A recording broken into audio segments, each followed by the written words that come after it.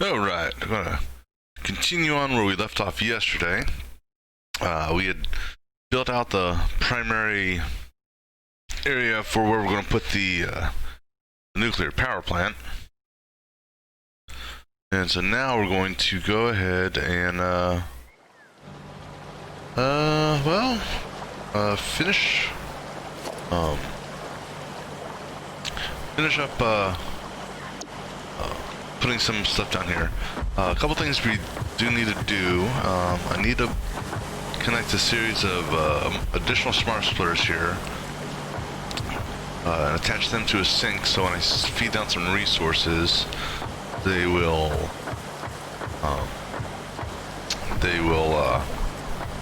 go to a sink, so it doesn't backlog the belt.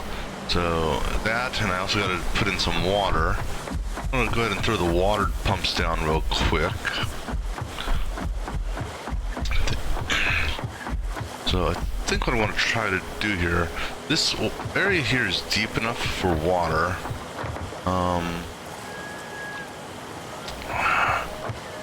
I'm going to try, because let me see here, how many, it's 2, I think water I need 3 spaces for. 1, 2, so I'm going to try to do water here, I think. Maybe I should go around this way here. Yeah, what I want to do is I'm going to put I was going to do, well, I got a couple options here. I can put water over here. But I can also do some water over here as well. So what I may do is I may do a set of water here for that one, and then feed these two. Or actually, I could do a set of water here maybe. Well, I gotta be careful with this here because I can't encroach on that. But I may be able to fit 3 water here and then 3 water here perhaps. But what I was gonna do,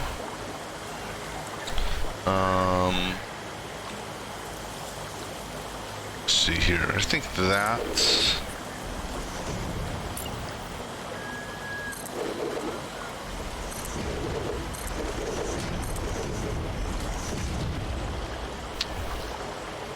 all right. If this is, see if I can fit. See if I can fit these here. How close can we get? Right. One there.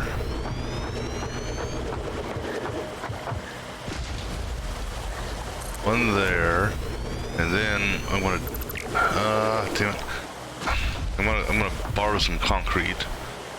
What the hell is that concrete? Or no, that's part of the power plant. Right, let's go ahead and do this. Let me go back and get some more concrete. And so let me also go ahead and flag, I want to get a number of smart splitters. And actually, do I have the material for the smart splitters? Oh, I do. So you know what, let me go ahead and just knock these smart splitters out real quick.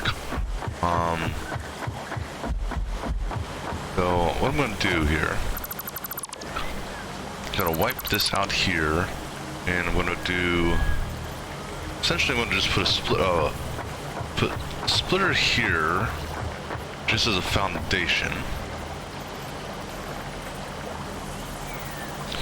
That seems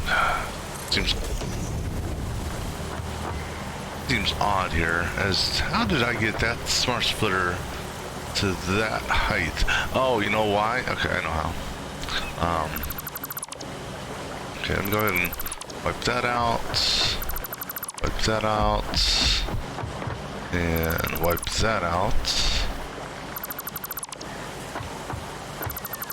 All right. So basically, what I'm going to do here is I'm going to put a connection, you know, essentially one away, so like that.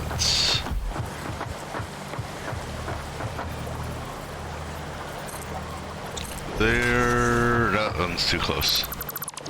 So there, and then one more on the white line there.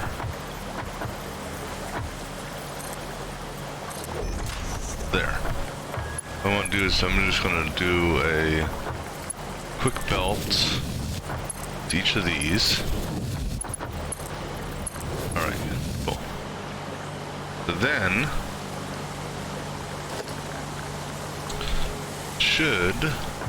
cool, I can, this should work. But that's interesting, it actually auto-rotates it. Right. So now what's going to happen here with this, get rid of these poles. So I'm hoping this works. Right. So going off to the left is concrete. So center will be concrete. Actually, I can just do center any, and then to the right will be the overflow.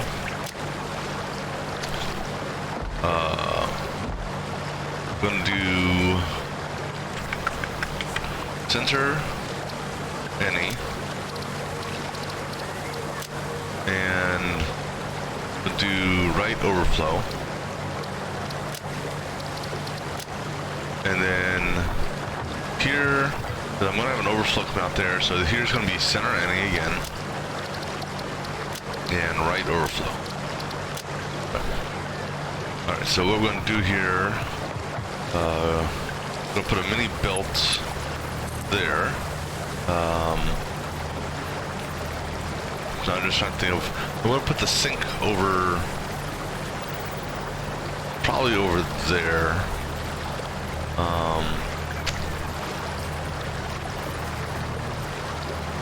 Actually, I'm gonna do it like that.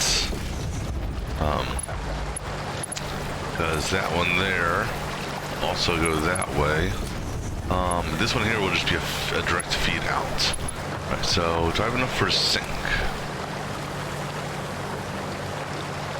No, I don't. But okay. So now what I'll do is I'll go ahead and reconnect the belts. Oh, come on. It's not too steep. It's right there. Right, connect you. And then that one there. Actually, oh, that actually works perfectly. Alright.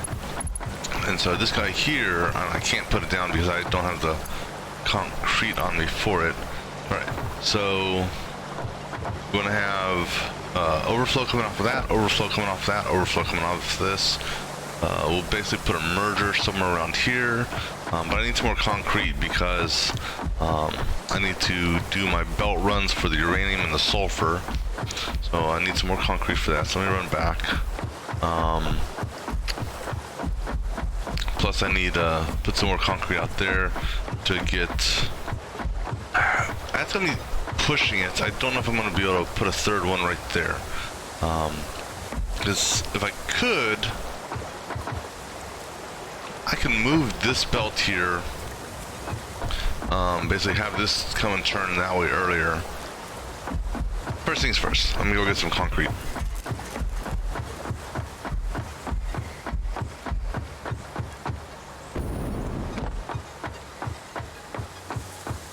And then on the way back, what we'll do is we'll just ride this belt here.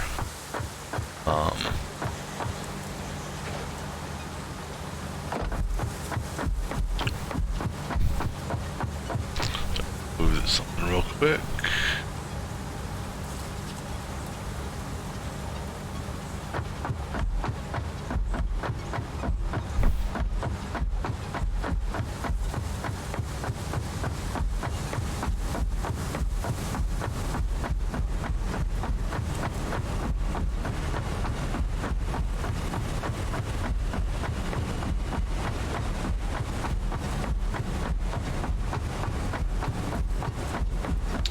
Let me see, what else do I need besides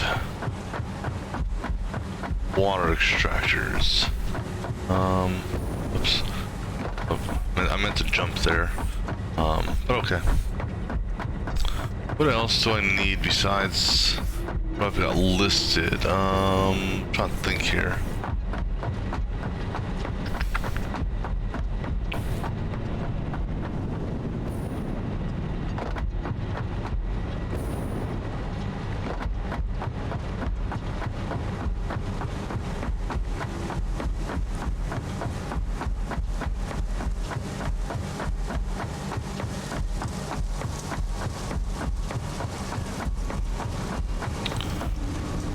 Oh, I need storage, that's what it is. Well, I'm trying to think here.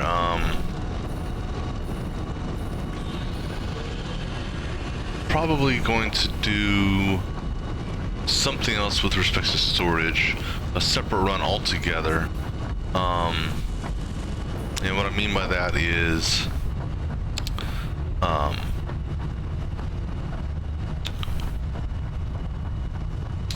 I will probably, once I get everything built, I mean, I'm going to get a couple storage units here.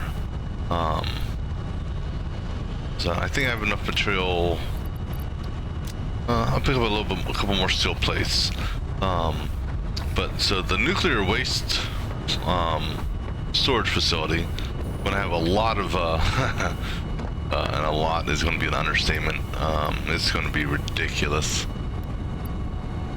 Alright, let me see here. Copper. Grab some more reinforced plates. Just because you don't know, I may need a couple of those. Rotors, I should be good on. AI limiters, I'm good on cable. Should be good on. But I'm going to grab a extra stack of rods. Extra stacks of these. Actually, I should be good on that. I've got plenty for the belt for now. Okay, so I think we're good just for the time being. Alright, so I'm gonna go ahead up, and we're gonna just jump on the conveyor belt and let it essentially take me all the way to the base. And then when I actually hook these up, what I'm going to do is I'm going to hook up a 60 to the very front, because I don't need to do a massive feed that fast. In fact, I may do a set of 60 and do some splits just to tone it down. And if I do that, I'm also going to I may have to move this around because I can't. I mean, well, that's something we'll come up with. So I may adjust this area here a little bit.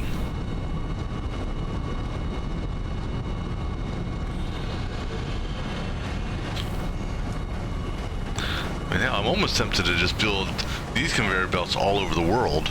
I mean, it's about the speed of the hypertube, maybe. I can. Well, okay, so I can't climb up that. I have to actually. So am I gonna have to climb up this? No. So it's just about as fast as the Hypertube almost. But I can get off it at any time. I may tweak that there with that power line just because it's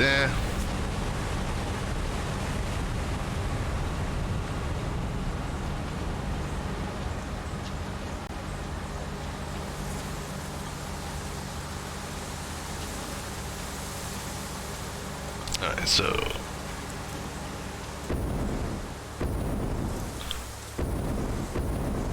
yeah, I'm not 100% sure on this one. I think it's gonna be awful close.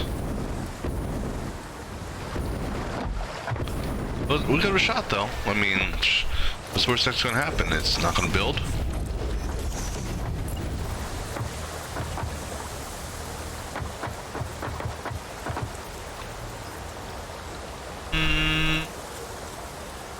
Unfortunately, it's not deep enough there. That kind of sucks. However, I do have another option. So what we're going to do here,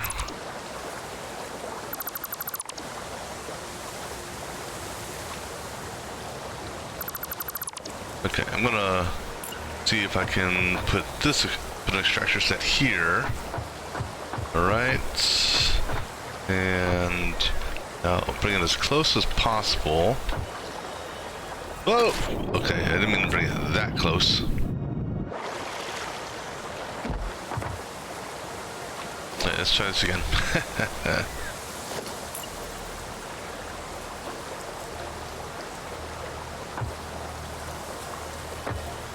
Alright, so you know what?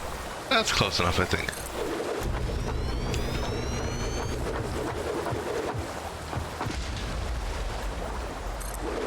There. Alright. Let me do this. Put some foundations out here. What I may do is I may put 4 down on this side and then do it that way. That'll work just as well. Let me this autosave kick off real quick.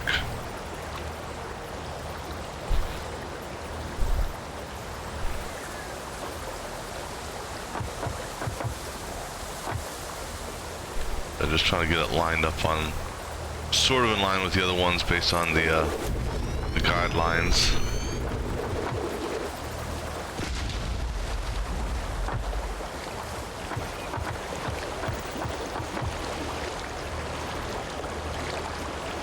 So unfortunately not deep enough here, but, and I know it's not deep enough here. Okay, so, see here. I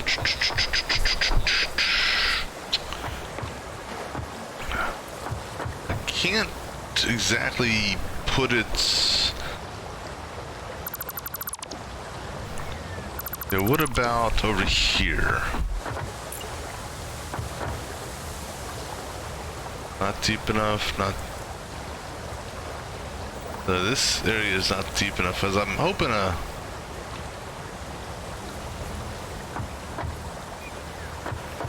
to.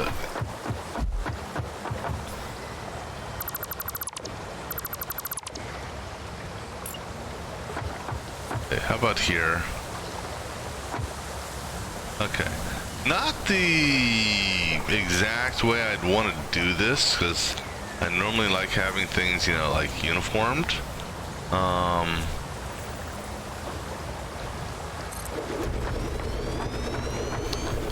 But it'll work. Oops. Said normally I would prefer to have this, you know, well, not like this. All right. So what we're going to do with this, and this actually I think may work. This is low enough that I don't need a pump. But it's encroaching. You know, unfortunately, this isn't. See, that's not going to work. That's encroaching on that. So I can't do that there.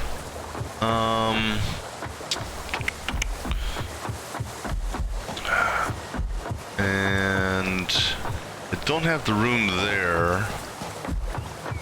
I could maybe push this over a little bit. But see, what I'm looking at here is how to bring the water up. So actually, no, I can't, because I got an issue there. Alright, so you know what? This is what we're going to do. Those water extractors essentially going to feed this. So from a foundation perspective,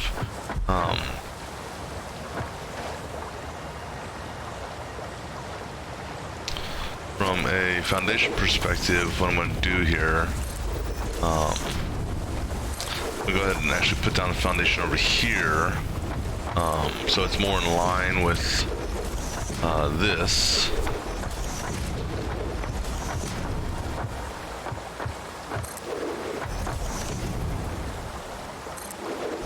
And then go ahead and dismantle this set here. Alright.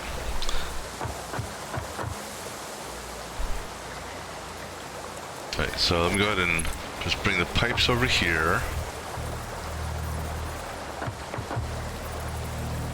And I'm gonna basically bring it out to I think right there. Yeah. So on that line there. And so this way what I'm gonna do is I'm gonna, instead of building out a second pipe just so I can get the junction made, I'll just right.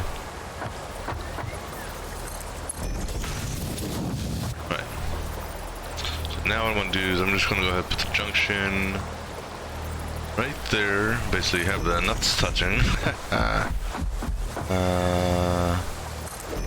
And then again here. It's too sharp. I don't understand how you're telling me. All right, let me do this. How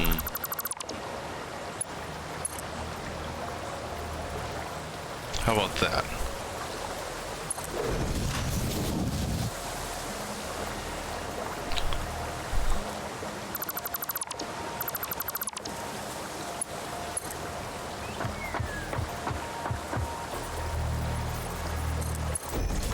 That straight?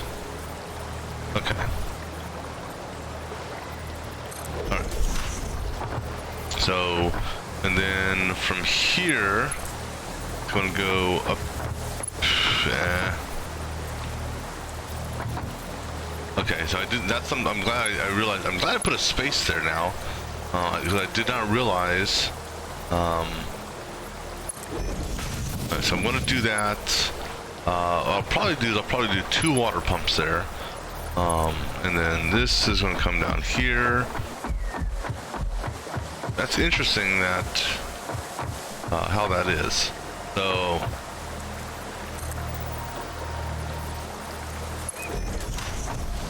okay, pipe's actually up there. Well, the 2 water pumps should be enough. That little incline there shouldn't be a big deal. So let me go ahead and get this kind of turned and lined up.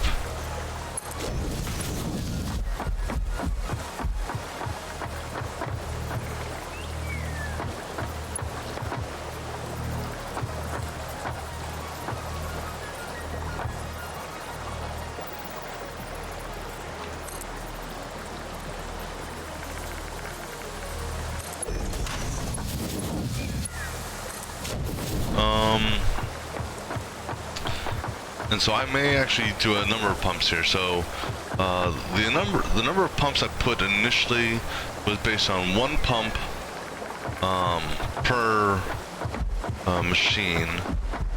So I don't need pumps there, okay? But I am going to need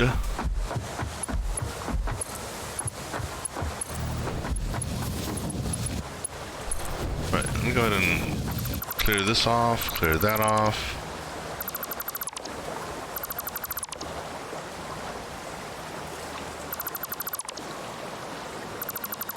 All right.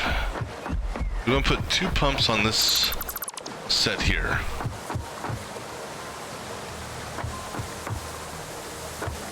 So put a pump there.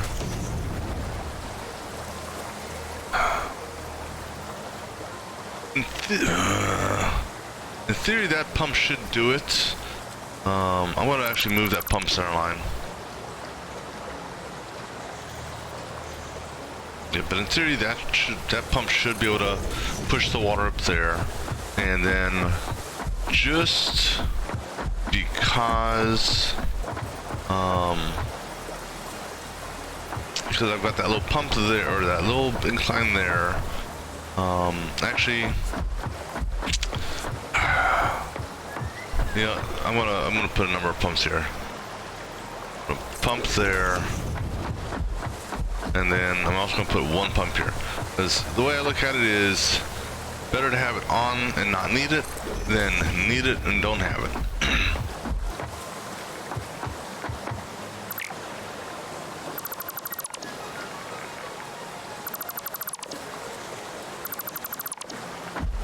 So we'll go ahead and let me see. Do I have room to? So I don't have room here. I can actually maybe do 3 pumps that way. That is a possibility. Let me see here.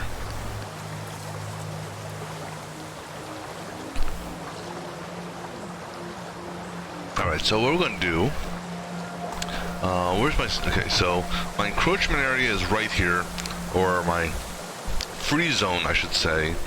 So I'm going to go ahead and put this pipeline support here at that level, right? Because that's at the level I did over here, or, let's see, so no, I did 1, so I did 3. I could boost this up all the way up.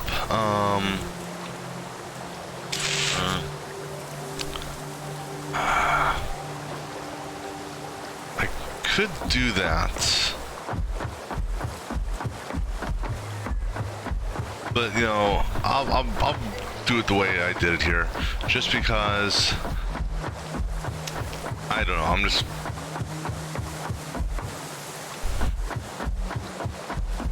Because this is the highest the pipe will go. Shit, damn it.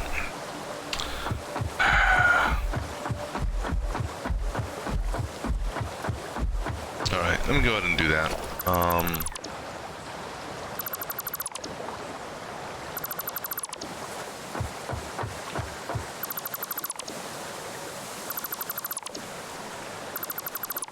Alright, so center lined on my encroachment is center line here.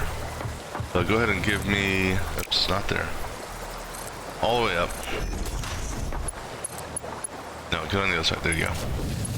And then you,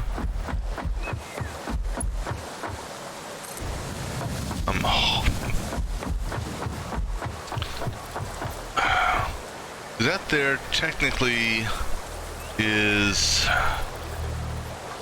almost 20 meters between that and that. Supposedly this by itself, I mean, according to what they say, 1 pump should be enough. So I'm gonna put a pump right there. Try 1. If not, then if 1 pump doesn't work, I've got room. I can slide that down and I can squeeze 2 pumps literally back to back.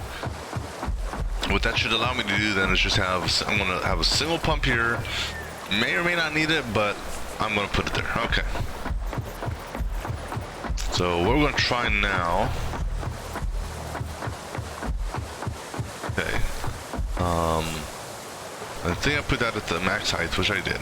All right, so what we're going to do now, I'm going to go ahead and build out foundation sets. Just so that I can... what we're going to do is do a foundation set here, and then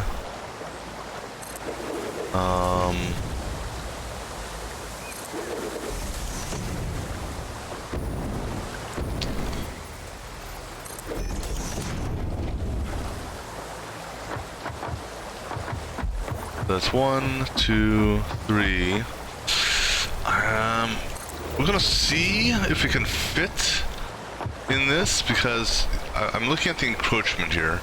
The encroachment, so I can build here, which gives me 1, 2, 3.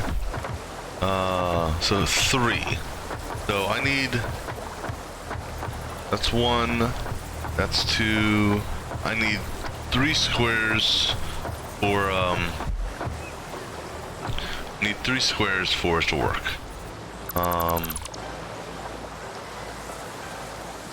Actually, what I can do, let me do this. Let me move this down a little bit.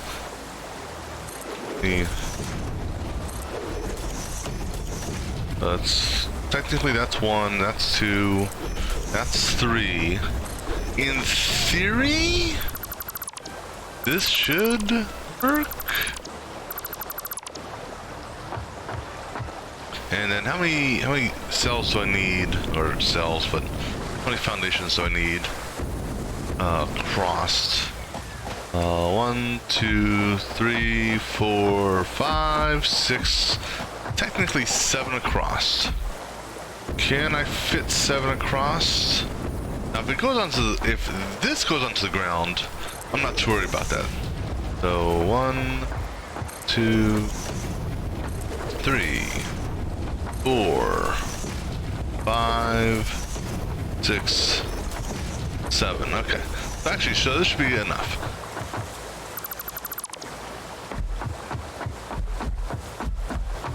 Alright, so now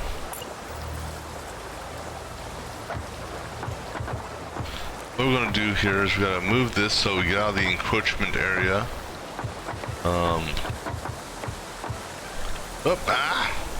I should be able to put this here. Yeah, I can. So what are we encroaching on here? Okay, so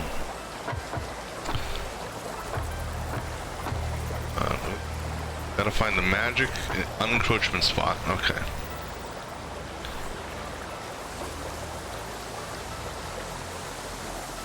So it looks like that is it. Okay, you know what? I should be able to get this in here.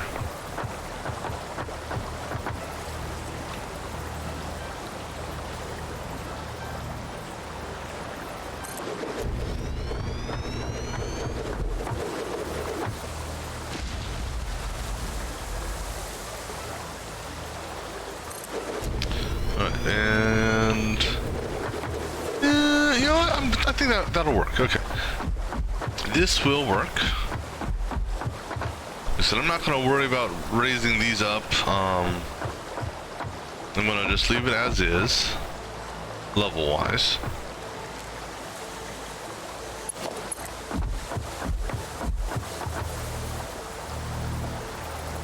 Now this one here, I may. So what I'm going to do, I'm going to push these all the way over to the edge.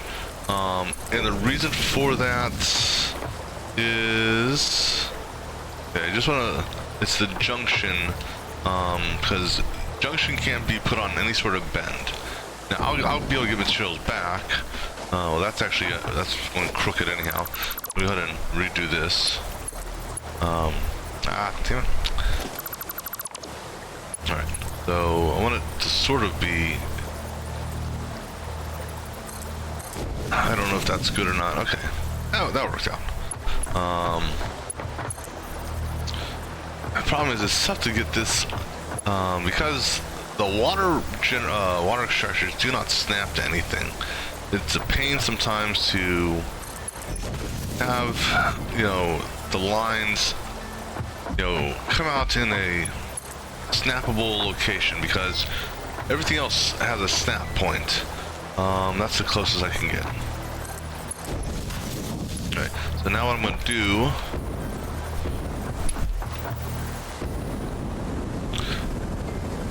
hello? Wait, hold on. Did that change, or was that just, that was weird. Okay, maybe I was just acting glitchy. Alright, so what we're going to do is we're going to put the junction as close to the water line as possible.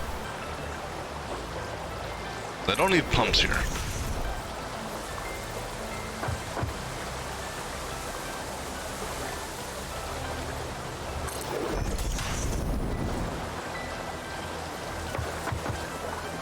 Ah! Get out of the water. One second.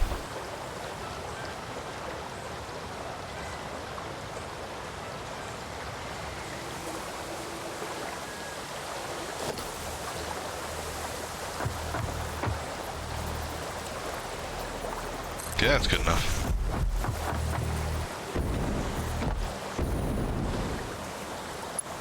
Now we'll go ahead and connect this, connect that. So now what I can do is I can get rid of this pipe here, that.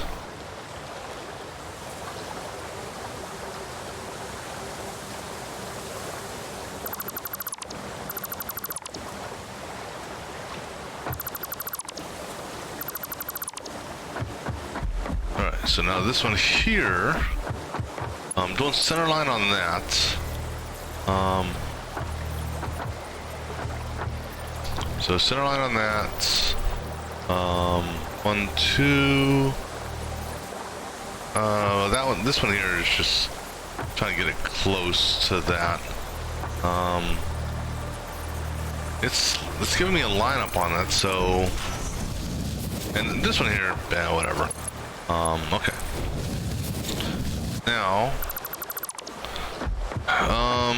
this one here, I am actually going to put two pumps on.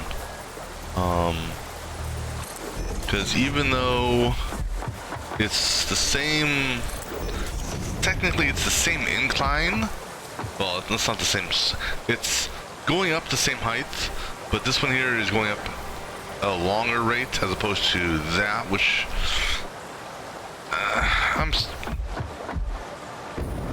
I don't know.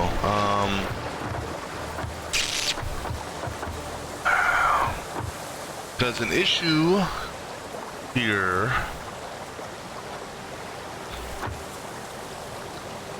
I'm gonna try something here. I'm gonna put this here, like so. Alright, and what I'm gonna do... Okay. I'm gonna do it that way. The reason being is I can now actually put pumps on this. So I'd prefer to actually have 2 spread out pumps on this, you know, and not need them both as opposed to having one and maybe be able to tie a second one in there. All right. Okay, so that should be good there. That side's good there. Now I'm gonna get that pipe tied into this one here. I was using, I think, this white line here or this center line, something like that. So actually, so I'm gonna feed from this way. And I think I just take it down to there, all the way up. Take it and turn it on. Turn it on that center line.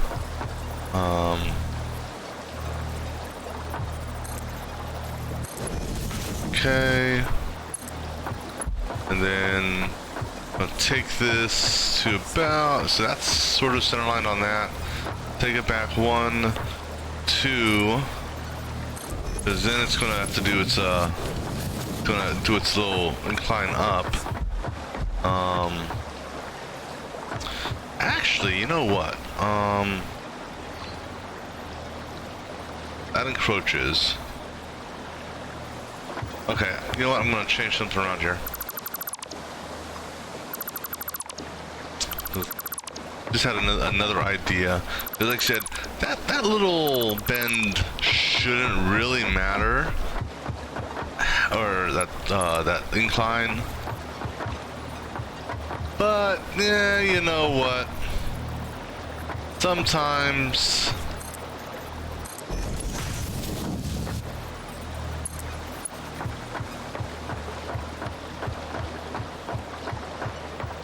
I'll bring it to about here. I need to that's the center line, we'll say. So 1, 2. So now we'll have going to that. So even though I technically shouldn't need it, I'm gonna go ahead and put a pump right there.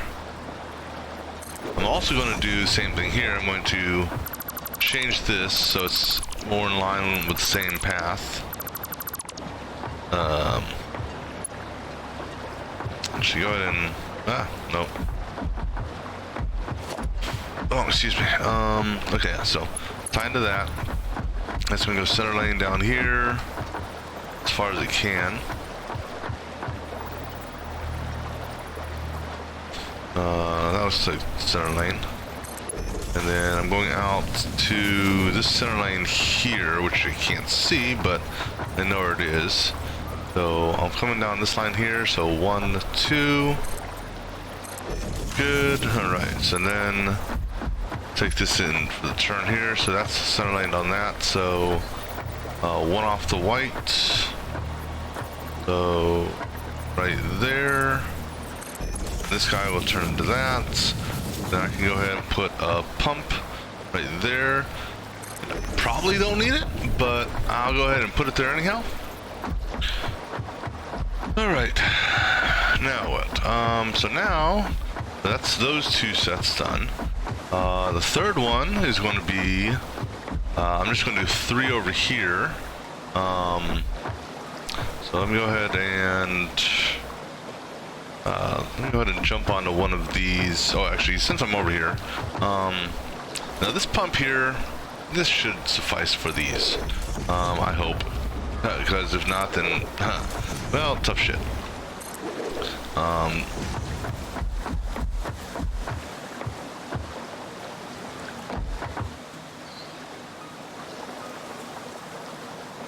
Alright, so I'm gonna go ahead and throw a ramp down here. Just so I have some a walkway of sorts. So I can't put 3 that way, so it's going to be 3 going this direction, but I'm going to put it out a little bit further this time. So actually, let me calculate where I want to bring it up at. I'm going to let's use this as a center line here. So this center line here, that's my the point I want to come up at.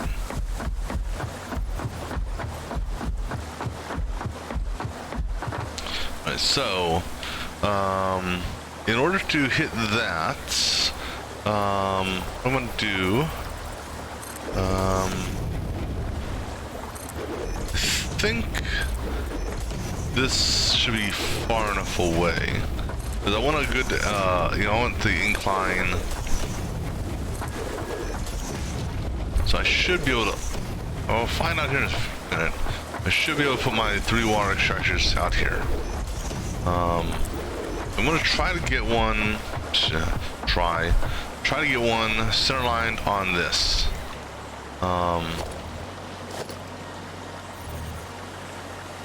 So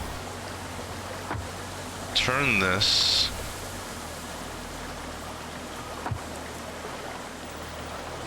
I don't need it like in my face, but say right there. Now I'm gonna go 1 over here. Come on, don't give me not deep enough.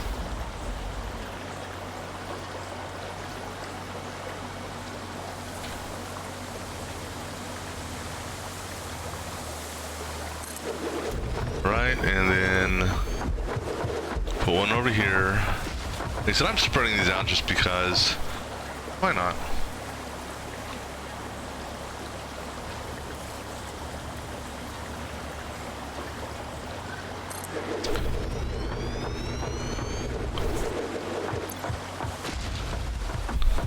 Alright.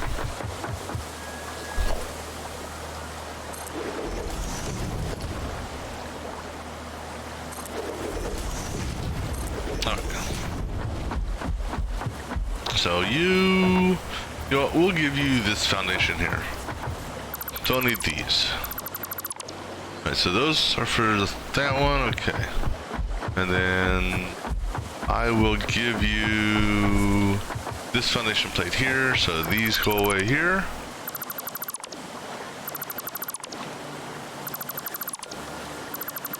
Alright, so now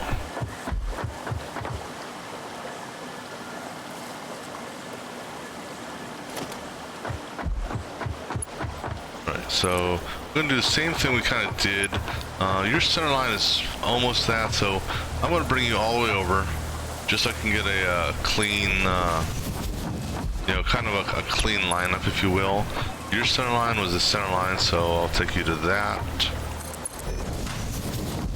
And then your center line is, I'm gonna go with the white. So right there.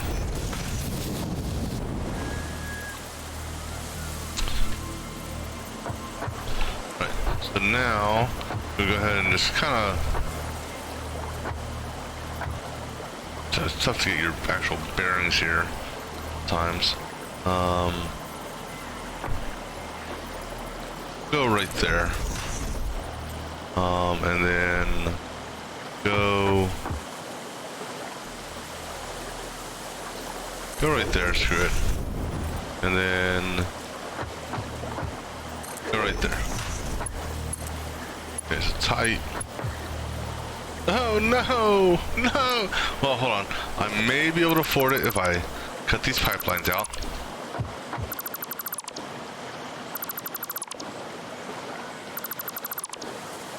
Can I afford to? 9, okay, so let's go back to base camp. Which is good because I need to I need some more something or other.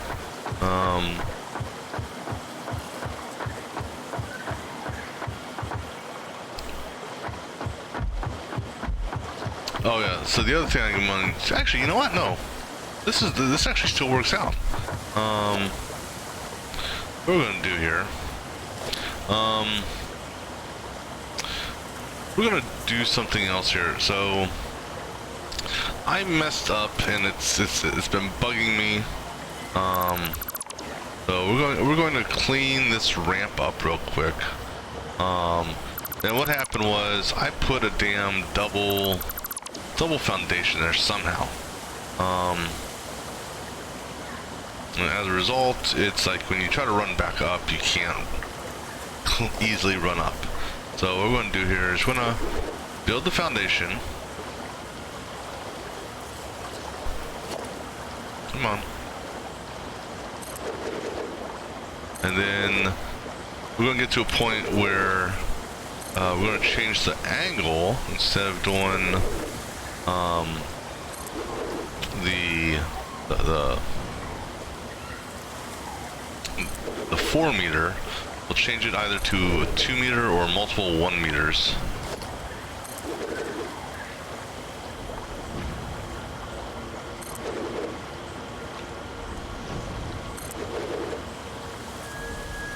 Come on, there you go.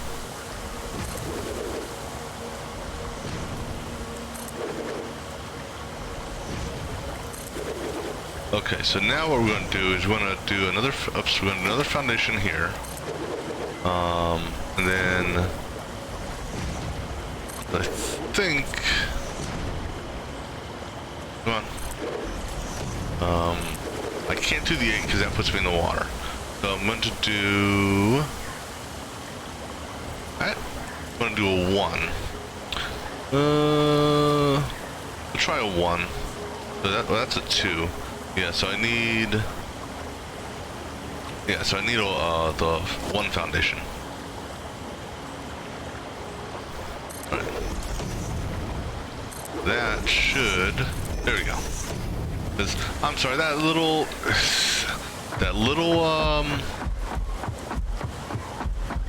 stutter there, it was just annoying me. Alright, so I'm gonna go ahead and run back to base. Grab some more copper. One thing I may do real quick. There was a part of the belt feed here. It actually stopped me from riding the belt up freely.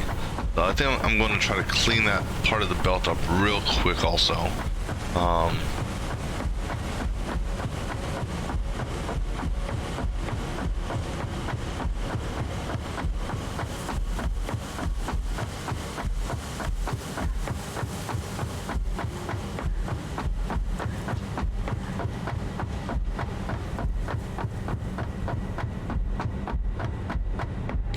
Alright, so the part that it basically has a hang up on is right here.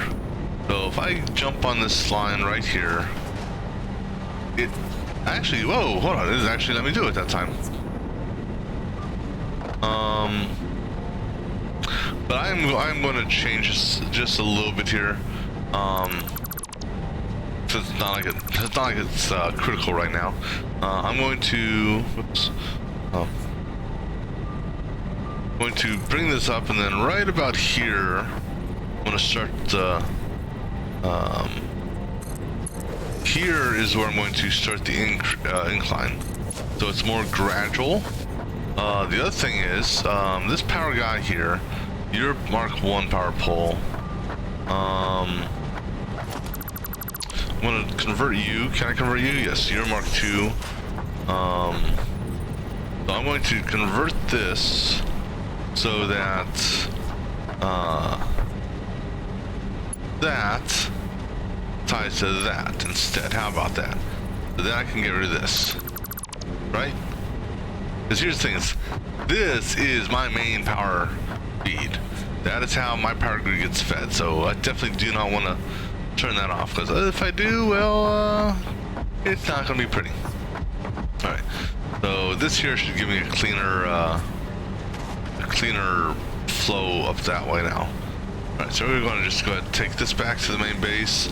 Grab some more copper so I can finish the pipeline, the water pipeline. I'm going to need a couple more, just to be on the safe side. 3 more pipeline pumps, as well. I'm gonna need to put pumps on the whatchamacallit. Like I said, for this here, I think what I'm gonna do,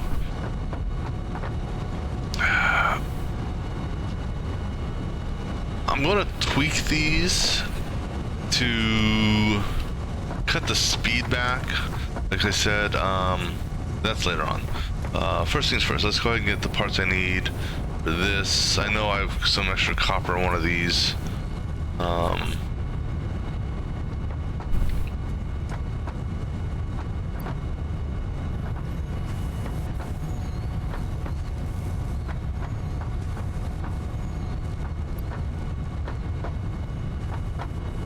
There's a couple of copper sheets here, so I'll grab those.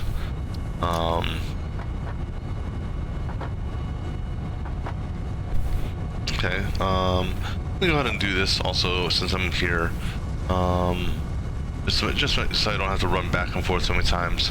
I want to make one of those, because that's going to be used for the final nuclear fuel rods. You just make sure I have good on that. Okay, I'm gonna grab some more copper sheets because I want to need that. Grab some more cable. I think. I don't know why I have 2 smart splitters here. I already put in the smart splitters. I've got the material for the sinks, but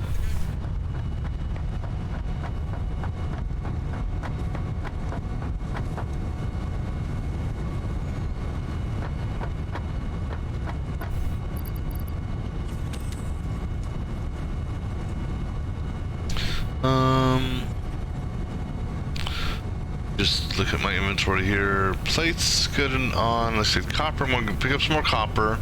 Pick up some more cable. But just because I don't know if I want to need any more of these, I'll go ahead and pick up some extra of those. So copper and cable. That was my concrete. Concrete's good.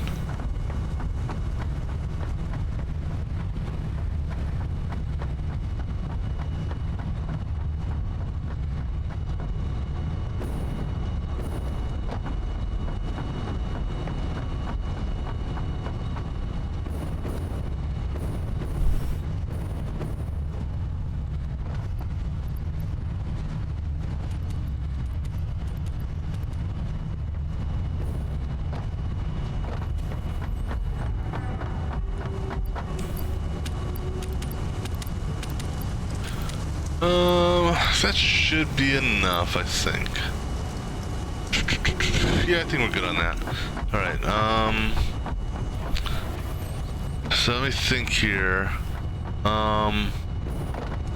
I'm gonna build the sink. Do I have got enough material for that? But you know, what level did I have it on? I had it on this level. Just because I'm lazy.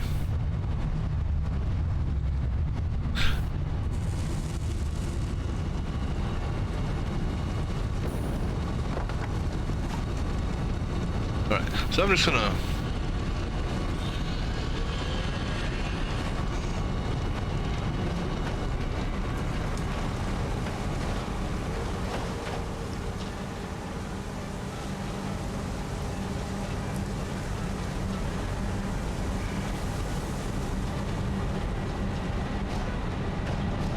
We gotta fix that cable as well.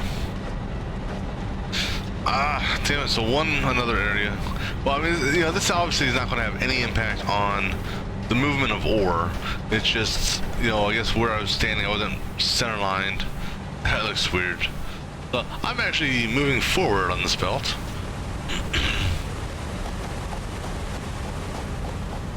Alright. And we're going to do our super jump here. See, if I could run and change my jetpack. Here, how far can I jump? Ready? 3, 2, 1, go! Ah! Okay.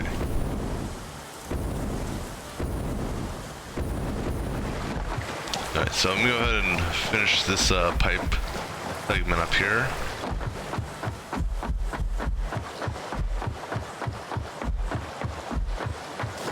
Oops.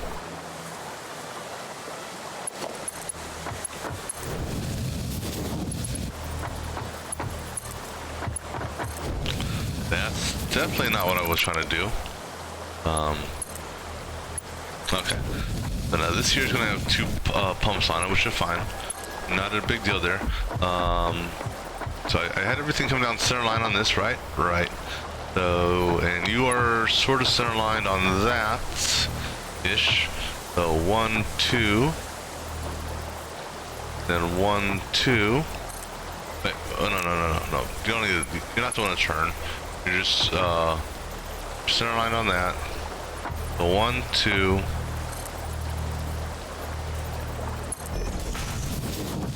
Then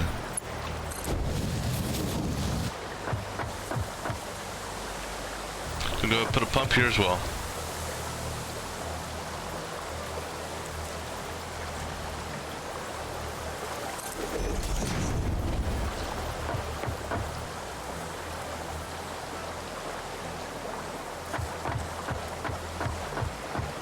Alright, so good on that.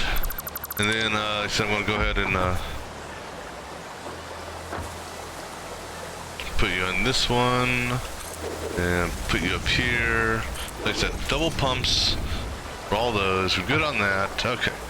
So the base water feed is done.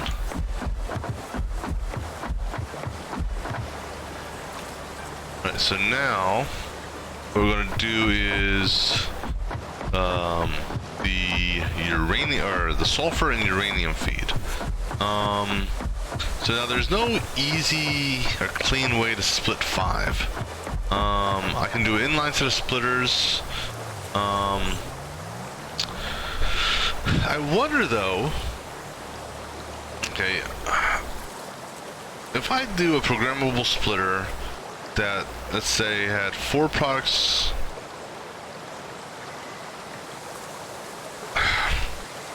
programmable splitters allow you to add multiple items in a single line. If I had the same item 4 times and that same item over to the right once, it's going to push 4 items forward and 1. I'm kind of curious on that. Because I've not messed around with it, and I really don't want to. Let me just take a closer look at the programmable splitters.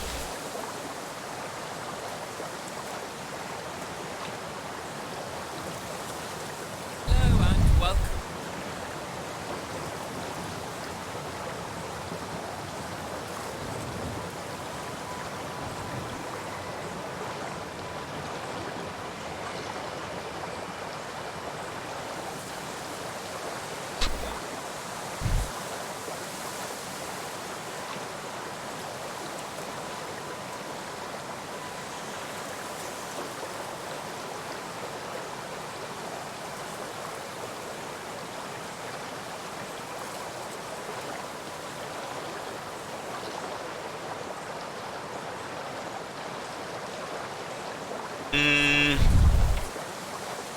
So it doesn't look like it.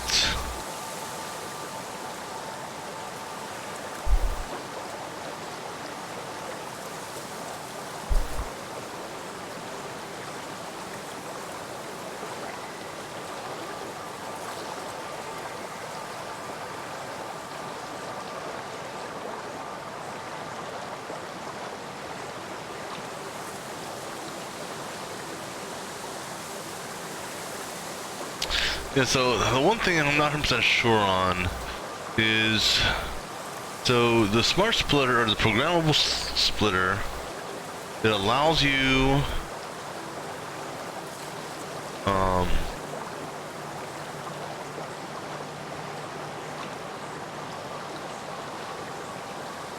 it just allows you to essentially add, left item, right item, but I don't know if it allows you, if I stack, let's say 2 items, well, one, I don't even know if it allows you to do that. Can I stack 2 copper on one channel and 1 copper on another channel? So would it then pass 2 copper north, 1 copper right? If it did, then I could. And that would actually be a waste of, I could build, an inline set, it would be 1 4, 1 3, 1 2, 1 1. Actually, at this point, it would just be a splitter. It would alternate every other time. So I'm gonna think about this for a second, because excuse me, I'm gonna have to do the same thing here for the uranium, in that I need to split uranium up 5 times. There's a couple different ways I can do it. So I'll be back in a minute, and we'll see how I want to do this.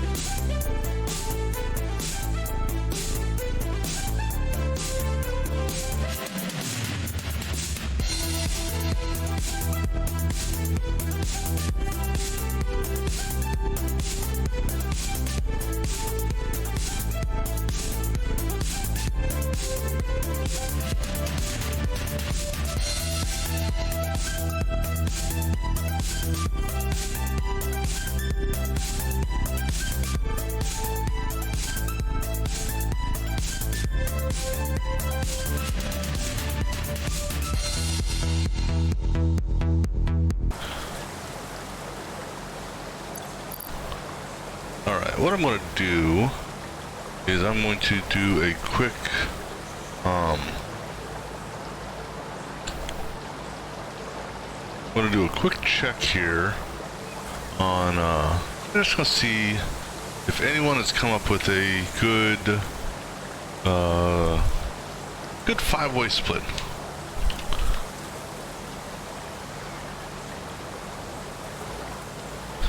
Let's see here what some of their designs are for five-way splits. So it involves 1, 2, 3, 4, 5, 6, 7 splitters, and 1, 2, 3 mergers.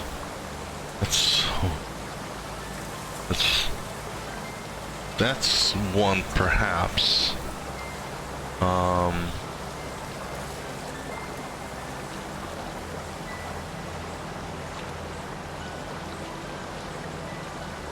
Does he split 16th?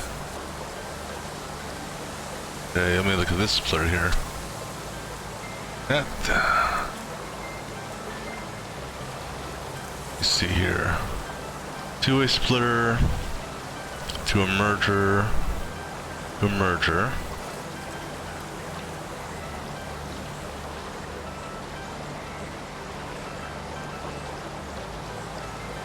that could work there. Let me put this in my Excel spreadsheet here to just kind of trace the flow, because this design that this one guy put up may work. So just a moment. All right, so we start with a splitter. So if we have a 240 in and we split it two ways, we get a 120, a 120. So we do a split for 240. And let me be careful of the buttons I press here so I don't accidentally turn off my thing. So that's going to be 120 here, and I'm going to get a 120 here. And then that 120 is going to go into a merge, and this 120 is going to go into a merge. Then the merge is going to go into a three-way splitter. So actually, this is going to be a 2S. It's going to go into a 3S. So a 3S 120. And same thing over here. 3S 120. Alright, so this here, this three-way splitter, will do 40. So 40. So we'll call it refinery 40. Refinery 40 initially, and then the 40 will go on one side. Would go into a two splitter 40. So that two splitter 40 is going to send 20 back to the merger, 20 to a merger. On the other side, it's going to be a refinery 40, refinery on the first pass. This is when the belt initially kicks on, before everything gets recycled. So 20 is going to go into the merger, which is then going to essentially become a splitter 130. No, splitter 140. Yeah, a splitter 140, three ways. Come on. A 140 divided by 3, which will give me a 46. And then that 120 will basically become a split 140.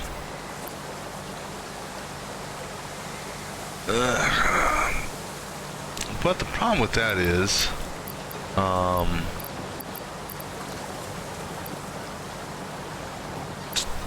technically that becomes a 46. So no, that doesn't technically work out.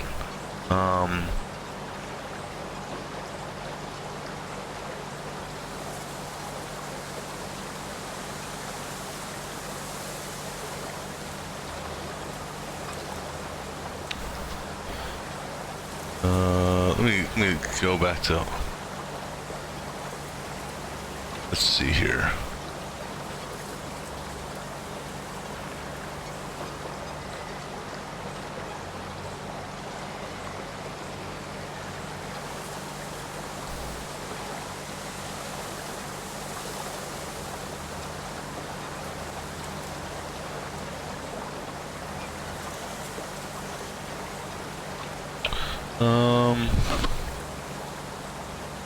Let me take a look at this image here that someone did.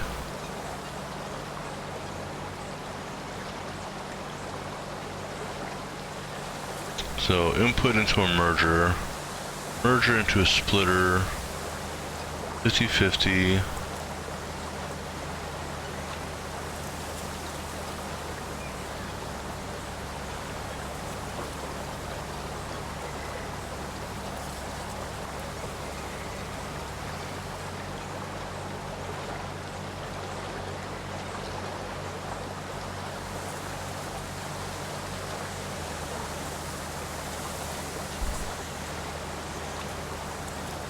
Well, so in theory, this works.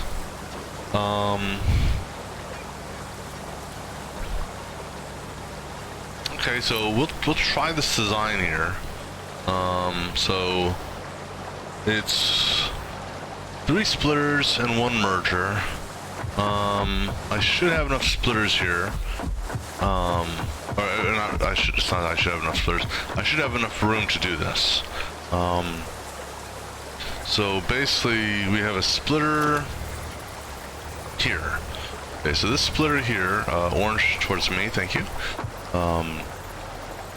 Just be careful of not walking off the thing here. Splitter there, and a splitter here. Then there's a splitter here. So this is gonna be a little tight, but we'll see if we can get this. So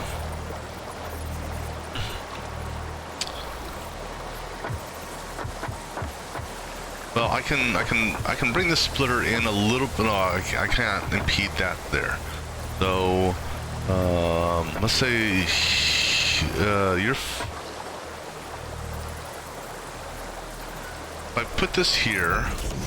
All right, so then I need a merger, because what's going to happen is this here is going to go into a merger. Hold on, damn it.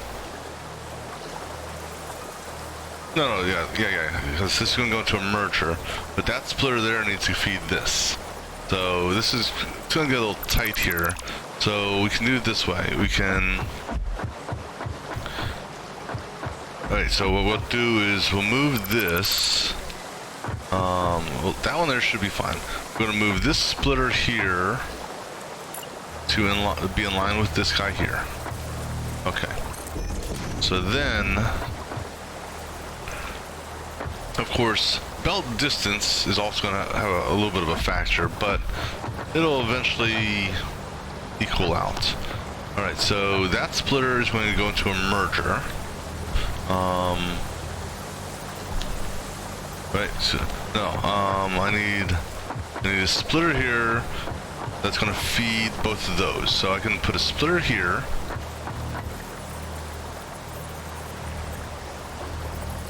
Yeah, so do splitter here like that. And then I do a merger. Come on, give me, where's the damn mergers at? There's a merger. I'm gonna do a merger here. So in theory, the way this works is, this guy's gonna feed 2, so one of the belts is gonna come this way. I mean, it's gonna take time for this to equal out. Alright, so then this splitter here, if I can, feeds that. This splitter here feeds that. This splitter here feeds that, which then feeds this, feeds that, and then feeds that. So the way this works is, it's going to take a number of cycles, and then this will get to an equalization point, provided it has a constant feed. So essentially, on the first run, it's going to bring 240 in. It's going to split 120 and 120. The 120 on there will split 3 ways, 40, 40, 40. 120 go here and do 40, 40. This will feed back in and basically add 40 to the splits. So which now will then throw an extra 20 that way, extra 20 that way. And it will slowly cycle around to the point, in theory, where each one will get, well, whatever 240 is, I can't think right now. Roughly 48.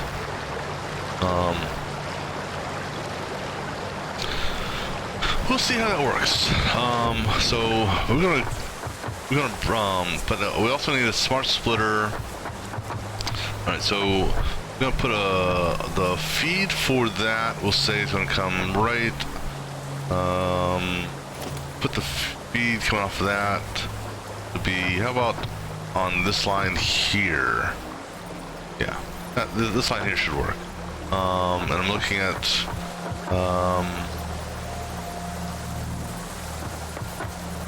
okay. So we're gonna do from here to here, okay. And the reason I'm just doing this is just so I can get the alignment done. I'm gonna go ahead and put a smart splitter here, and this smart splitter.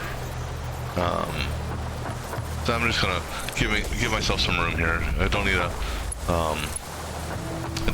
like make it, you know, all tight and whatnot. Right.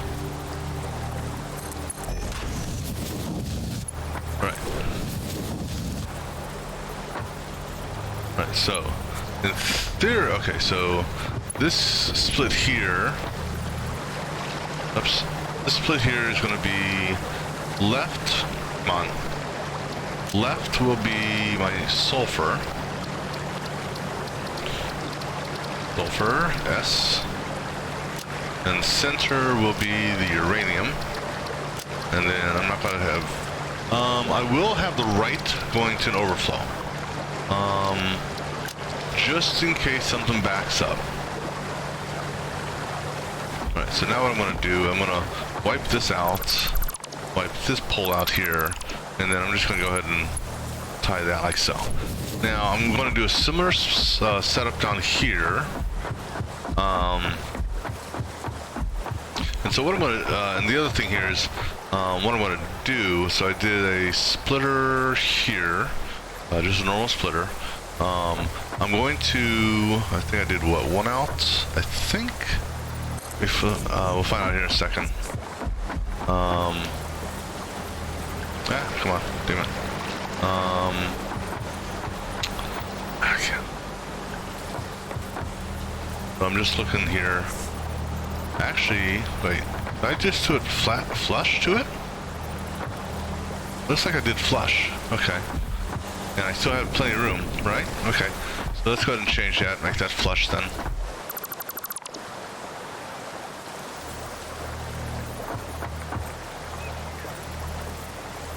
Okay.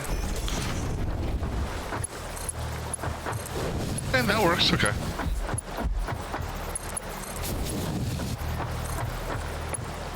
Alright, so then again we're gonna put a splitter here. Right on the line, like such. Go ahead and connect those two.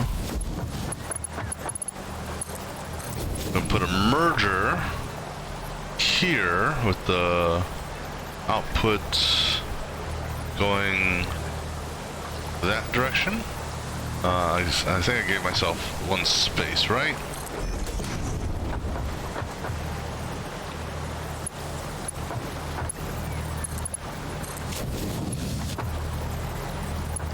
Then this loops back. Shit. Hold on.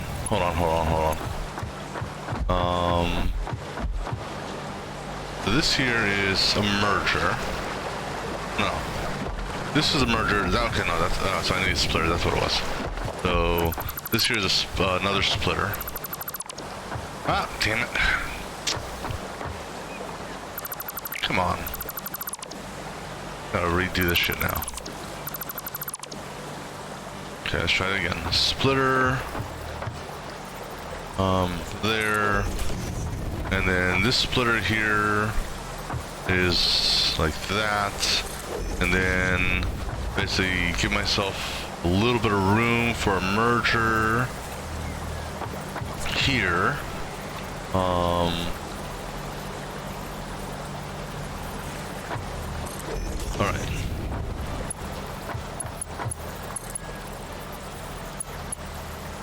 Why are you...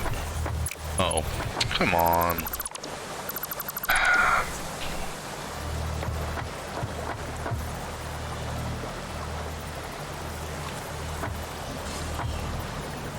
Okay. And then a splitter that way. Are you in line with one another? I think you are. I don't know. We'll find out here in a second. Okay, so you go there. You go there. Come on. You go there. And then go ahead and put you into that. And then you go into that. Alright. And then this smart splitter here, which is going to be uranium, going to come down this way, make a turn into that, such. Alright, so in theory, find them. Alright, I was about to do some cussing there. Alright, so I'm going to make sure all these belts are hooked up, because when I turn this stuff on, I don't want to have to come back here and connect the belts because I missed a belt or some crap like that. I'm just letting that do a straight diagonal. Same thing over here.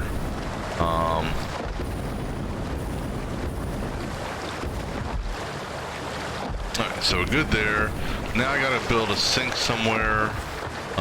That's gonna go up top. Well, actually, that's gonna do a double.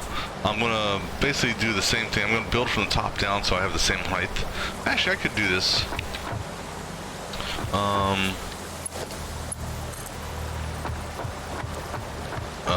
The tough part on this is, okay, so how many lights do I got? Well, okay, so I'll build from the top down just because I want that. Okay. Alright, so now for the sinks.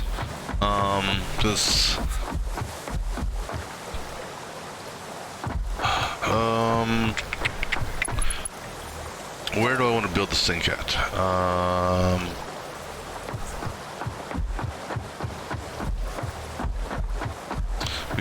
We could build the sink way the hell over here.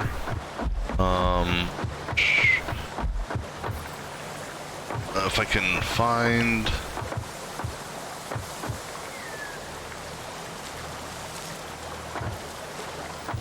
Okay, so right there. Alright, so there's what I gotta take in consideration also. So I'm gonna go ahead and do those mergers real quick.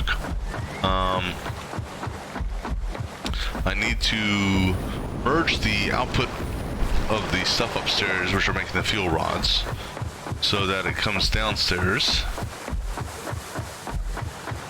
So I'm gonna go ahead and do this real quick. So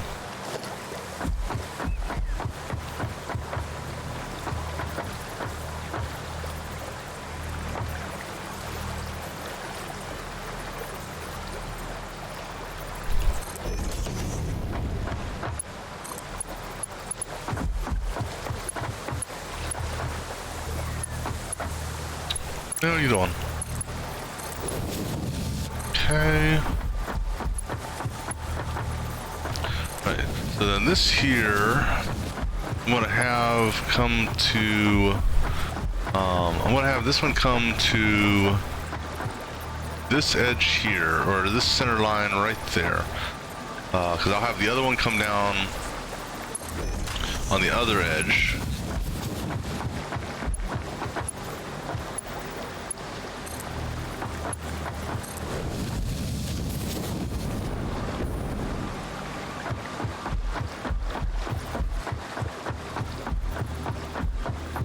And of course now it's getting dark again.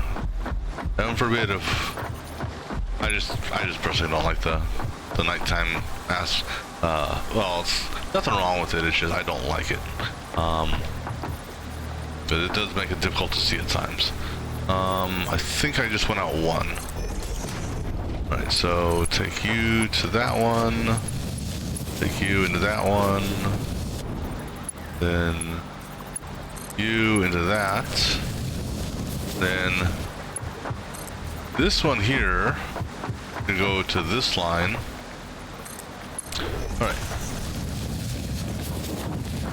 So now the problem is that belt right there. Well, let's do this.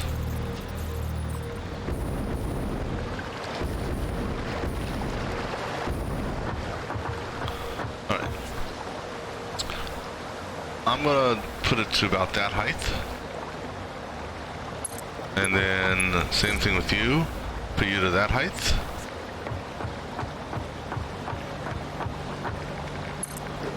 Okay.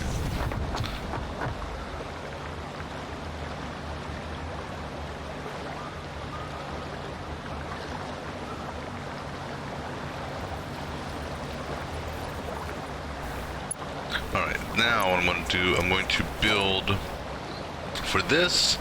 I'm not, I will never, I mean, if I actually fill this container during the, then it will be very, very incredible. So I'm going to go ahead and put this container right here. Because I gotta leave room for conveyor belts and mergers to get into the sink. So I want to go ahead and put it, I'm going to put it right here. But I want to actually put it, I'll put it right here. How about that?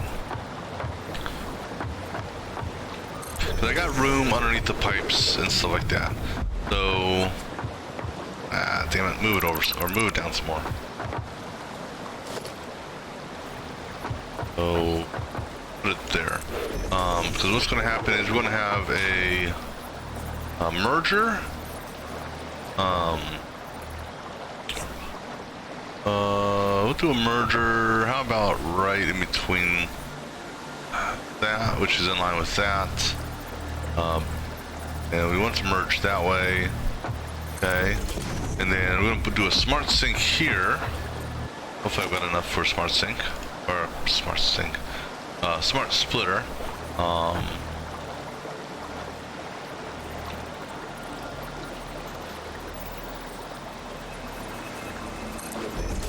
Okay.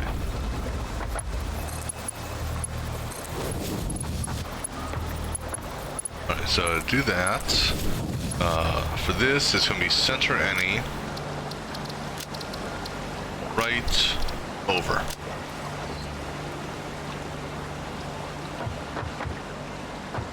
Alright, so now for you guys, we're going to put this up. Now, here's the problem, is I can't get an exact lineup. It's difficult to get a lineup so where those two are the same height. I have to kind of eyeball it. That, maybe? That looks ish, correct?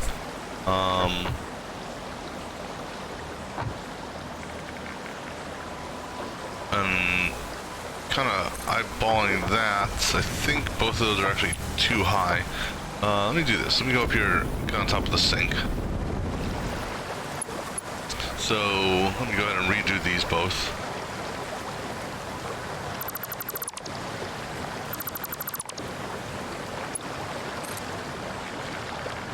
Nope. Took it up to the right one. There we go. That looks to be the right height. And then that looks to be the right height. Okay. Now I'll just get these two connected.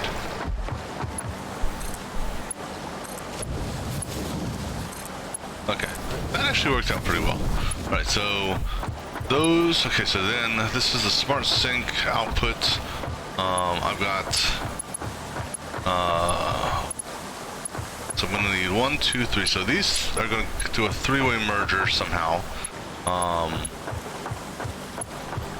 And actually what I could do, maybe, no. So I need a merger down here, one from,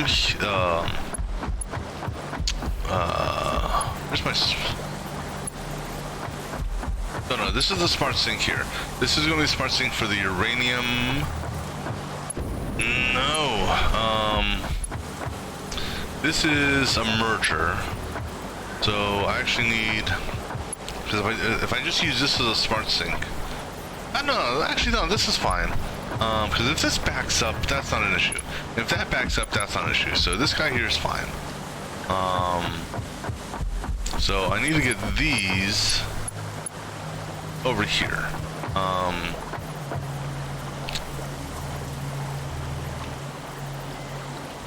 Alright, so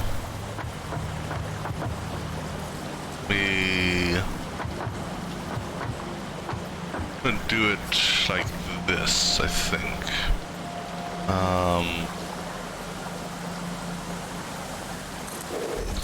And then I'm gonna try here. I'm gonna do belt into that, okay. I'm gonna put a conveyor.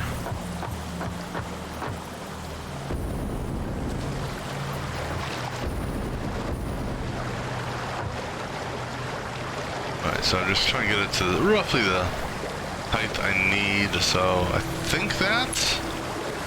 And then, oops, damn it. No, not that. I don't need that. I need this. Okay, this one here, I can do it that way. I think that's good height. Okay. So now I can do the same thing here. Yeah, I said this is going to be goofy, but it is what it is.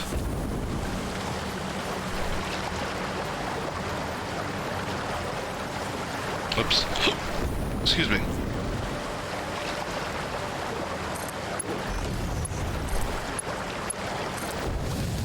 And okay, good. All right, so those are the overflows. All right, so the way it works is this here is bringing down 3 resources. It's being smart split here, then re-smart split, so overflow, overflow, overflow. Because I don't want the belt to back up if, you know, because I'm going to be pushing a lot of different resources, and if I start pushing an abundance of one resource, you know, I don't want it to back it up. Come on, smart save. The center and hold on. So concrete goes this way, and he goes straight, over goes right.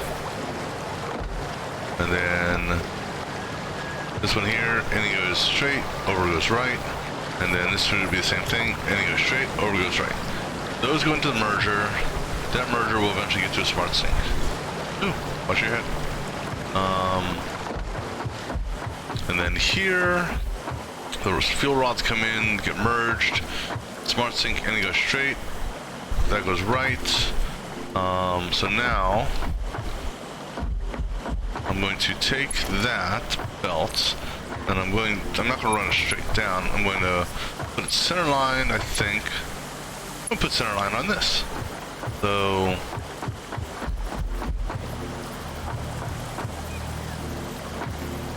wait, center line on, yeah, center line.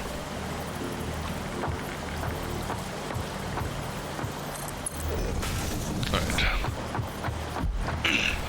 Now I'm going to put a merger here, just in the event that there's something I want to throw in there, throw in there, you know, after the fact. This way I don't have to break the chain or anything like that. So it's not necessarily going to be used, but it's there. Okay, so now this here, we're going to run it up to about here for now. We're going to put together an inline merger. And we're going to do the inline merger like that. Hopefully this will fit into that. Can you fit in there? Good. You fit into that. You fit into that. And then this merger is going to basically feed down to this smart splitter here. If we're lucky. Okay. Woohoo! Alright, so we got that done now. Yeah, so yeah, if this stuff here backs up, it's already going to so this is doing a two-way split. And so if it backs up, it'll back the belt up, and then okay, so we're good there. But now it's time to do the inputs to okay, let me go ahead and get rid of these pipe supports because again, pipe supports are not required. Therefore, I will not use them. They're just places for you to run into. Now maybe next time I play this game, I may, you know, build something that's truly legit, you know, but for the time being, no. I'm getting rid of certain things like pipe supports, like that pipe support there. Don't need it, don't want it, it just gets in the way. Alright, so now we're going to take the output of this into a splitter.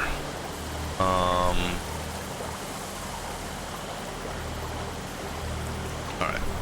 Now I also have to take into consideration the output of these. And what I mean by that is I cannot build, I need to give myself room for that. Alright, so because the output of these is essentially going to go into a sky storage somewhere. So what I'm going to do, I'm going to run these kind of close. See, your center line is that. So I'm going to run you. Okay, so to there, and then turn you. Oh, that got awful close to encroachment. Okay.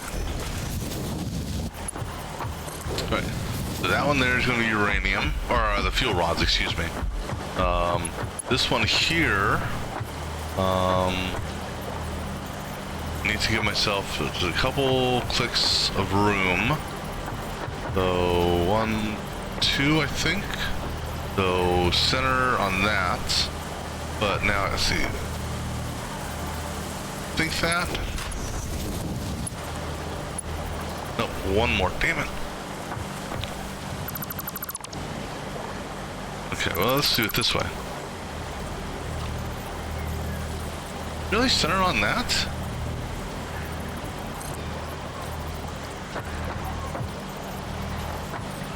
Okay. Well, if it's saying center line on that, so be it. People might argue with it. No, that's not center line on that. I was right to begin with. 1 over from center line. So, right there. Come on. Okay, so that there is that. And then this one here. Basically run down this line. So I'll take it to about here first. Actually, will you allow me to do the turn? Or is it going to be too long for the turn? Okay, so that line there. Okay, cool. Alright, so that's going to be the fuel rods. Okay. Now, the nuclear waste. How much concrete do I have? Okay, good. So, nuclear waste is going to be up there. And essentially, I'm gonna, I'm gonna have a single, well, so basically all 3 of these will merge into one. And then that'll take a sky conveyor up to a higher point than that. So actually what I'm going to do, so let me go over there. And let me go ahead and build this platform. Because essentially, this radioactive material cannot be destroyed, deleted, put into a sink. It's got to be stored forever. And so if we're going to store it forever, well, we're going to store it forever. So we're going to build a platform. We're going to build a big platform. You know, I don't know how much this is going to bleed over, if you will. But what we're going to do, so let me see here, do I have a lineup for this? Okay. So actually what I can do, I'm lined up on, I think this one? That's one space. So that's center lined on that. That's center line there. Okay. So right here is the conveyor pole. Let me go ahead and just put this conveyor, because that's how I did it, right? I think. Yeah. Okay, so we're gonna put a conveyor pole right here, and then one, two, like such. Let's go ahead and just put that like so. This way I can, I now have a connection point that I can tie to on the ground. The sky platform. Where are we gonna build the sky platform at? Let me see. So the output is going to be on that line. So if I come, let's say center line on this line here, perhaps. Or okay, so if I do a center line on that, let's go ahead and build my platform out from this point here. Like I said, this is going to get goofy as all hell.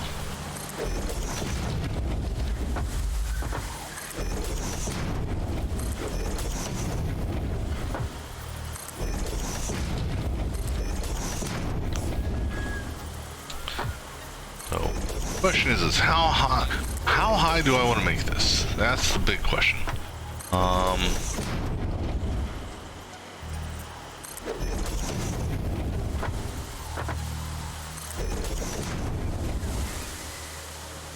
I'm just trying to think of it from how far out the radiation can be felt. I think this will be high enough. Let me just see here.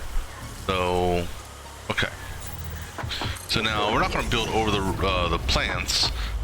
Basically, what we're going to do here, like I said, this is where this place is going to get all goofy, because this is stuff that you can't get rid of.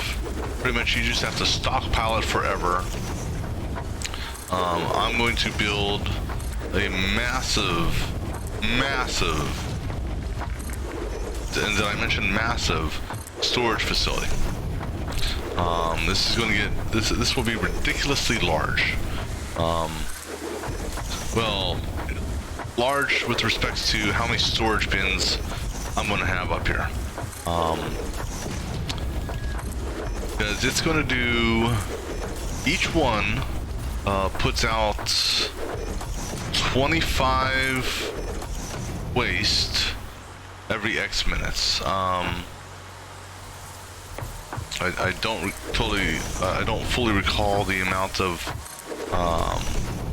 if it's 25 every 5 minutes, because it uses 0.4 rods every minute. I believe that's what the ratio was.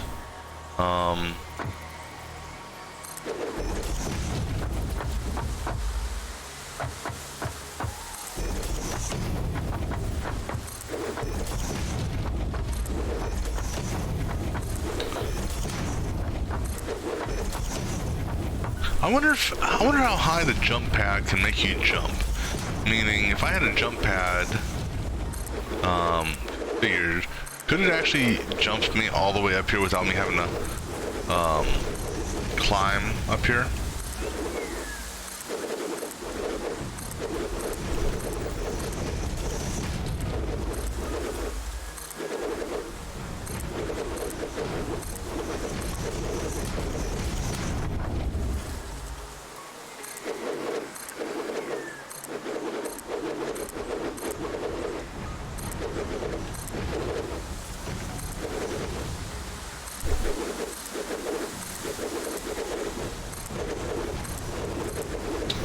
Slowly getting this here, and this is not going to be, this platform will be getting larger.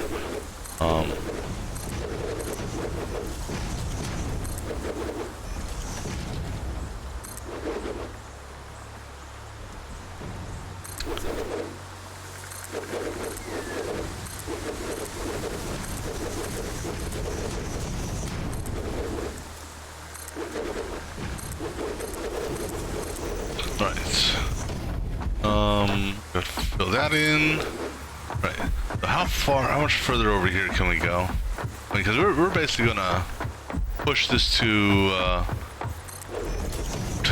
like I said, this is gonna be ridiculously large. Okay. Now what I gotta take in consideration is the stacking of the storage containers. Because it's going to be a double stack series, so I'm going to go ahead and get rid of those. So this foundation here, I don't think I'm going to put anything on. I think this will just be a walkway for me to walk around. I mean, now granted, I don't know how the radiation effect works, in that, yes, you have a hazmat suit, but if you have, what do you call it, if you have a massive stockpile of radiation, does that intensify the effects of the radiation? Right, and how far over can I go? I can go down here some more. I'm gonna need some more concrete. I think, yeah, this is as far over. All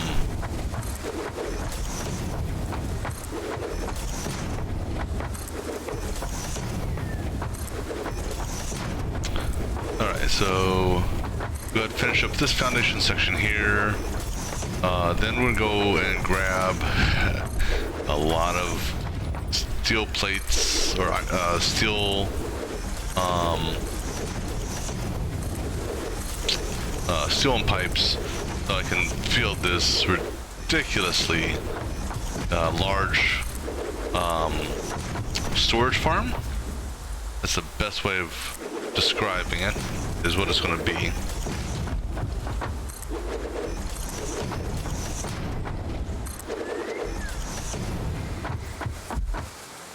Nope, out of materials. Alright, so we're gonna go get some, this platform up here is going to be the base for the nuclear waste. I need some concrete now, so I'm gonna go ahead. And actually I need concrete and more of that material there. Go ahead and run over there and grab some of this. Oh, autosave. Okay. And I'll top off my gas while I'm up there too, at the base. Alright.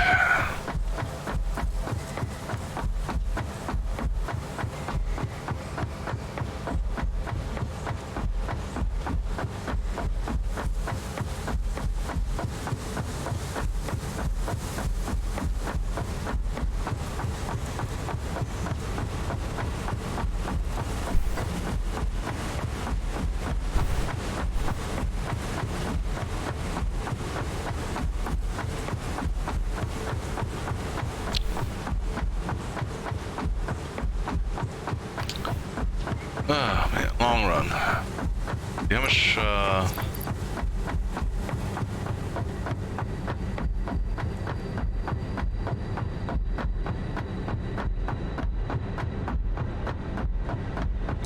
oh yeah,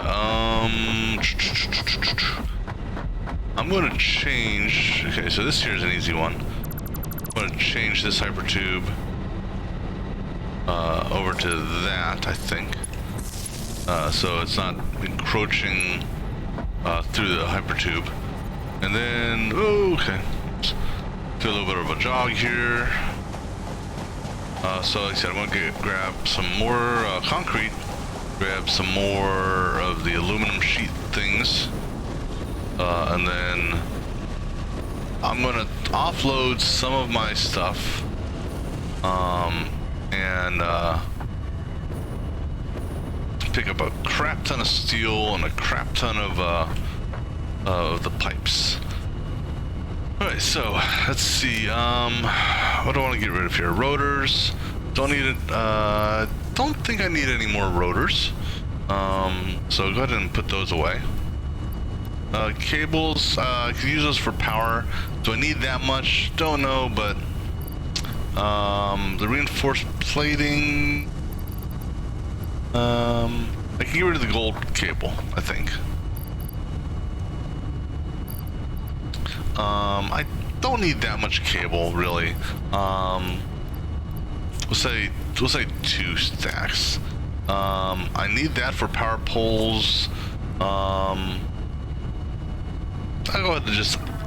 I'm not gonna. I'll top off the stack I have, so I have a full stack of 100 or a full stack of 500. So we'll do that. Those are beacons. I don't need the supercomputer anymore. I don't, so I can go ahead and put that away. I don't think I need the beacons for right now. So go ahead and put that away. Actually, you know what? No, keep it on me. Screw it. I don't need as much of the copper sheets, so because all the pipes been run, right? Yeah. So all the water pipes and all that are run. I think I can get rid of all of that.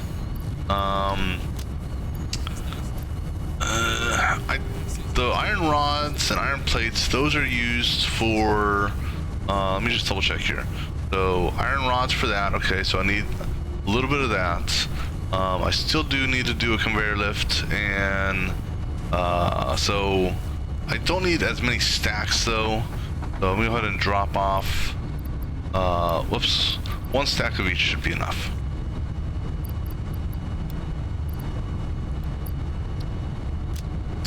Alright, reinforced plates. I don't recall if I need a lot of those or not. If I do, well, I'll come back and get some. How about that? Encased iron beams. No, don't need that anymore.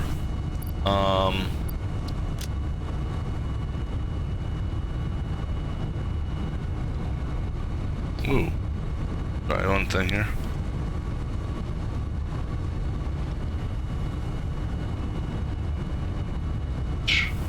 Sorry. Alright, so let's see here. Fuel. Let me grab some fuel. That's one thing. Number 2.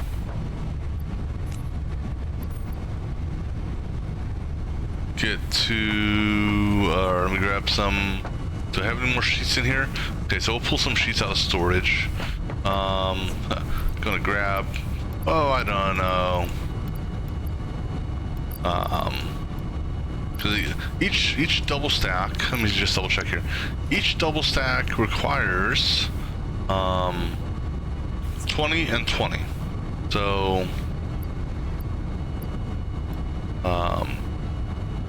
oops, wrong way. So 1, 2, 3, 4, 5, 6, 7, 8, 9, 10, and then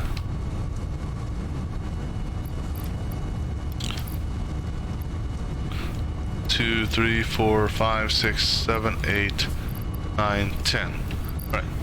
So that let me see here. So 1,000. So let's do the basic math on this. Divided by 20. That's 50. That's it. That's 50. Oh god, no. We're gonna have a hell of a lot more than that. Because a 50 is no. So yeah, we need more than that. We need more. Need more. 1, 2, 3, 4, 5, 6, 7, 8, 9. I'm gonna have to grab some more pipe. I need one more pipe.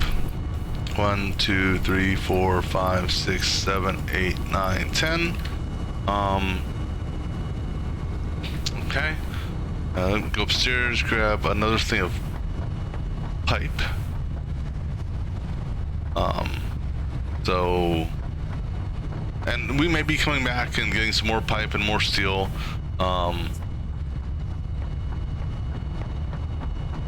This is going to be an interesting little layout. Not 100% sure how this is going to work. And here's the thing is, the output doesn't matter. And what I mean by that is, as of right now, there's no use for nuclear waste other than storing it. Maybe I can, you know, put on a train and then dump it into the water. I mean, that's one way you could do it. I suppose you could build a train, have it load up the train with the nuclear waste, drive it, you know, like into the middle, like drive it in the middle of the track somewhere. But the problem is when you drop a container or when you dismantle something and you overflow it, it basically just stays hanging in air. Okay, go ahead and take all of that. All right, so and I'll go ahead and put. Do I have a small stack here? No, small stack. Okay. Actually, no, I need some concrete as well. Do I need concrete? Yeah, I need concrete as well. Go ahead and put like. That should be enough to. That should be more than enough, and I'll go ahead and just finish filling up with concrete.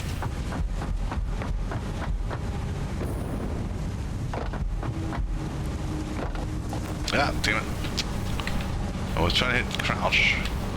I'm gonna try to slide under that and I hit the wrong button.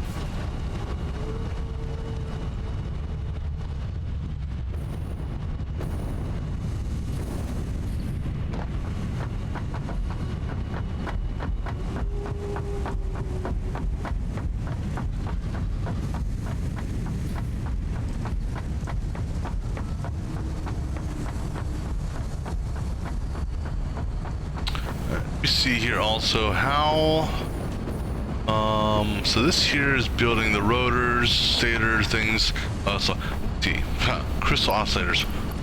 Well, so this is how long essentially I think I've taken 50 out of here, so take that into account. That's 1 2 3 that's 8 9 10 11 12 13 14, so 1423 minutes that has been operating. How are we looking here? Because my goal is to hopefully get this belt moving here. But here's the thing, I can turn the belt on now for that. But I want to kind of get a split of sorts, because if I turn the belt on now, I'm going to potentially waste a lot of stuff.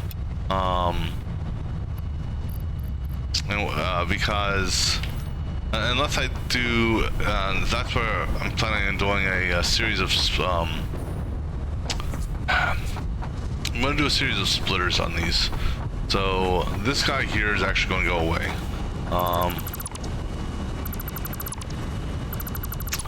So see, there you go. Because what I'm going to do here, I'll collect those when I come back, is I'm going to come out of this on a 60, it's a dual split, feeding back into this. So I will feed, because I'm putting out, I bumped this up to 6, so putting out 12. So I'm gonna try to like do a series of splits to just get, you know, let's say 15.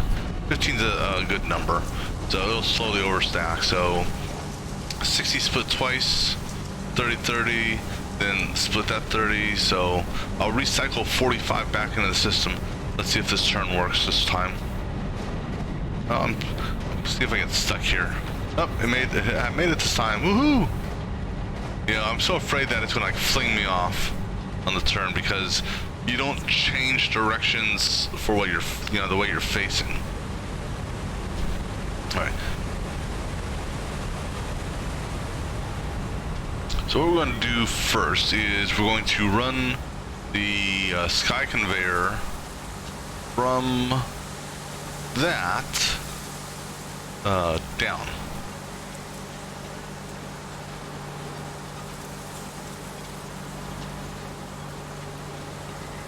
Up.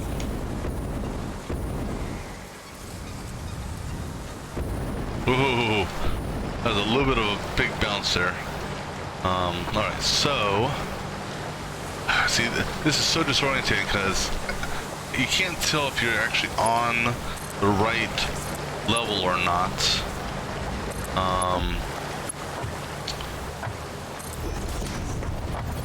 Okay, I'm going to go ahead and kill this just because it doesn't look like it was lined up. I picked this up. What am I over on? Really? Oh, cause the rod. All right. Well, I'll pick that up later. All right. I'm gonna take a quick break here, and then get some of the drink, and then we're going to put the conveyor system together for the nuclear waste. Actually, I'm going to take a look here just to validate. Nuclear waste is. Well, that's the thing. It's not going to tell me. But I believe it was 25 nuclear waste per cycle. But we'll be back in a minute.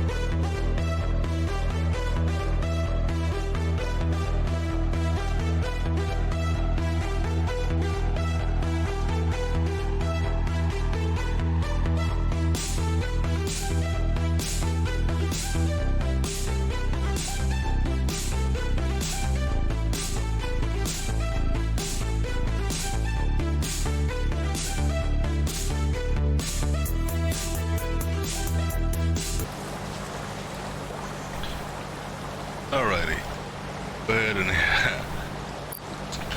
go and get the conveyor system built first. They said for this.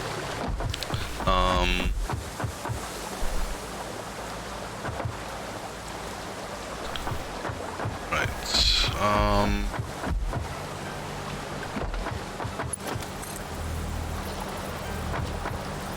Go up. Oh, because I gotta, excuse me. Gotta keep it in, need to take in consideration encroachment on. Go out one more. Okay, cool. Right, so that there. That's just gonna go over to there, and then you'll come down to a lower level. Because we're gonna set it up. Well, actually, what I may do is set it up over here, because my goal is going to be the feed off of that side there.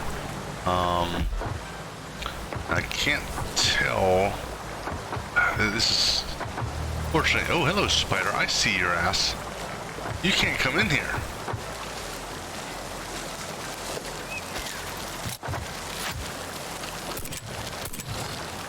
Ah, damn it. Ah. Right. Here, let me come over here. You guys, come back this way, okay, guys?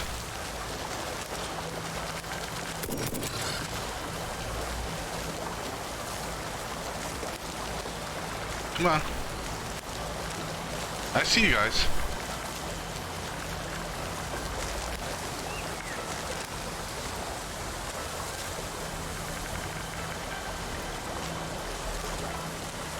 All right.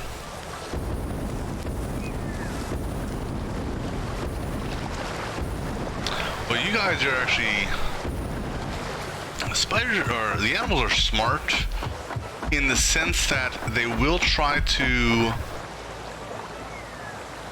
find a path up to you. You know, so if there's a path, they will try to get over there. But they have a, I'll call it a snapback. If they run too far away, they will snap back to their spawn. So see, they snapped back to their spawn point there.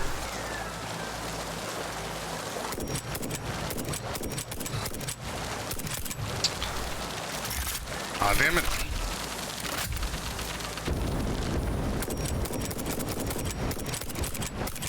Ah, come on.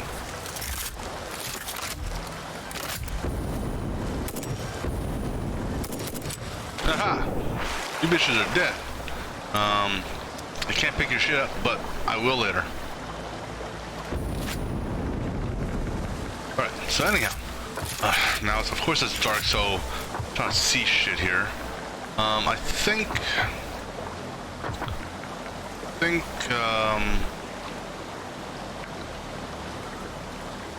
think that's in line. So if I go up right here,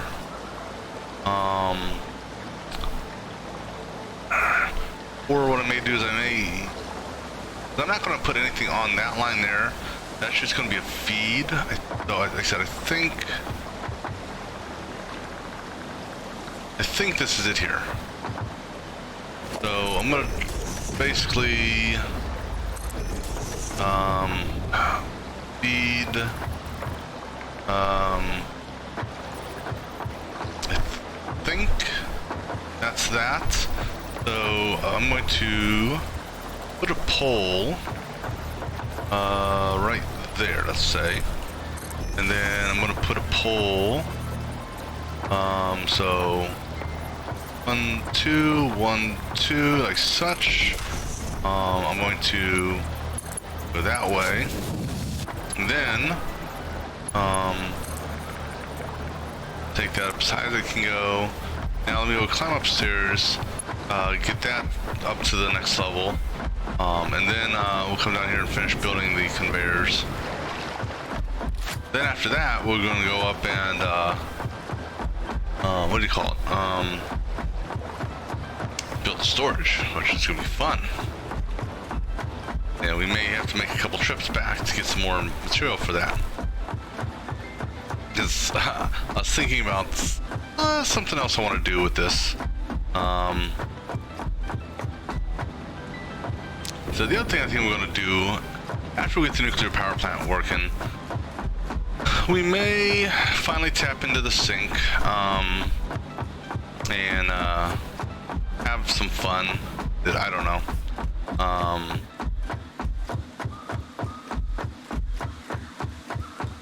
Right. So go ahead and get this. I think I should be able to see it right there. Good. Perfect. Oh, that's beautiful. Beautiful. Right. Okay. So essentially, I don't know. I'm still working it out. I know that there won't be any on this path here. This is going to be a walkway, and essentially this is going to zigzag up and down, up and down, up and down, up and down, and then once it hits the end, it's going to go up to a second stack, zigzag all the way back to here. So the question is, right here, and you know what? We'll do a quick test because we can do that. I'm just going to put this right here, and I'm going to put that right there, because what I want to see is... Okay, so this is actually good. So I'm not, I can do, okay, so that's actually, oh, I missed some foundations over there. So let me go and fill that in real quick.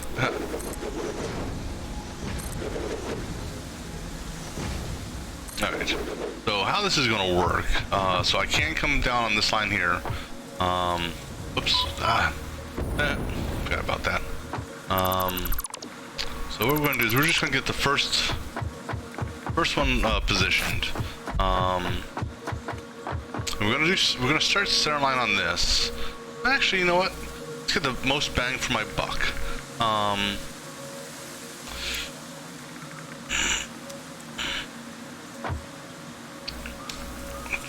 You know, I'll be able to do the build from the side, I think.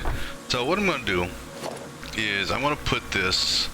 Okay, I'm going to try something here. I'm just going to put this here real quick, and then I'm going to do that. Okay. All right, so that will work. It's going to be a little bit of a pain, but okay. I'm going to put storage start orange towards me, right there, and then that's going to be the entry point. That is where the conveyor system will start. So actually I gotta take into consideration also, so let me push this back a little bit further, because I have to take into consideration the belts. So let me go ahead and adjust this a little bit. So 1, 2, how about that? And then we're just gonna put this, we're gonna put another one right here, just real quick, just so I can do a belt test. So let me push it back 2 more. Alright, so from where it is, okay, looking at those lines, orange towards me. So 1, 2, or there. How about let's try that? Because all I'm looking for here is no. Okay, so yeah, 1 more. Let's do this.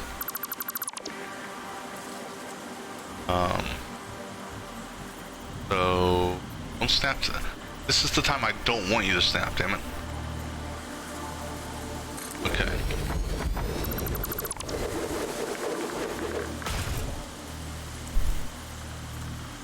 So it's autosave. Alright, so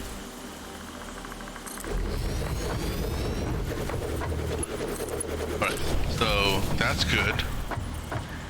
Now what I'm gonna do, I'm just gonna leave that like that for now. That's just basically a guide for me. Actually, so no, I can get rid of this. I can go ahead and tie you into the belt feed now. No, we're not going to do it that way. That's going to encroach on what I have planned for the wall.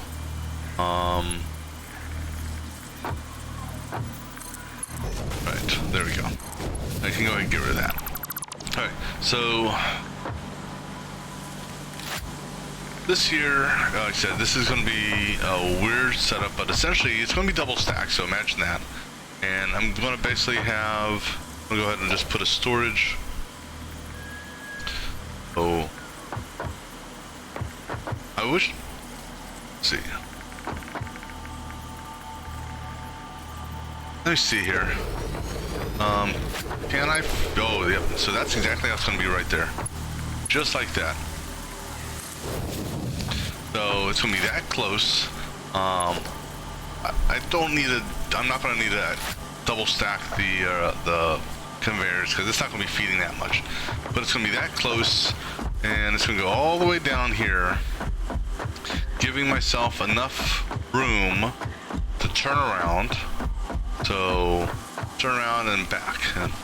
And I mean, we are literally, and if I have to go back and get a whole bunch more material, which I have a feeling I may have to, and then once we finish that, then we're going to do a second stack and do the same thing.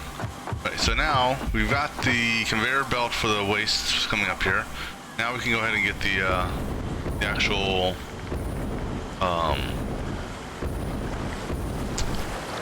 the belts for this going.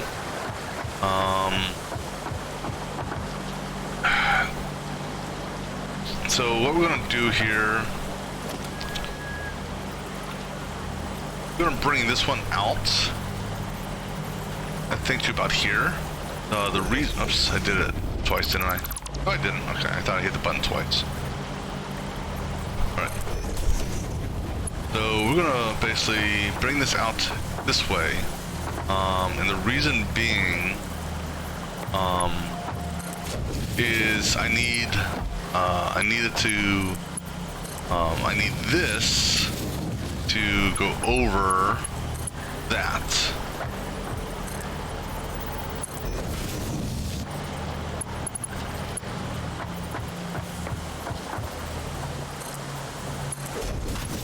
That's good.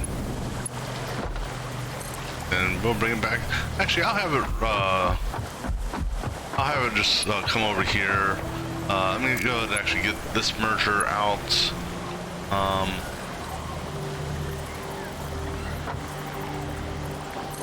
And let me go ahead and do this. I'm okay with that.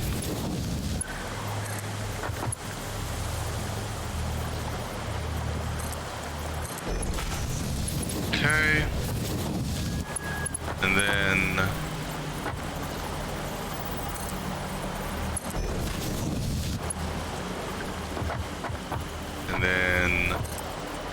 that.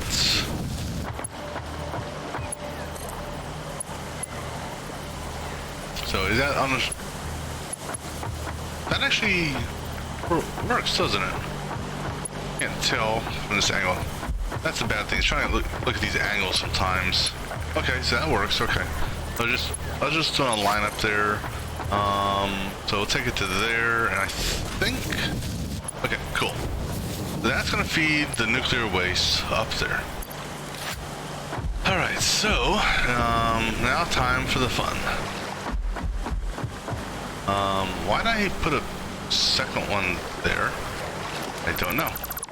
How much space do I have? Okay, let me go ahead and collect this here real quick.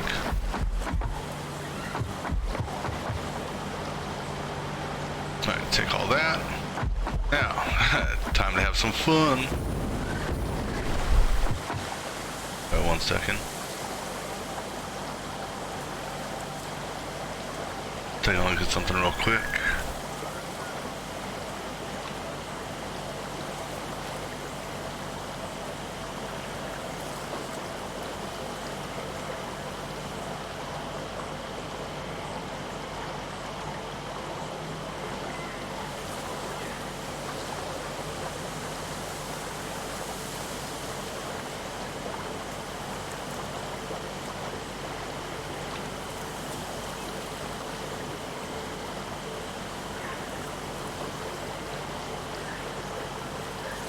take a look here.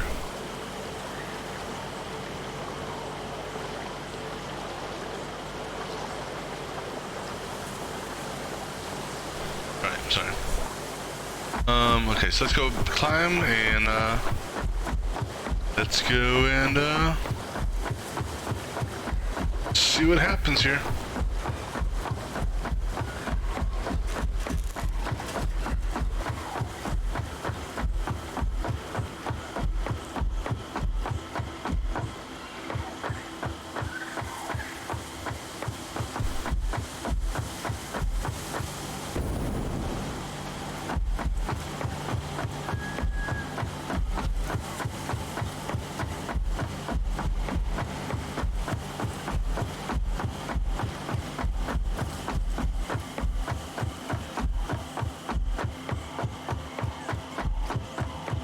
Alright, now time for the fun. Time for something ridiculous here. But it's what I do best. We are ridiculous. And I guarantee you that I will be able to let this game run for days. I think that's good for the turnaround, but I obviously can't do another one. Now, I'm gonna spin it around. Oh, I said spin you around, there you go. Alright. Actually, hold on, before I go crazy like this, because it will get a little tight here. Let me go ahead and put the belt feeds in between these.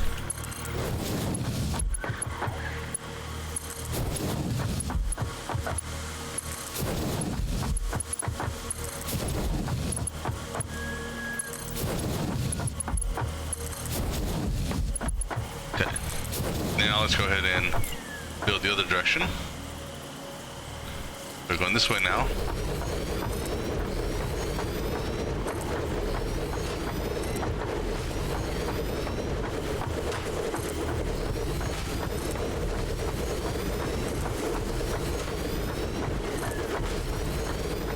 Right, so this goes up to here. And so essentially this is almost going to be like a typewriter. I'm going to go in, lay down on belts one way, and then run the other way and put down more storage.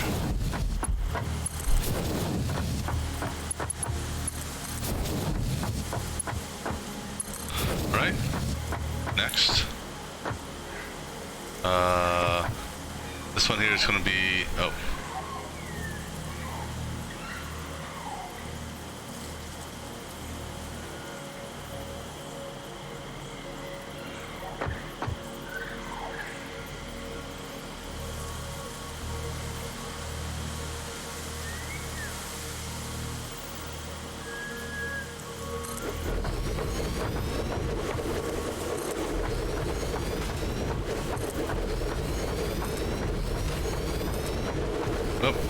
Oh, that works as well.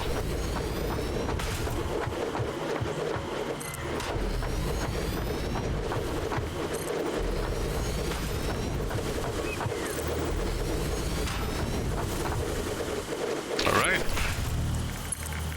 Oh.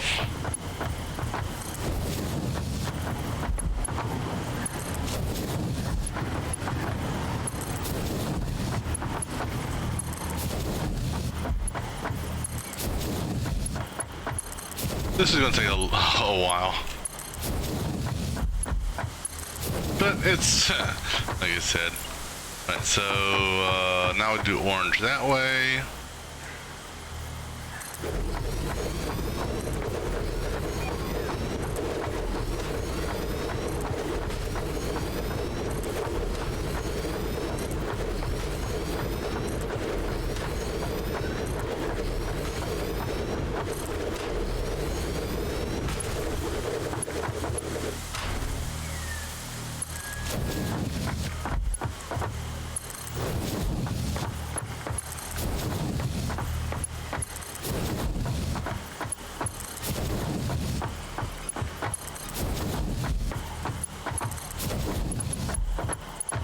Alright, and let's flip this around now.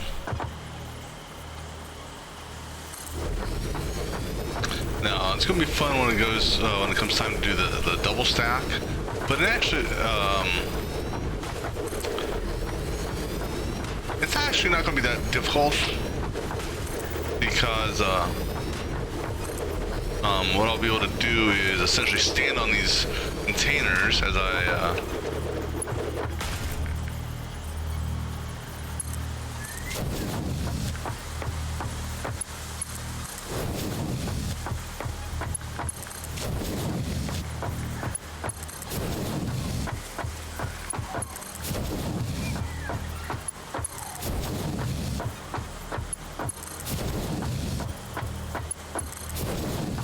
okay, next set. Orange going that way now.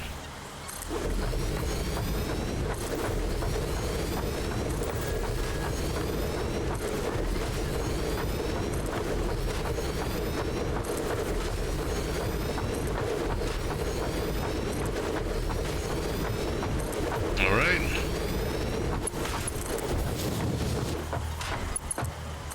I'm almost tempted to put on the Blade Runners here, just because I can move faster. However, in doing that, I'm going to most likely fall off the platform. Okay, next set. Alright, so let me, one moment, let me take a look at something here.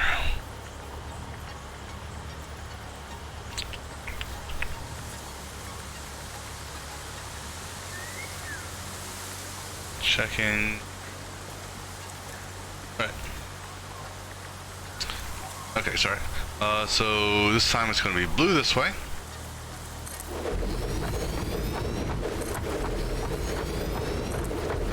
So this will also give me a gauge of how much material this is going to take.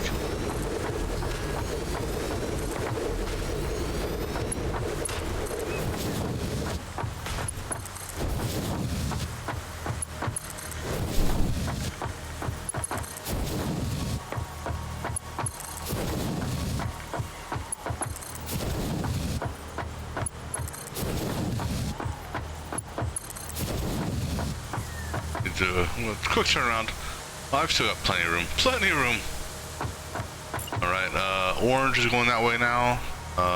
There we go.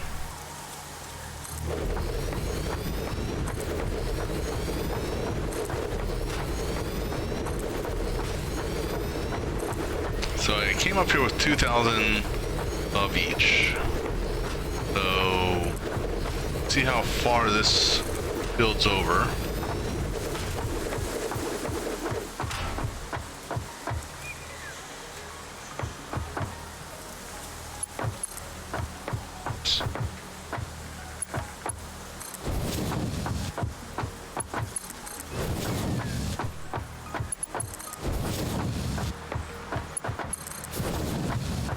Like I said, I'm gonna have enough storage here for, I'll calculate it out after I've got all this done to see how much nuclear waste storage I'm gonna have.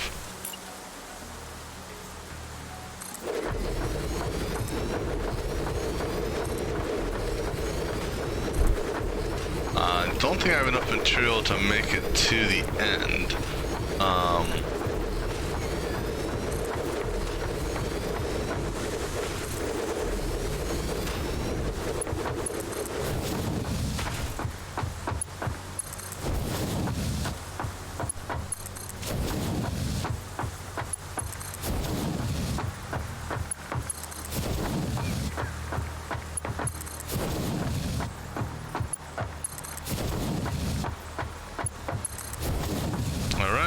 And then, oops, orange, yep.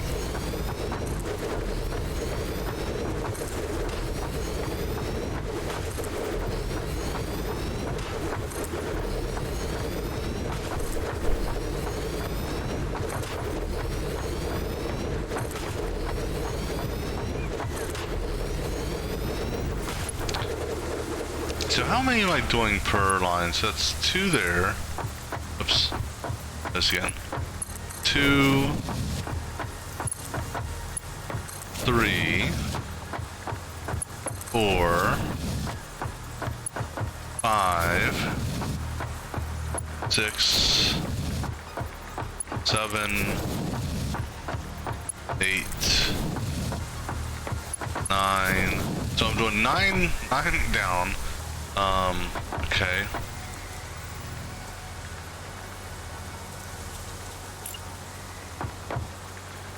And do blue now that way.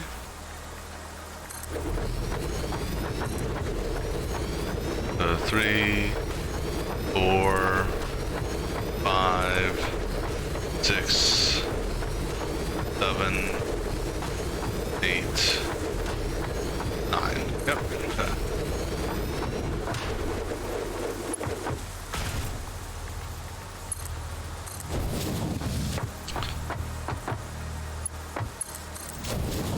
So I'm going to do here, I obviously need to go back to base and get more material. Then I can kind of get a gauge perhaps on how much extra material I need. So 2,000 will allow me to make that. That's a lot right now. 1, 2, 3, 4, 5. Okay, so I've got 5 grids left, okay. And let me see here. Do I have any that are currently on this line here? No. Just looking to see if there's any that kind of tie into that, so I can kind of get a gauge here. So actually, so right here, this is the closest one technically.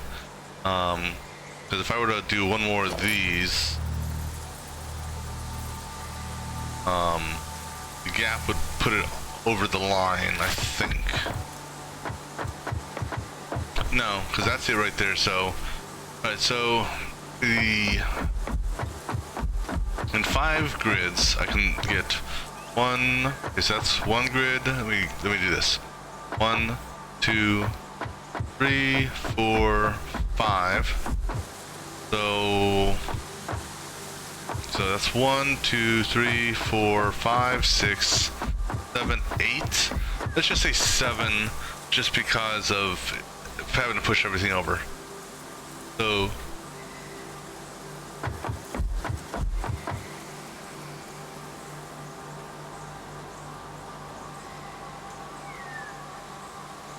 so 7 roughly, okay.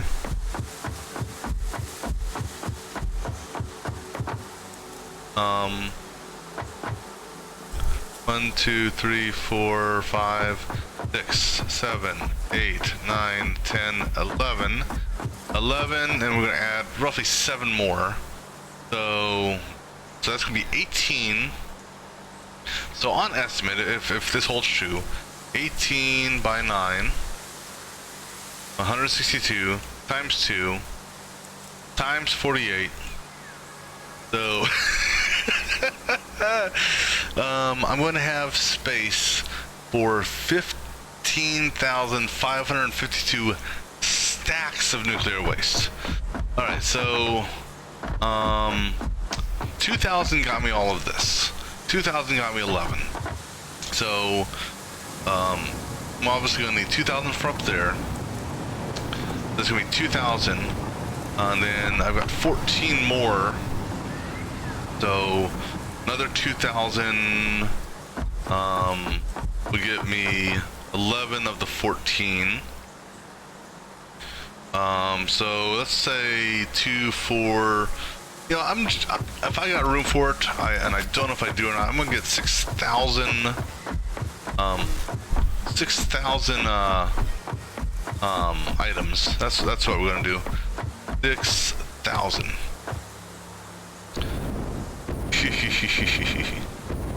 Because I'm good on this material here. This is only using like 1 or maybe 2 per connection. I can go ahead and drop off some other stuff. I don't think I can carry 6,000 of each. So basically what we're going to do is we'll grab another, I mean we'll basically do an even split as much as I can.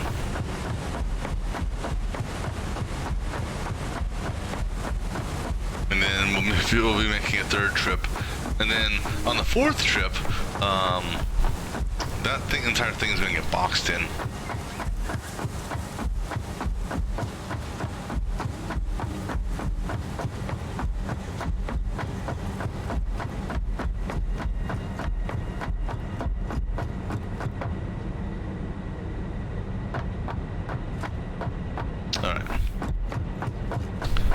Almost tempted, but let me just, I want to see something here. If I put a ramp right here, I'm in the way, because if I do that, I think that's going to technically encroach on that, so okay, I just wanted to see. What I could maybe do though, I can do this. I want that to go underneath. That to go, come on. Can you fit underneath? No, underneath, you know. This isn't rocket science. Okay. How does a wall work on a ramp? Can you put a wall on a ramp? I've never tried. No. So the wall can either go above or below the ramp. Okay, just wanted to see.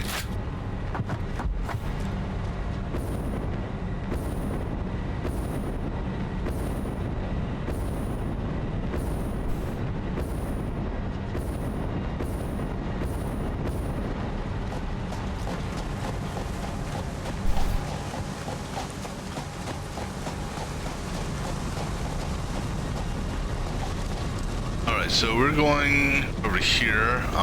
So I don't think I need as much concrete right now. We'll drop the concrete off later.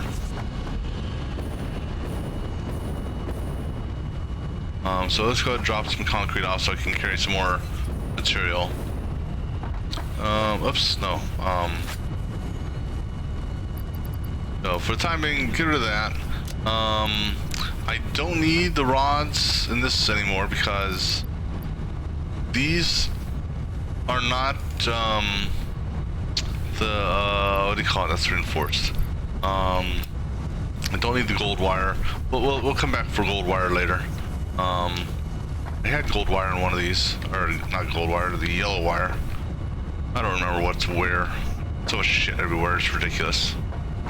That's for the miners. Oh, there it is. Put you away. Put this here. Don't need the smart splitters anymore, so time being, go ahead and put that away. Don't need the reinforced plates, so go ahead and put that away. The only thing I need, I'm gonna go ahead and put beacons in here for now. I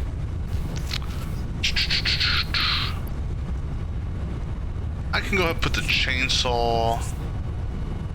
I'm gonna go ahead. I'll hold on to it for now. Alright, so this I should have enough of. So now we're basically going to grab as much steel as I can. So take all of that and take all of this. So what do we have here? 1, 2, 3, 4, 5, 6, 7, 8, 9, 10, 11, 12, 13, 14, 15, 16, 17, 18, 19, 20, 21, 22, 23, 24, 25. Drop that off. And I'm going to drop that off. So 25. I'm going to take 25, grab 25 stacks of pipes from upstairs.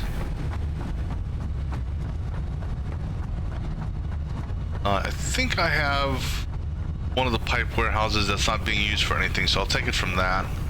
I think.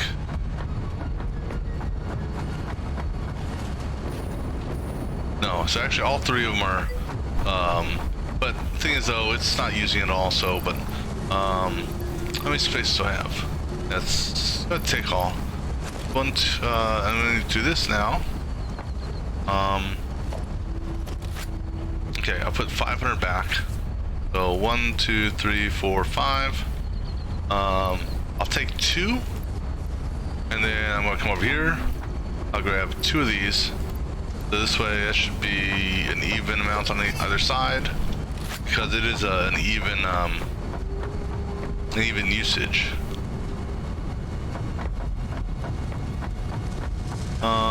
I'm going to do a quick check also before I head that way. I want to see how this is doing here.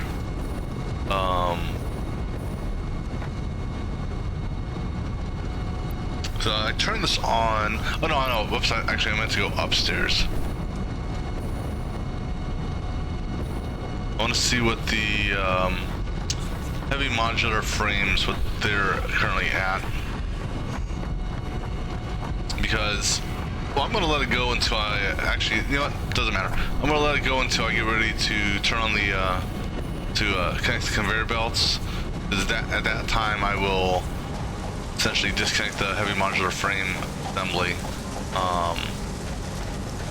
so that I can divert it over here. At that point in time, I should have plenty. And here's the thing is, once I get to a certain point, and I have a stockpile of the fuel rods, then I'll be good. Because the way it's going to work is, I want to say, with the configuration I have here, I'm going to be making like 2 or 3 or 4, I don't know, because they're going to make 1 fuel rod or 0.4 fuel rods a minute. So, this uses 0.2 fuel rods a minute. So you're looking at a 5-minute cycle, so that needs a fuel rod every 5 minutes. So if you do 0.4 times 5, I'm making, so essentially those are gonna make, each one will make 2 fuel rods in 5 minutes, one of which will get used. So essentially it's just gonna, you know, continue building. So I'll eventually get to the point where I'll have enough fuel rods. If I needed to make some more frames, I could. And I can turn off or divert some of the materials. Alright, so where were we at?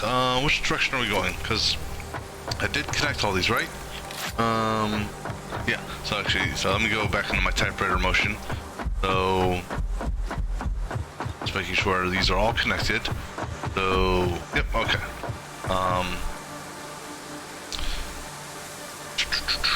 And what I'll probably end up doing, if I have the concrete, which I don't,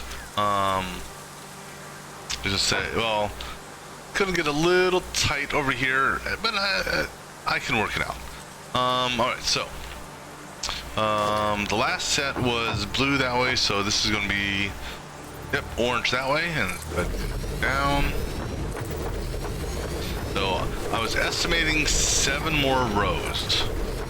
So we'll see how this works.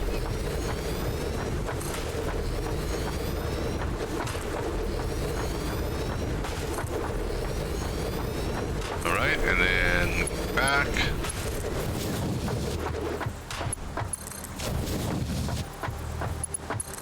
And then once the bottom row is done, I'll do the interconnections between rows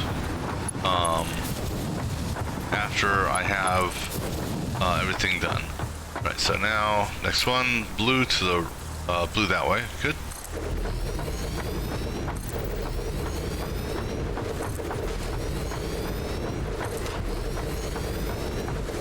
So this should, so last time I did 2,000.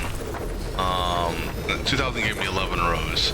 So this should give me the rest of this row here, plus let's start on the next segment, and then once I run out of material, I can then go estimate how much I'll need for the next one. So this is, like I said, this is row number 2 for this set, or for this material. This is row number 3.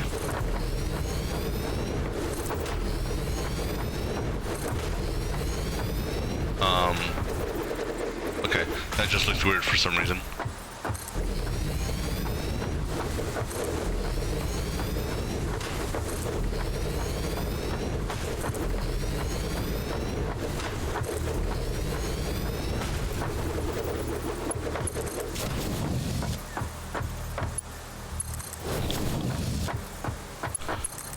Alright, so row number 3, just about done.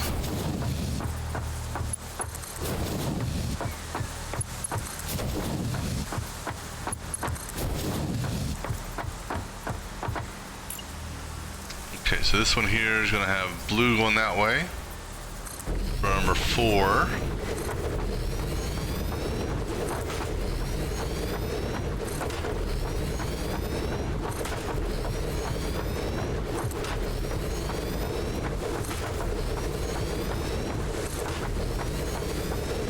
Right, I'm going to let the autosave.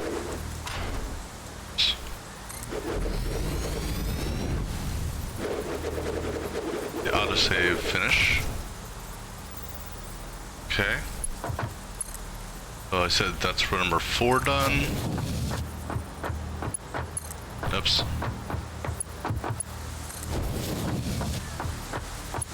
I've actually lost track now. I think this was row number 4, but then that autosave messed me up.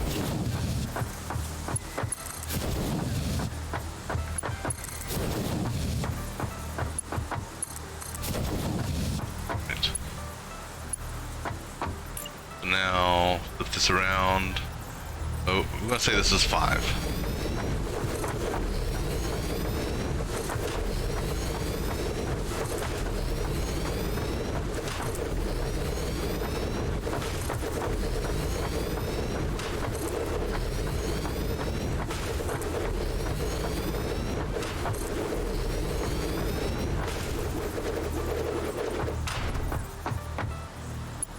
Sorry, 1 second.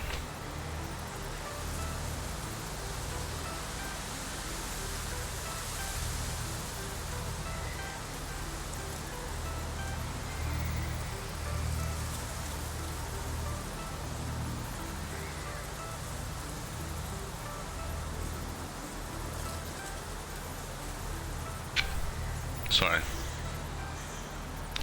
Okay, so what are we doing here? This is number 5.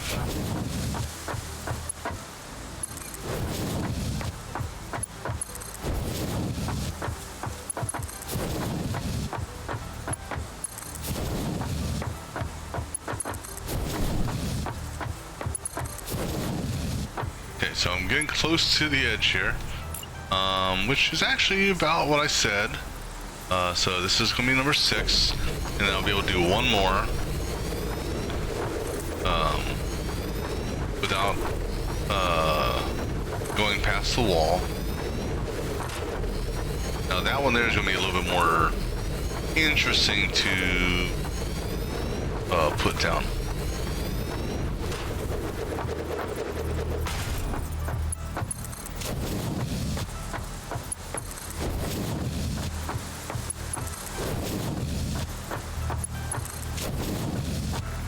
Actually, I can gauge this here in a minute. You know how much, once I build this last row, I can get an idea of how much. Okay, so I should have enough room, I hope. Okay, so I have enough room to not fall off and to place these down. Good. Alright, so this is row 7. So 7 rows.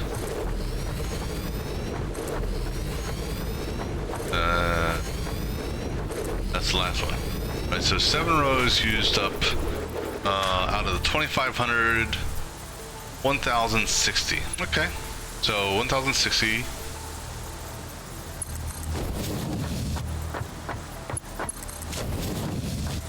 so now what we're gonna do here is after this is connected, we're gonna go, excuse me, upstairs.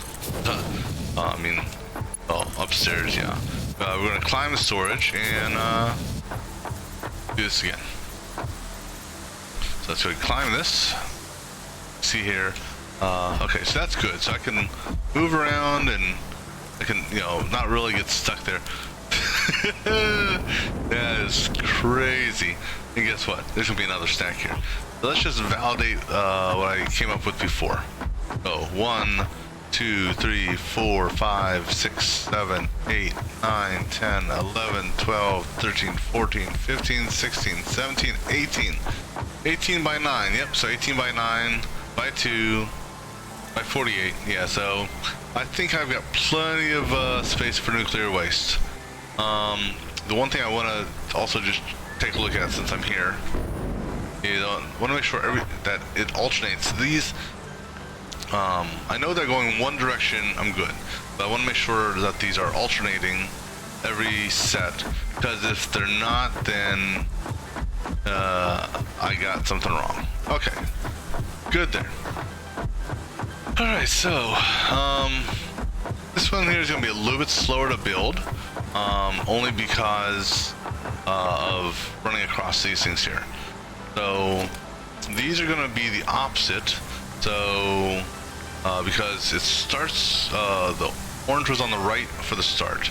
So this time here, yeah, see, that's, I have to do like this little jump thing here. This one here would be a little slower. Yeah, it's okay though. Oh.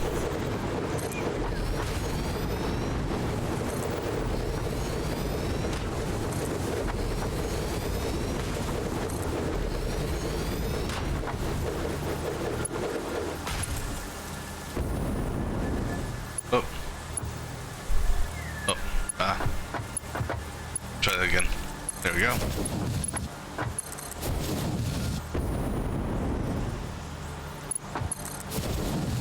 Yeah, so like I said, unfortunately this is going to be a little bit more slower than doing the bottom set, just because of that little gap there that I have to literally jump over. Well, I don't have to jump over, but I can't just move sideways because he doesn't move fast enough, so well, I guess it all depends on where, because heaven forbid, okay, because I could fall all the way down. Okay, anyhow. So now we're gonna flip these around, so, yep, just like that.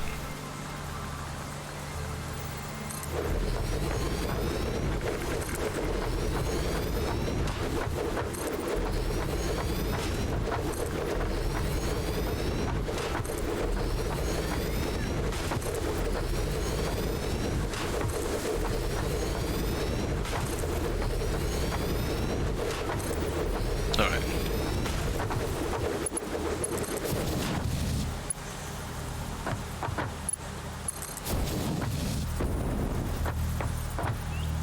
See, now, well, let's see here.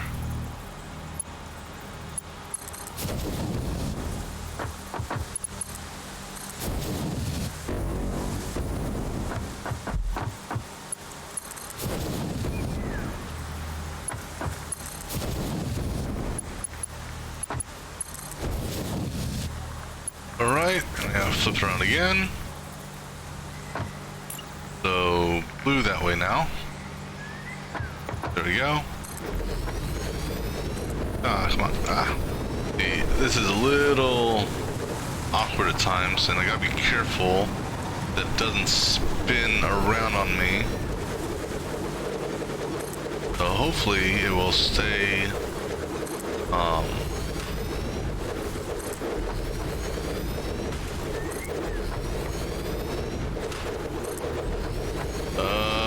damn it, nope. I got turned around. Yep, okay, so let me go ahead. On one of these, actually, so let me try this. I'm gonna do a different, thing here. I actually got to turn around from the start on that. Okay. Alright, so let's go ahead and do this. I need orange on this side this time. No. Up here. Up there. Okay.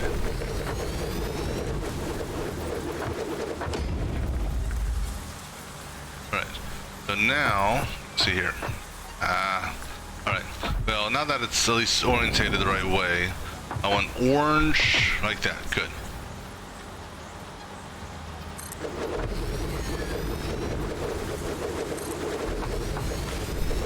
I'm almost tempted.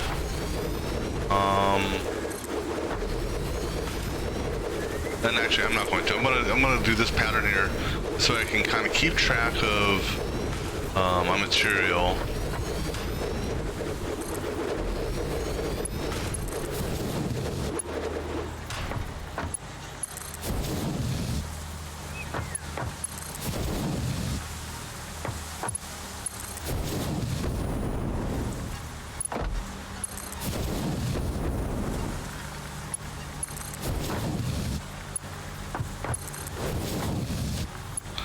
So this time, make sure I get this right. Blue is going that direction. Yep, good.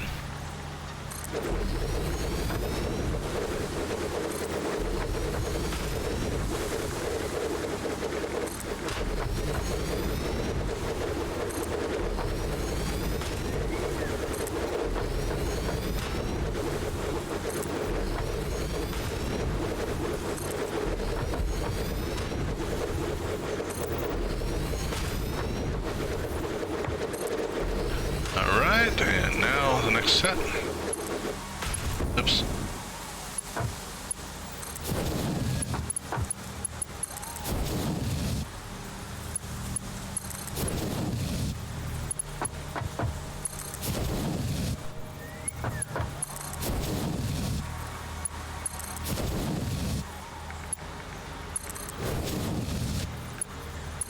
All right, and yeah, let's go ahead and put. We want orange that way this time.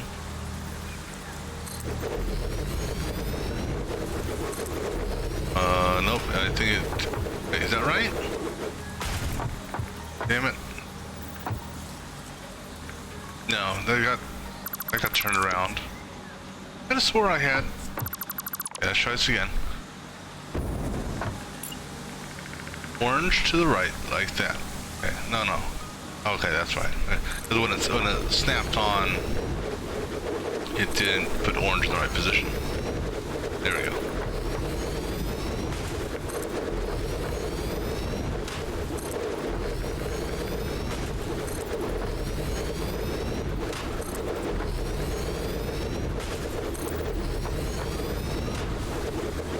All right.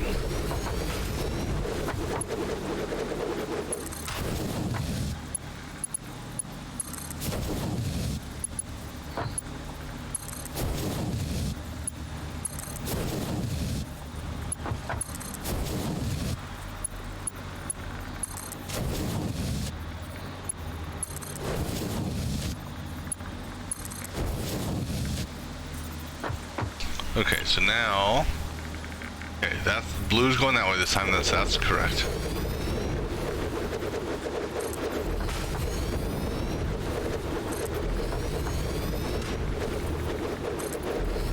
I may. So 9 times. So I need. Was it 180? For a row. This 9 times 2. So we'll be able to do. Oh, well, actually, this actually may come in perfect if my math is, well, my math has been acting up, but who knows. This may actually work perfectly out. Because the other thing I can also do is look at that to see which way the arrow is going. Oops. Kind of judge or double check that I'm going the right direction here. Alright, so if my math is kind of on par, okay, so orange is going the other direction this time. Come on. Good. think. Yeah.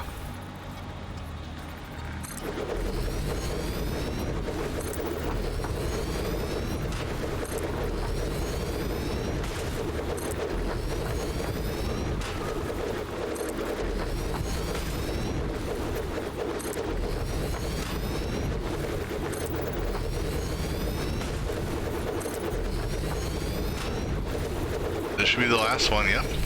But yeah, so yeah, that'll be perfect. That'll give me exactly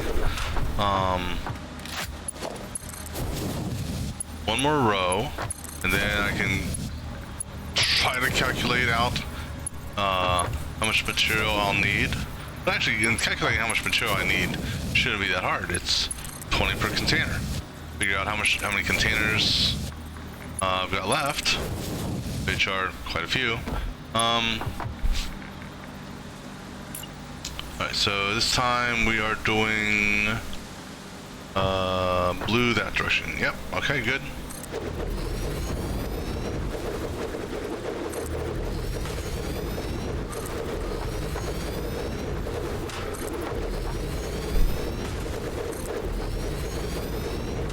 Now I'm almost, you know what I could do, it's just for fun.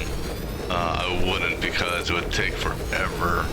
But I could daisy chain all these, like I said, and I could feed this with every resource I have. And I wonder how long it would take to fill this up.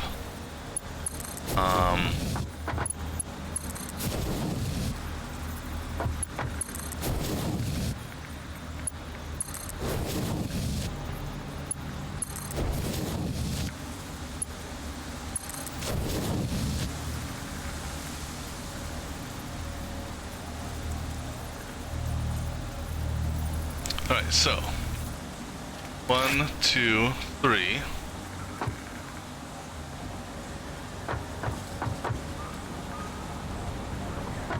One, 2, 3, 4, 5, 6, 7, 8, 9, 10. So 10 times 9 is 90, right? Last time I checked, you know, last time I did my math, which was a long time ago. So 10 by 9 times 20. So 1,800 more resources. Alright, so let's go back and get 1,800 more resources. Just do a quick check here to make sure the patterns are okay up here. And that they're flip-flops. Just because this one here is a little bit more difficult. So actually this is okay, so that's kind of cool. So good there. Okay, good there. Good there. So what I'm looking for is I'm looking for those being clearly visible, like there. Right. Alright, so we're good. So let me go get 1,800 more materials.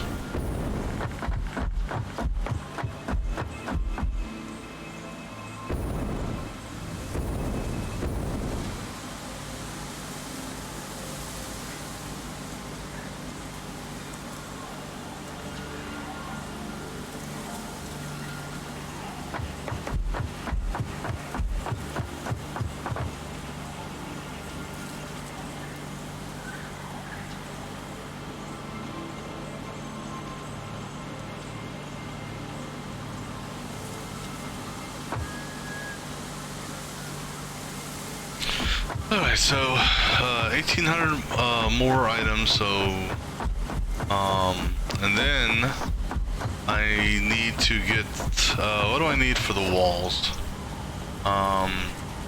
Concrete and plates, okay. And also I need concrete for foundations, because like I said, that's going to get boxed in. It's going to become a box of storage.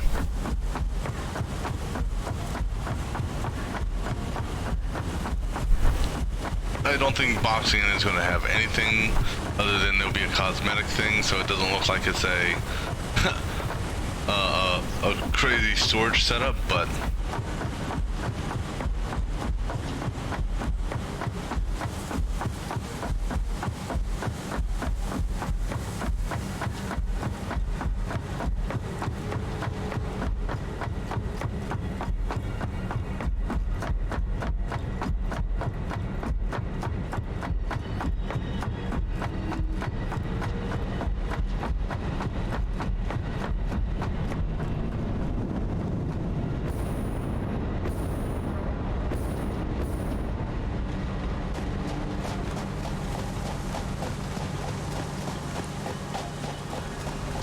Here we go, and you jump.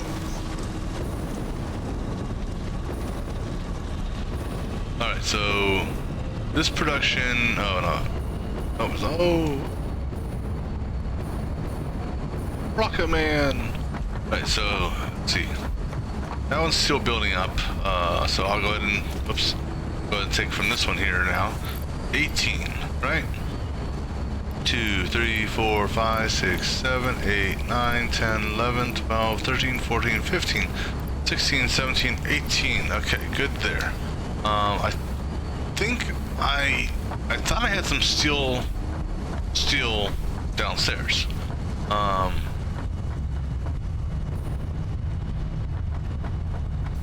me take a look, see if I do or not. Or did I clean it up? Looks like I may have cleaned out all the steel.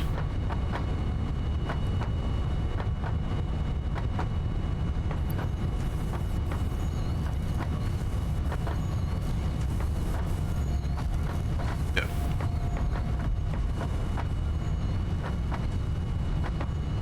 Just checking all these out real quick.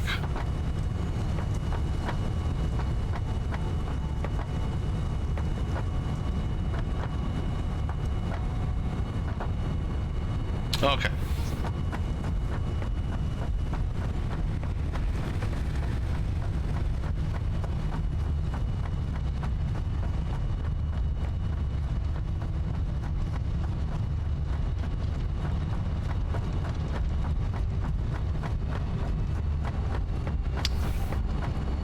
Alright, so go ahead and take from this one here.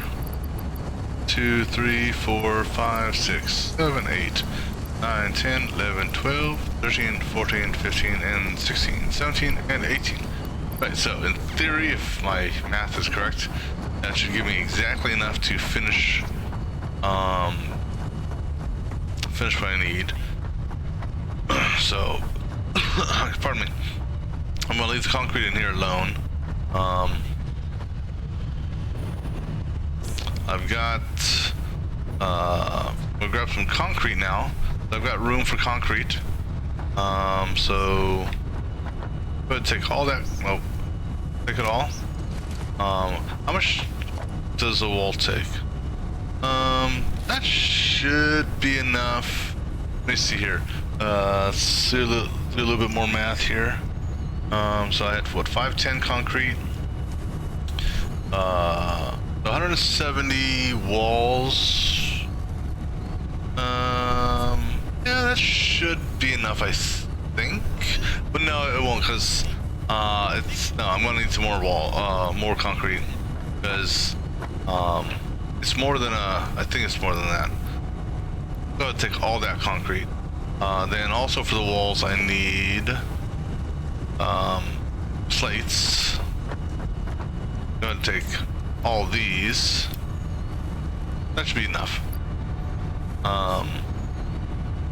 That there, I'm slowly going through that. Do I have any more here? Got some here. Let me,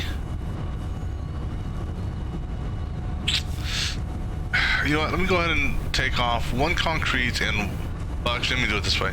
Walls are 3 and 3, right? Right, so let me go ahead and do this. I'm going to, strong side. So I've got 800 and, so, shit. 1, 2, 3, 4, 5, 6, 7, 8, 9, 10, 11, was that right? Yeah, 11. And I want to get down to 800, so take 3 off of here, so 1, 2, and 3, and then concrete-wise, I'll put the concrete in this one here, I guess. Throw you away. Alright, so, alright, go ahead, grab some more of those aluminum sheet things. Just because, in addition to the in-betweens, I'm also going to need the row connectors, and I'm also going to need a connector one connector to go up to the next level, so.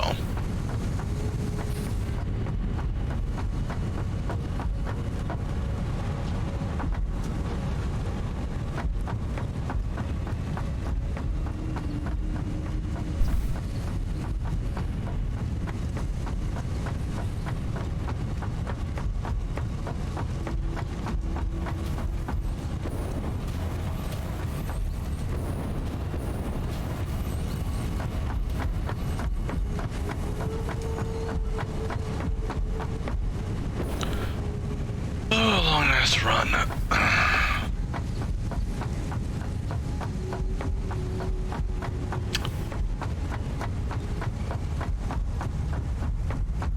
So this building, or is this going off to a sink? This is going off to a sink now. So I'm gonna go ahead and take the rest in that. All right.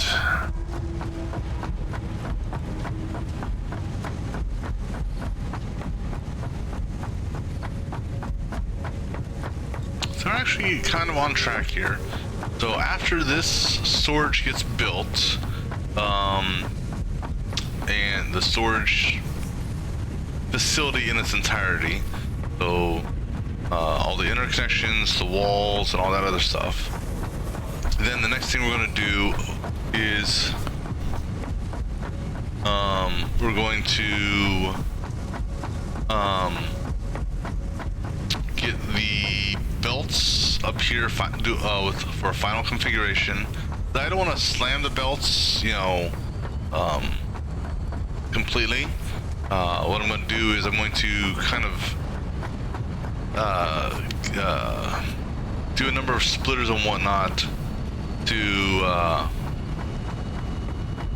have the belts go out slowly.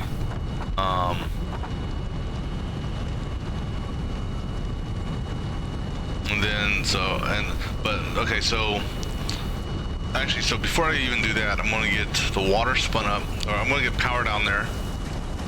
I'm gonna get the water spun up so that the water can fill the pipes. I'm going to, oh, and I still need to run the sulfur line down there. The uranium line, I'll run most of that. I'll run most of it up until the point where I actually tie into it, because I have to run power back there too. So that's the other thing, I gotta run power to where the uranium is. But we're on track, I think, to have this fully operational within the next, by the time the stream ends. That will be, oh, excuse me, what would be hilarious here? Sorry, I got hiccups now. What would be hilarious here, I think, is if the nuclear waste somehow melted and started dripping from the ceiling down there. So, I mean, it's the layout in theory should work. I don't know how effective it's going to be, but all right. So before we continue on these last sets here, I'm gonna grab me something to drink. So we'll be back in a few minutes.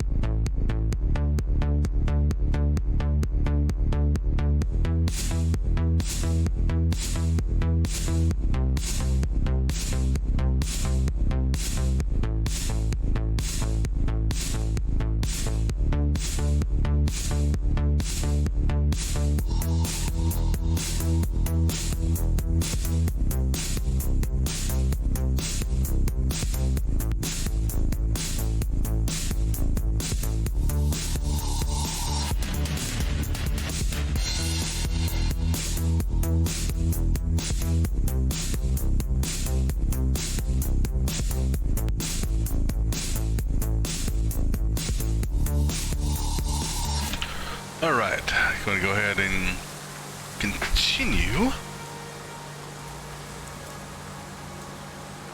Second. All right. So storage-wise, well, not storage-wise, from the nuclear power plant, I'm not 100% sure of, because of the efficiency aspect of it.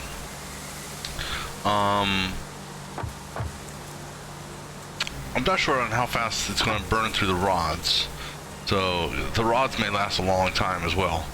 Okay, so what I'm going to do here, what was it? Oh yeah. So this one here we want that way, right? Get you locked on. Right, and go ahead and bounce. Yeah, I think, come on.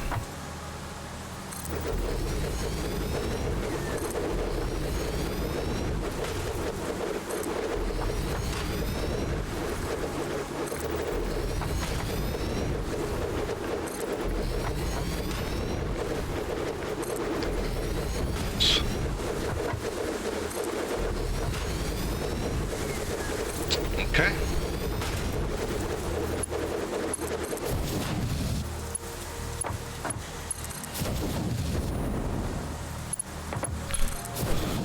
Alright, let's do the back and forth, fill this in.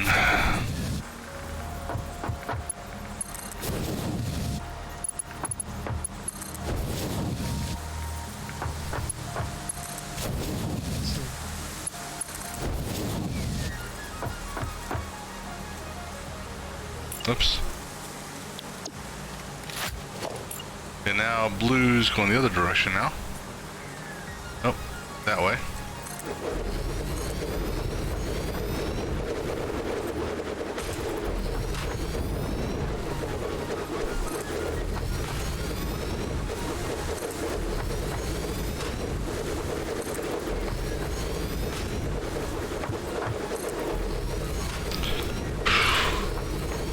By far, this is the thing that's taking the longest for this process.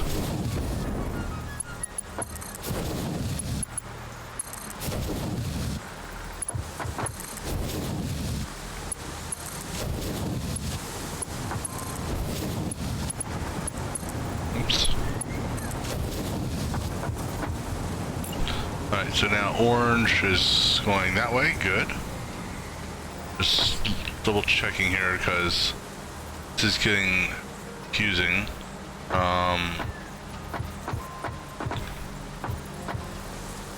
Yeah, so I'm looking at that arrow there. Okay. So, good on that.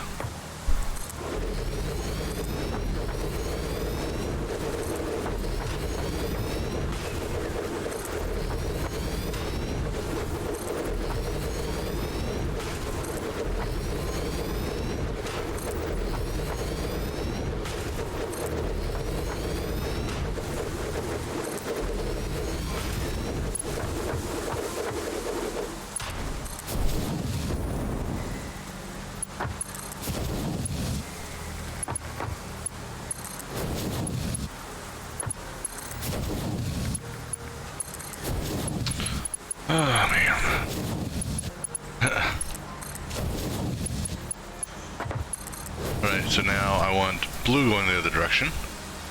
So blue to the left. Yep, just like that.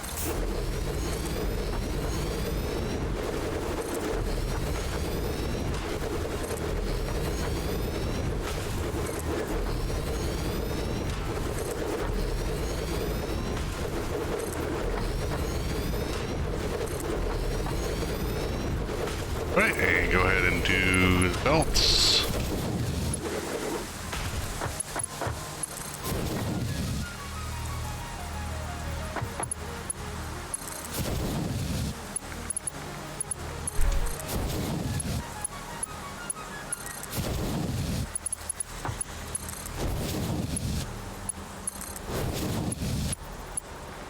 One, two, so how many more do we got left? We got 6 more rows. Wait, 1, 2, 3, 6 more rows to go. So after I finish the 5th row, then I'm gonna have to climb up top and do the build. Alright, so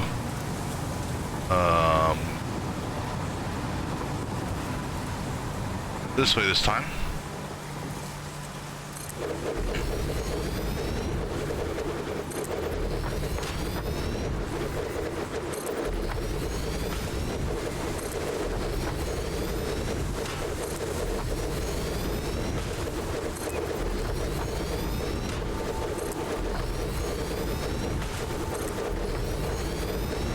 Okay, another set of belts.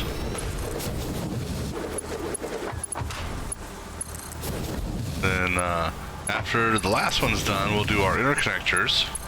Then after the interconnectors are done, we'll do, hopefully I have enough material, we'll do the walls. Then after the walls are done, I've got enough concrete on me, so at least I think I do. We'll do the roof. Alright, so this time we're doing, yep, blue. Yep, just like that.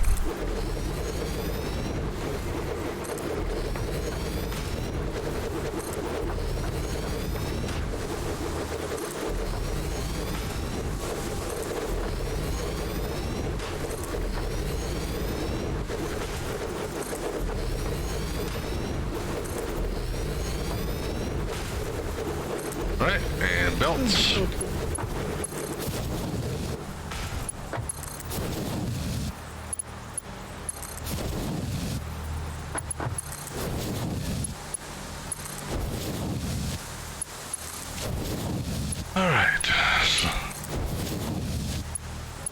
Alright, now let's go ahead and let's see, orange that side this time.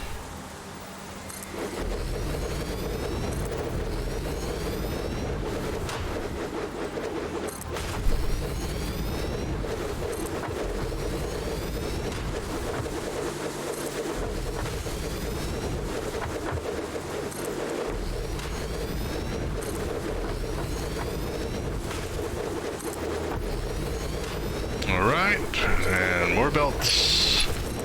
Oh, careful.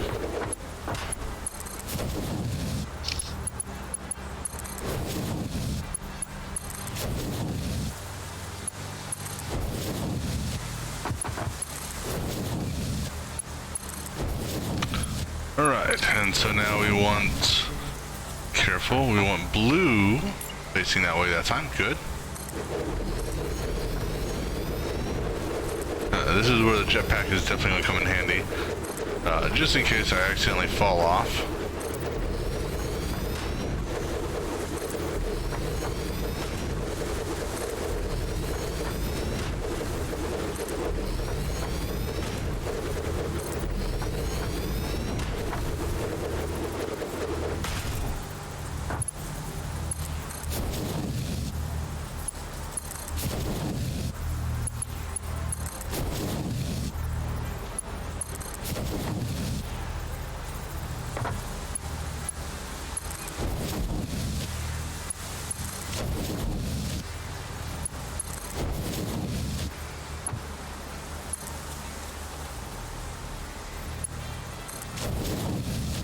Alright, now we want orange. There, perfect. Then after this row here, we're going to climb up on the containers to build the last row. Because I have no more space behind me.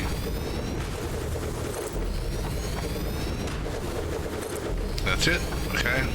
Well, good thing is, it's just it'll be a fall off the, it won't be, well, if I'm not paying attention, it could be a fall all the way down.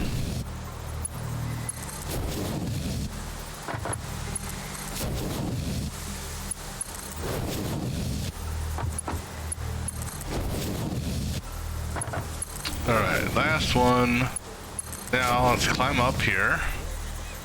Oh, be careful. So I want blue going that way this time. This is the one that's gonna be kind of tough to position.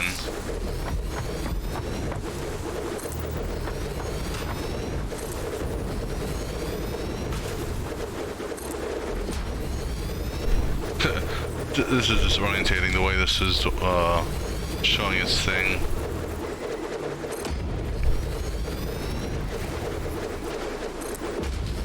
Right, and then as far as putting the interconnectors here, I'm actually going to, once it comes up, I'm gonna, oops. Okay, so that's, I'm gonna have to reposition myself for this.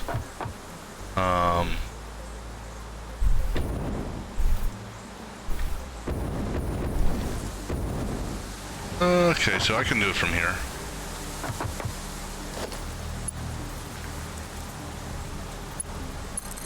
And just a little bit more aiming. Okay, that's not bad.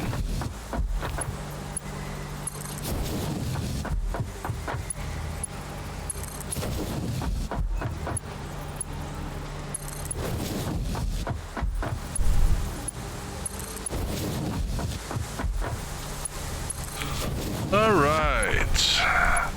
Now for the interconnectors. This is ridiculous. But hey.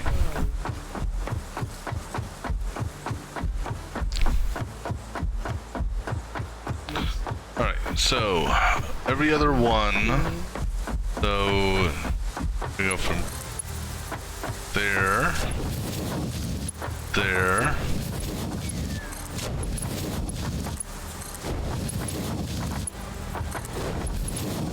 And obviously we're going to go to the other side based on the, yep, okay, so then this, I have to do a similar thing over here.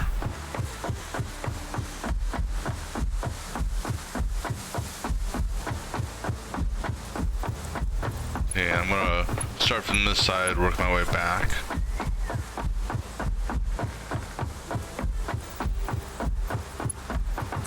Okay, that's enough where I can position so that I can put put my wall up. As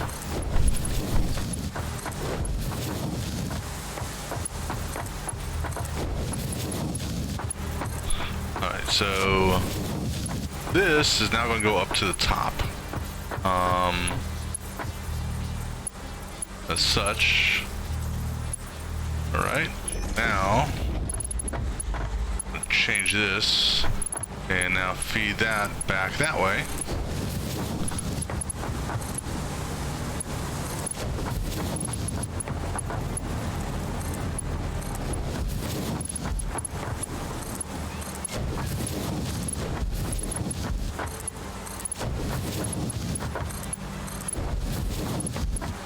All right, and then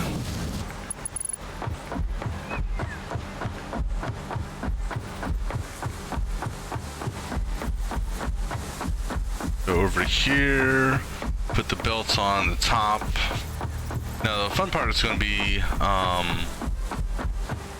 the walls on the far side. Yeah, this is a this is okay. This is an overkill, obviously, just because I decided to go big. Yeah, this is for the storage of nuclear waste. I obviously don't need this much, but I decided to have some fun with it.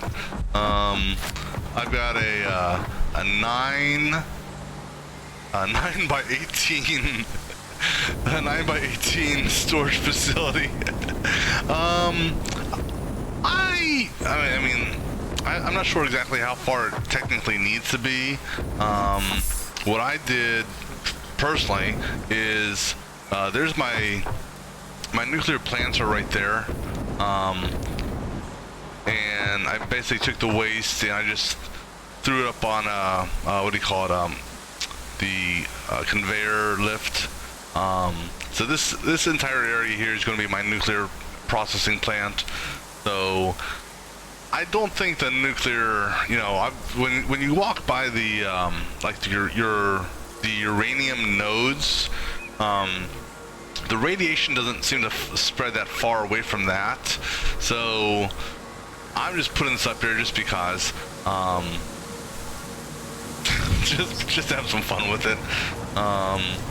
Because what I'm doing is I've got the uranium node I'm going to tie into is at 240, and that's also I'm figuring it's going to spread. So I figure that if you think about it, these things here put out, so I think it's 25 wastes a cycle. I've got let me see here. Let's see here. It's and I think I don't know if they stack in. Let me see here. Nuclear waste. Let me see what their stack size is. Nuclear waste stack size is 500. Okay, and it puts out at 100% utilization 25 barrels every 300 seconds. Well, I'm not even going to be coming close to that. So the production that it's going to, or the output it's going to do is going to be probably a little bit longer. But like I said, I have a 9 by 18 times 2 because I have a double stack, times 48 because there's 48 storage per. That's 15,000, over 15,000 stacks. So I can store safely, if I ever get that far, 7 million stacks, or 7 million, not stacks, but 7 million individual containers of radioactivity. I'm only tying into one uranium node that's going to do 240. So this is the setup I did is those 5 refineries there are going to do my sulfuric acid. I've got those 5 refineries doing the uranium pelts.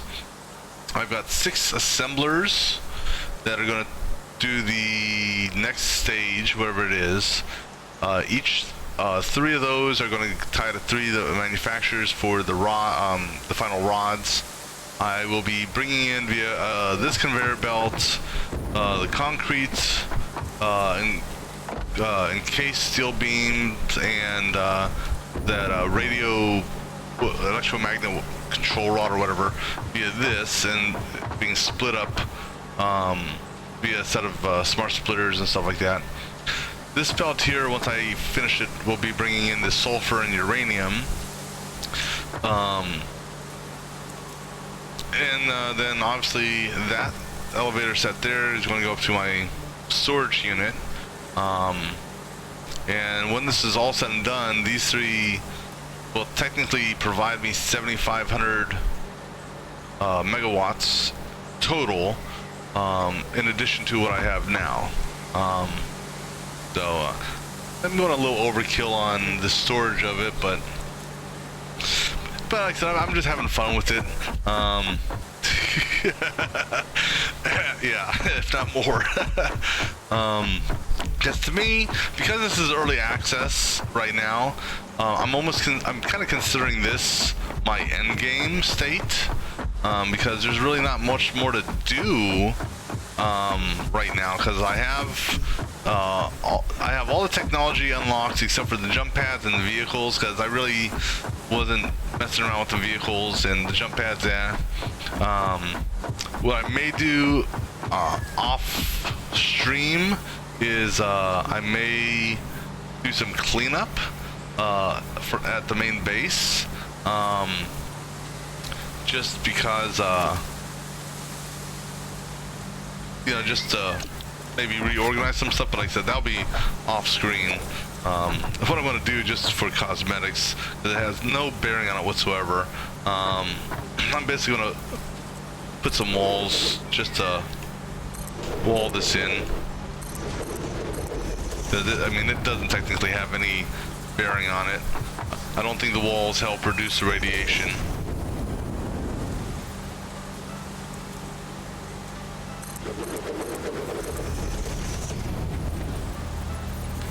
Oops. And I mean, my main base, the processing of my main base for, I'm pretty much, one of my plans is to upgrade all the conveyor belts to those aluminum sheets, because I've got a massive warehouse of aluminum sheets being made. Let's see.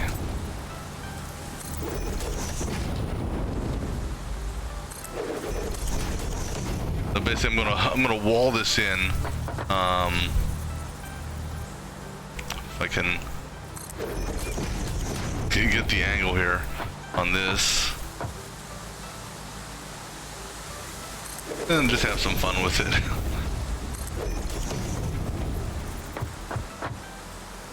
I'm kind of curious to see what they're going to bring out with the next released portion of it.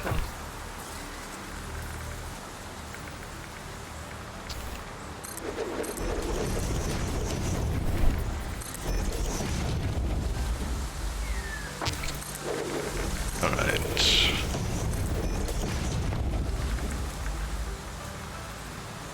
Yeah, that would be nice. Well, I mean, well, what would be hilarious, I think, is if they introduced the way to use nuclear waste. If they gave you, so it's like one thing I kind of dislike. Yeah, I wish they would maybe change it. Is so you can put any solid material. Well, most. Okay, obviously nuclear waste is the exception.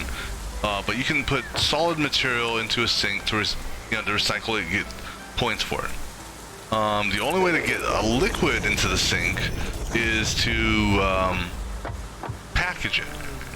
And so that's one issue, or not an issue, but one thing that would be nice if they could improve it is to have something, a way that you could put, feed liquid into a sink. And not necessarily for the nuclear waste. I kind of get that, but more for the sulfuric acid. A smart pipe would also be, well, a smart pipe would be tricky. You're talking about running multiple fluids through a single pipe. I could see how they could possibly do that, but in the same token, it seems like it would be, what's this word, reduced capacity.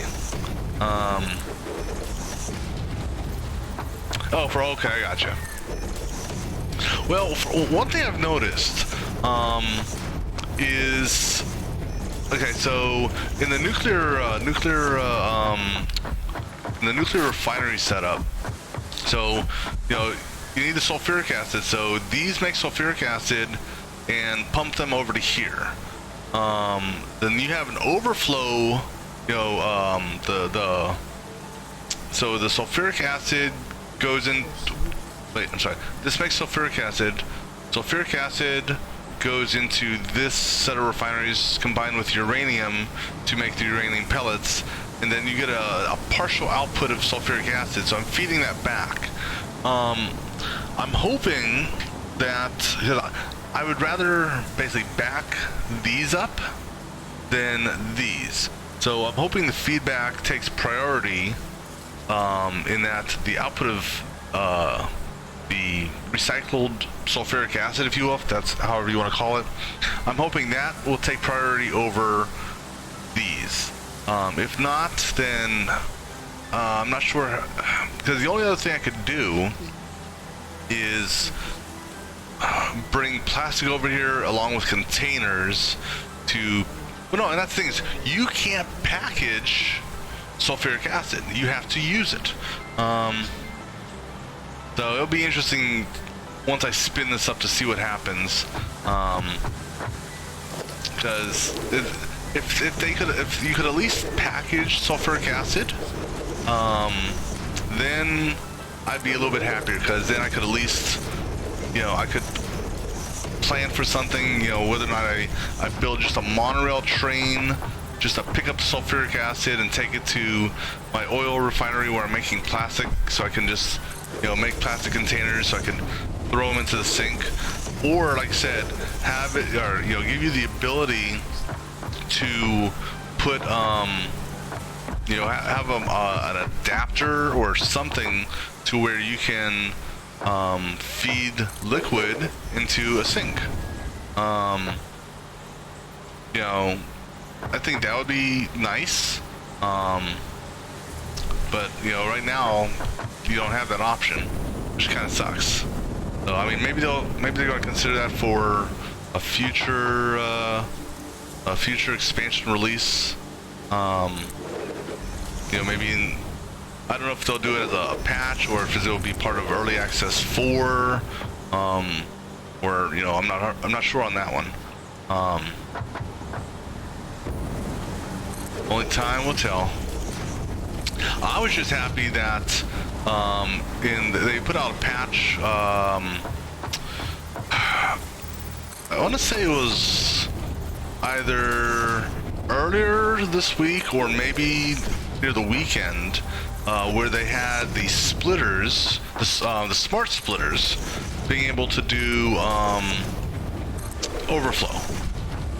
So the overflow is working on smart splitters now, so I'm happy about that.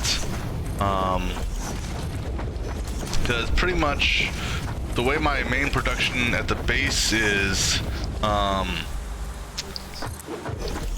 pretty much I'm shooting, I don't know, pretty much anything that in all my production lines, in one sense or another, have a smart splitter on them to do overflow. And so, I mean, I haven't cashed in any of the tickets. I know that right now it's astronomical for me to get tickets. I think I'm at the 4 million point limit now to get tickets, to get a single ticket. I haven't spent any of them because I'm going to save that for post-game to mess around with. Because most of that stuff's really cosmetic. For the corner, the corners and some stuff like that. I was actually thinking about a factory car in a couple places, and what I was thinking about doing is, I've got, I don't know if it's the norm in playing the game, but I rely on a lot of sky bridges.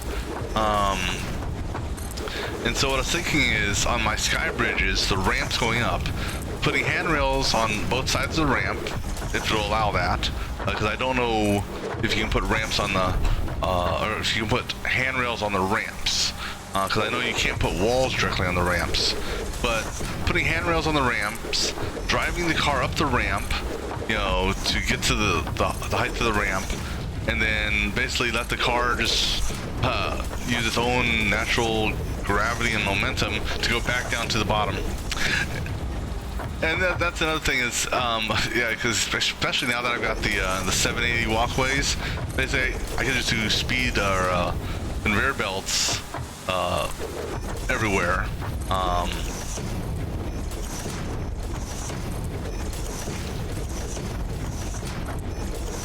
And I mean, that's one thing I'm kind of thankful for, is that they didn't require any power whatsoever on conveyor belts. Because it's actually a lot easier than hypertubes. Well, it is and it isn't, because you technically need to you need to have, you know, walk bi-directional. Or you need to, you have to set up 2 sets, one going each direction. Whereas at least the hypertube, it's a single path to get, you know, from point A to point B, and you can go both directions. All right, I'm gonna need more material, I think. Yeah, because I'm gonna need more material to make the. Basically, what I'm gonna do is I'm gonna put this wall around here, and then I'm gonna put a set of foundation on top of this, literally box it in. I have no idea if it's going to help reduce the spread of radiation. I highly doubt it. That would be cool. A cool thing though, if they could give you that, is, you know, some sort of radioactive protective walls.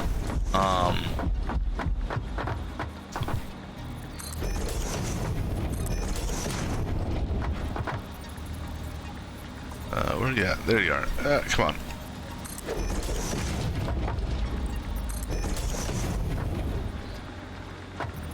Almost got this done. But I went through I mean, you can just imagine the amount of steel that I went through just to make this. $20 or $20, 20 a pop. Kind of sucks though is, well, actually, so I know how I'm going to do that.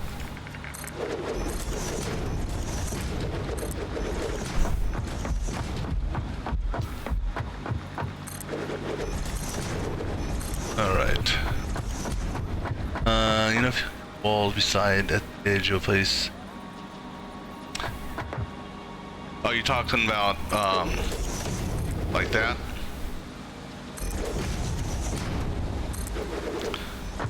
So what I need to do here, oh, okay, I got you, okay, you're talking like that. This one here is a little bit more difficult to do because, I'll just do it the old-fashioned way. Alright, so, go ahead and pick that up. Alright, so, let me just run around and just double check. Make sure I didn't miss any. I think I'm good. Yeah, I haven't bought the. I'll probably break open the sink and look at that. Now, what I may have some gaps over here, and let's just take a look.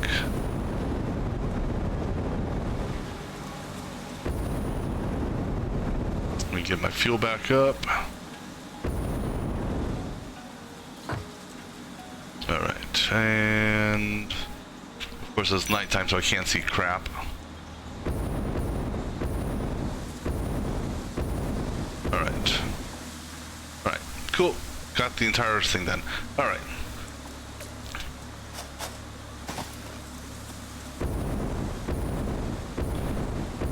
Alright, I'm gonna go back to main base and give me some concrete now so I can build my roof. And then I also want to grab more of that, more of the aluminum sheets so I can now get my sulfur. Actually, wait, I'm gonna come back here and take care of power first, because I'll start priming up the water. Then I'm gonna go tie into the sulfur, because the uranium is gonna be the last thing I tie into.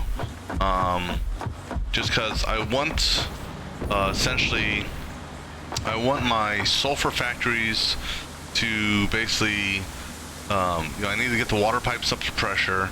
Then I need to get sulfur processing going so that the sulfur pipes will get up to pressure. Then I'll tie into uranium, and after that, well, obviously before that I'm gonna get my belts fed here with the other material I need. But yeah, a factory car could be good here, or like you said, a walkway.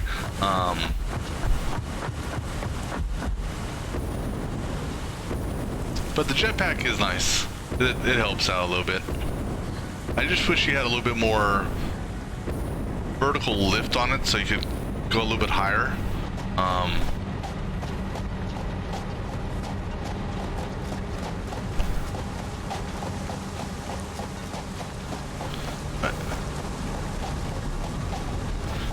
Well, they have mods. Well, I've not looked about mods for this, because I'm just playing, I guess, the vanilla version, as it were, I suppose. So let's see. For that foundation, I shouldn't need that much. I think that should do. I think. Let me see here. I do not recall how much. How big that foundation was. Let me see here. Oops. Yeah, see, that's something that, okay, that's something I really hope they will adjust or tweak, or I don't know. 171, let's grab some more. I hope they change that in the game, where you know, you can either have more body slots to easily swap between, or, I mean, realistically, you should be able to have the Blade Runners, the jetpack, and the hazmat suit on, in my opinion, at the same time. Actually, all these items, even the gas mask. I understand needing to, you know, change for these. Okay, yeah, because you can technically only operate one of these at a time, as it were. But why did I take that off there? Oh, because I got rid of the beacons. So hey, there's an extra inventory slot I can use. But I think all these items that go on the body should be able to go on the body at the same time. Because what sucks is, you know, you're in the poison area, so you got your gas mask on, and then you get jumped by spiders or the flamethrower guys or the chargers or whatnot, and so it's like, you know, I've gotten used to using my jetpack during combat to stay away from these jackasses, and it's like, oh crap, I don't have my jetpack. So next thing I know, I'm getting plowed by the damn ramming thing, and next thing, and then I'm dead. Okay, so I don't need that much power. That's more than enough. Well, see, I was thinking, and you know, it would be, I mean, what I was thinking about doing, that would be super ridiculous, is I was going to have a whole bunch of these, right? And I was going to feed, basically just, let's say, do a store all, and then have a set of smart splitters to split them up. But it's like, yeah, yeah, so my storage area is kind of a mess.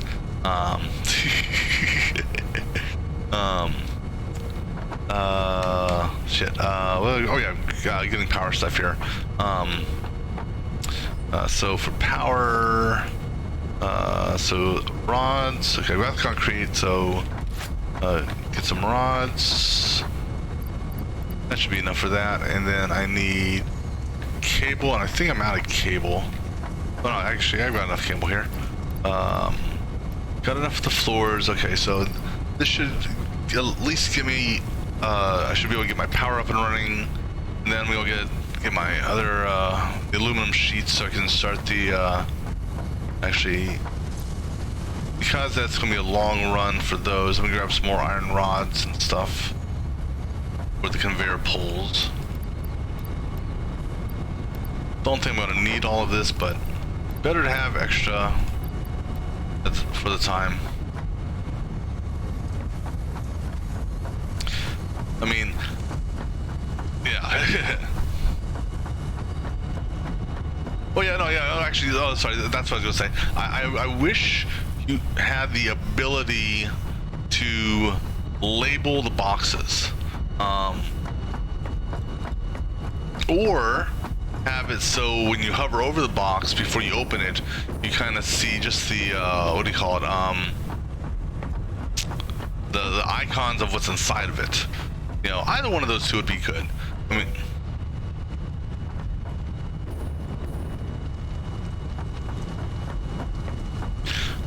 yeah, I kind of wish. Well, there's a couple of things in this game that I think good quality of life improvements. Where's the train at? Going to get hit by the train when I cross the tracks. And I did that just for the hell of it. Decided to make the sky monorail.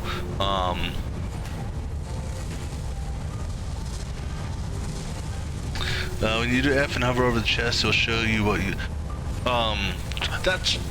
Will it too? No, that's true. That's true. But knowing my luck, I'd accidentally dismantle it. Yeah, because I know, like, you know, if I hover over that, that is true. I mean, you can kind of get it from that aspect. Just taking into consideration that, you know, you get what 2 or 3 iron rods and iron beams for it, for the personal containers.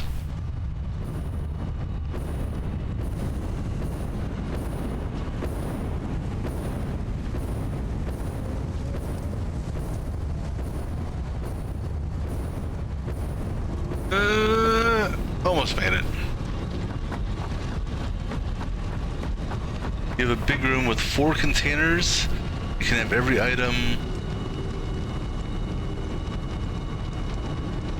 Like 4 double stacks. Oh, 40. Oh, okay. Oh, like 4 containers. How can you store a whole bunch of stuff in that? No, I got you. Yeah, I mean, I may do that. But see, the problem with that though, then, is the amount of space it takes for the 40. So it's a lot of running around versus the convenience of. Well, so the small storage containers are convenient because you can have them close by. The disadvantage is they have a small capacity. Okay, I got what you're saying. Yeah, I can see that. Now, see, the one thing I was hoping for, and I kind of feel I'm not taking advantage of it, I'm sure other people are, but I was kind of disappointed with the programmable splitters. I was hoping those were going to allow you to like do a percentage based or ratio based splitting, you know, to help you, you know, instead of, you know, to allow you more accuracy in splitting, if you will, as opposed to, you know, if I want to split something 5 times, you know, but, you know, it's, fortunately, it didn't, not there. All right, so now the fun part. Let's box this bitch in. The other thing is, I wish there was an easier way of, you know, doing the foundations. Waiting to see how many times I shoot foundations out into the distance, or underneath one another, or on top of one another.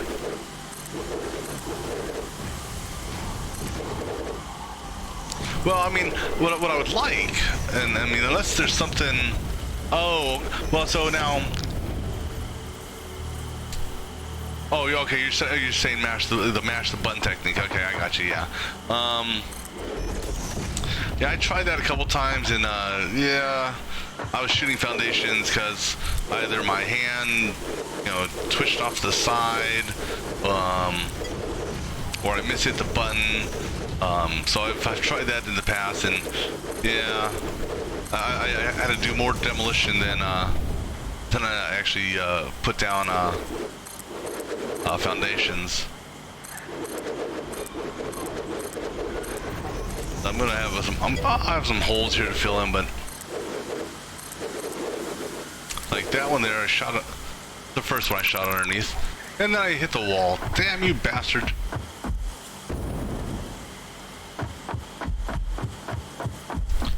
Well, see, my big thing is, so if I look down, for example, it's stacking the foundation, you know, on what I'm running on. Because if I mash the button here, you know, if I hit it too soon, then I'm gonna, well, no, because actually it gives me the player in the way here, so I can give that another shot. But first I gotta fix this. Right. See here. So do that first. That actually does seem... Well, now the question is... Here... Oh, I want to double check something now. No, actually, okay, so that did work a little bit. Okay. I've never really had luck with that.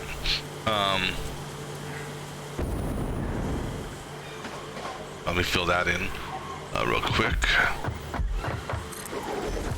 All right. So you say you run on the edge? Okay.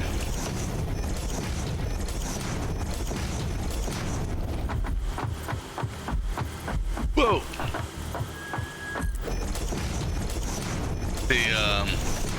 Yeah, I was doing the initial build sideways on the whatchamacallits. That was fun, especially trying to get the interconnections between them.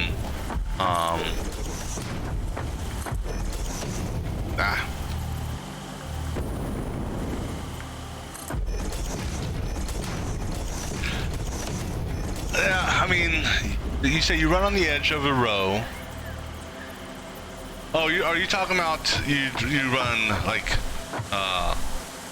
this and slam the button?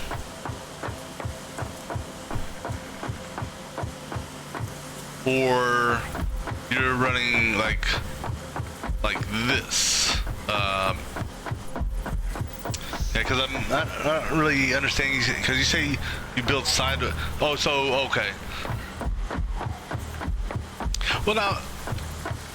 Oh, actually, you know what else I could do? No, I'm not going to do that, because knowing my luck, I'll run off the edge. Oh, so basically you just build, like, right here. You run down this section here. Like that? Oh, okay, I got you.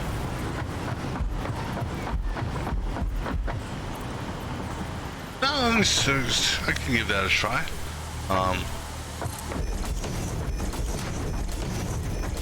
Actually, yeah, that does actually, whoops.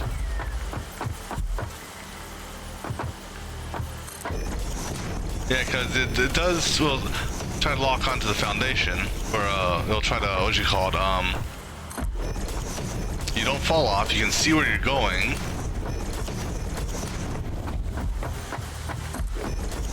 Well, shit, yeah, this would have saved me a ton of time.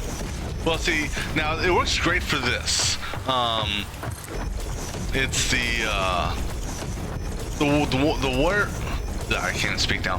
Where I would be literally about doing that, this is just me, and I'll let the autosave. One is when it's about to autosave, but when I'm doing my sky bridges, and because if I misclick, I could be flying off the edge. So I would be literally about doing it up there. Well, now, one thing I do, though, is when I'm building the sky bridges now, I definitely have my jetpack on.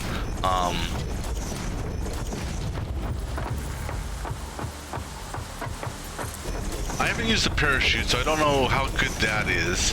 But to me, the jetpack is great, because technically you don't need to, all you need is a couple little bursts right before you hit the ground, and you're good. Oh, you haven't unlocked that one yet? Yeah, the jetpack is definitely come in handy. The other thing I kind of wish is, like, when you're doing I got what you're saying. You're talking about an early game, if you will. It's building those ramps to go up.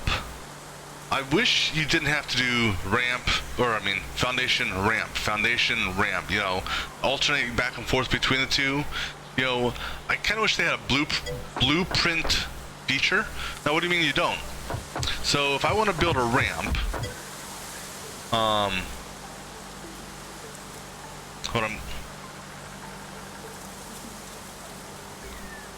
do you mean if you unlock it?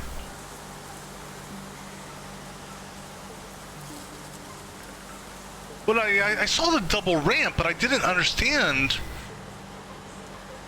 because the double ramp is basically what it looked like to me. And let me open this up here real quick, just to double ramp. It basically, when I look at the double ramp, where the hell did the double ramp go?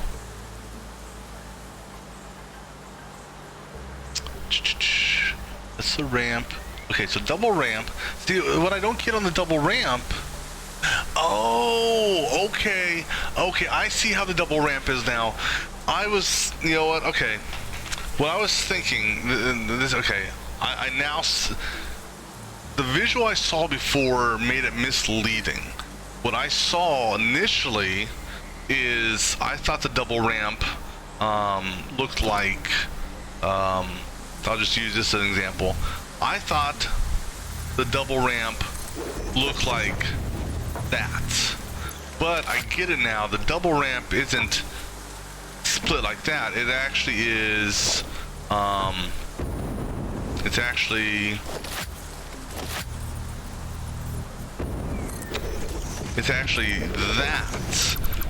that's the double ramp. It's so basically that portion there and that portion there. No, because the graphics, the graphic that I saw in the store, I misinterpreted it in thinking that it was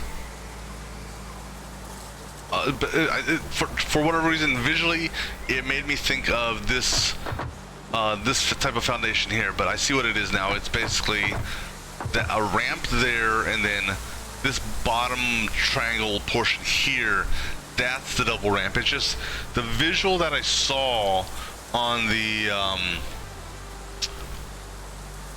made me think otherwise. I got it. Well, the good news is I'm pretty much done with having to build need to build double ramps for the time being. But I mean, I will be unlocking the sync here, or cashing in all my tickets here shortly. So now, time to get the power tied in to get everything primed.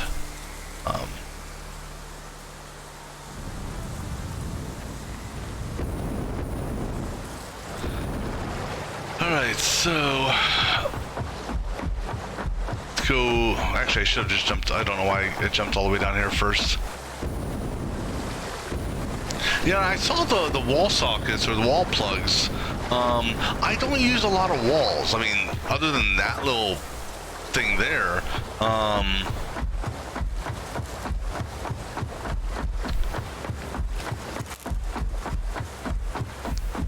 But now, and I say that now, but when I go to possibly revamp my base and kind of clean it up, I may do that. I saw somebody's video a while back where they were using, let me see, I think is it in the foundation list? I mean, they were using the frame foundation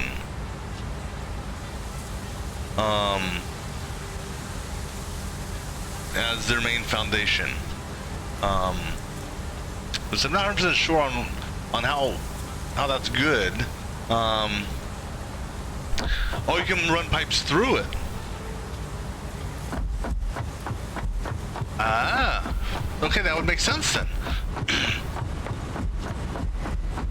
Now, one thing I wish they would have is, so for the fuel extractors, unless I'm missing something, I wish you could get those to you know, do a snap, you know, align with one another.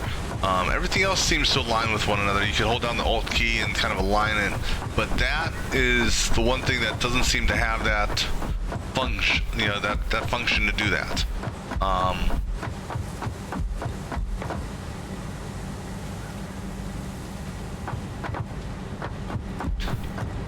Alright, so we're gonna go ahead and actually go ahead and upgrade that.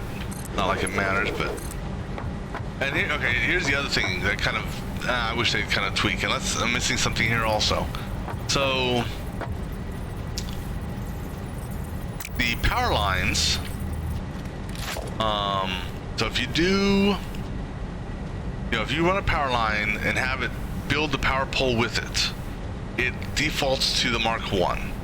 as opposed to, I don't know if there's a way that you can specify that I wanted to use Mark II poles when I run power lines, you know. So if I connect a power line to that, you know, I can't specify type of power pole that it's going to put down.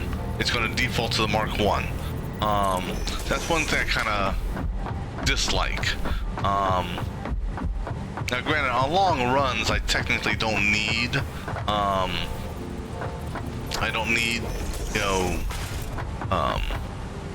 a lot of junctions on these. It's just, I prefer just to have this. I could, actually, why am I doing that? I was going to tie off to that.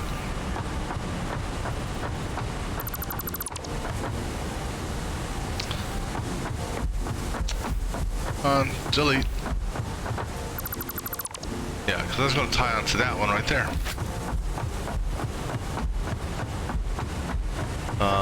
So that, where's that going? Oh yeah, that's going to the oil refinery. So tie this into that. Go ahead and upgrade that just because. All right. Now run a handful of these down here. Yeah, so I mean, that'd be another nice quality of life issue. That, you know, let's say you could do a, I don't know, a mouse wheel, you know, rotate the mouse, or I guess, I don't know, hit a button to cycle through different options. Yeah, so V doesn't, well, actually, okay, let me try that. So, yeah, so nothing changes it. That brings up that. That's X.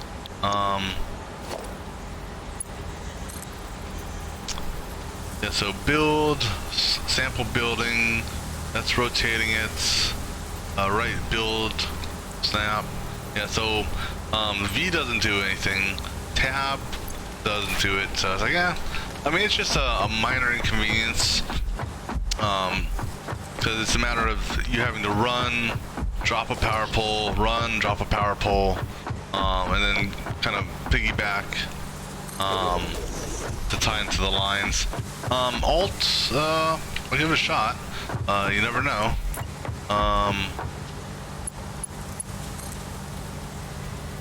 No, Alt's just no effect there.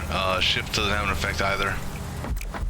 Then I mean, it's a minor inconvenience because you have to do some backtracking, but yeah. Granted, I know I can run these a little bit longer, but yeah, I've got the cable, so. All right, so now the fun part, getting all these interconnected.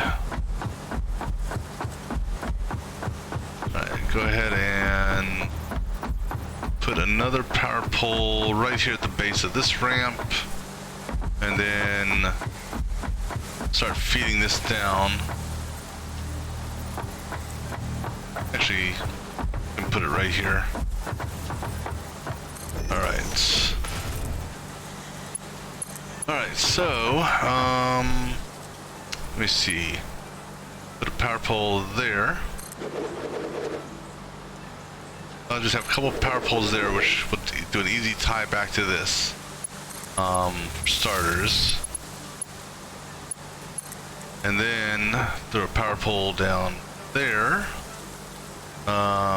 This is gonna be the fun part.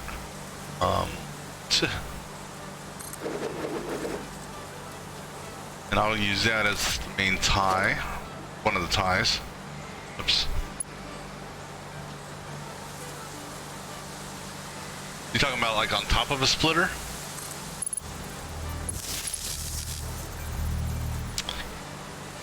Can you... I never even tried. Can you actually put a power pole on a splitter? No. Well, now, you know, granted, well, there's ways of cheesing it, but, alright, let me go ahead down here now. Okay, so I need to get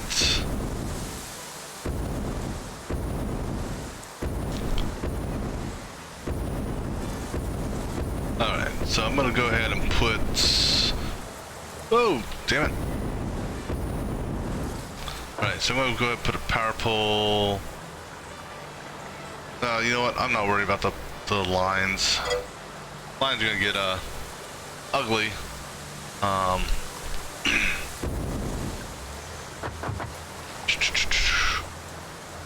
Right, so this will be the power feed for the water, for that water section. And then, I do a lot of daisy chaining with the power lines, but then I also try to like group things into like one power line, and like bring them to a daisy chain, if you will. I'm just want to make sure I get at least the main connectors set up. Oh, I got you. Yes, I think you should be able to daisy chain these three devices into one, and then just feed off of them. Now, what I do appreciate, something that I learned, is monorail stations. Those things, you know, because the monorail itself is being fed power via the monorail, the actual line, you can tap off of that, so that helps out. I did appreciate that, because I built out some far stations, and it's like, damn, I'm gonna have to run power lines all the way out there. And then I did a test before I actually started, and it's like, okay, this, I can work with this. You go into that, and we're going to tie pumps into this as well. All right, so that's this area down here, and then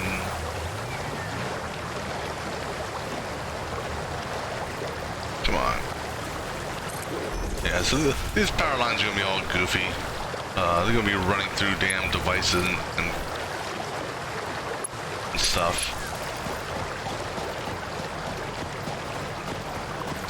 But what I don't want it to do just yet is I don't want it to hit the nuclear power plant, because I want to say if I tie my main power grid into the nuclear power plant before it spins up, it may actually break or kill the grid.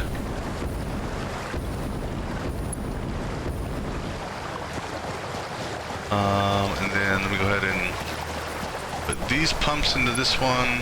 Oops, no, don't shoot it. I'll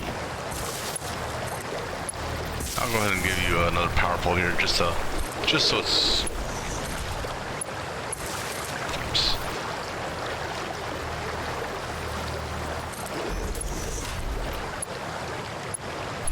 All right, and then, whoops, bring you up to center line here. Yes, 100% agree. I mean, it's better than the rebar gun, but having zoom would definitely be nice.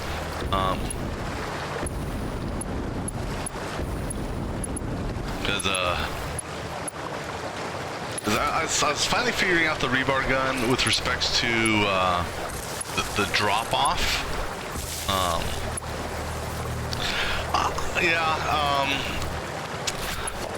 I decided better to have it, not need it, than need it, not have it. Because I actually changed something in the patch. One of the recent patches, I think the patch that came with overclock.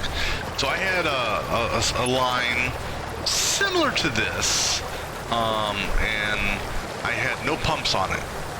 And it actually worked. It was a triple extractor feeding a single line up and getting split between my coal power.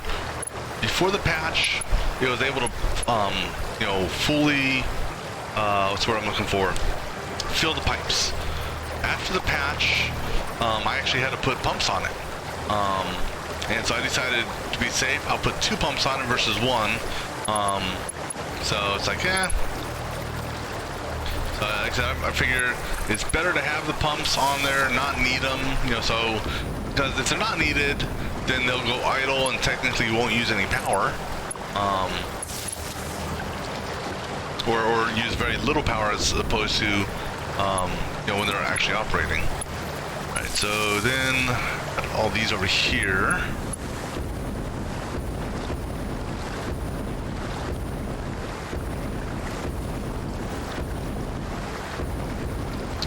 Alright,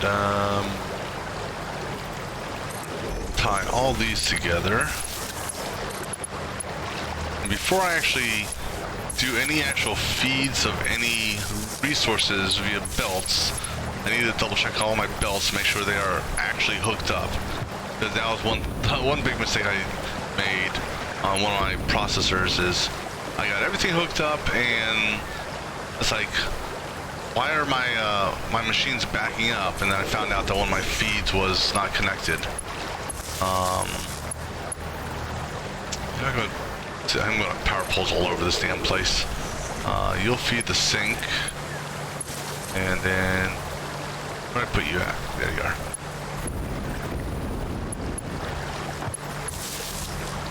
And then let me see your main power. So I'm gonna touch or tap into that last. I got about the power down here, or the pumps down here. I gotta tie into. Gotta tie into these. Well.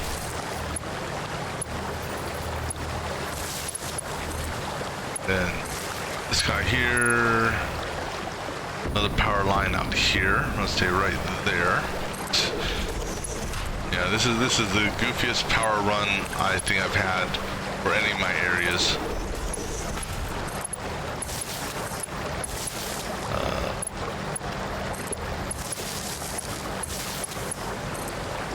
Okay, so I think that's all of those.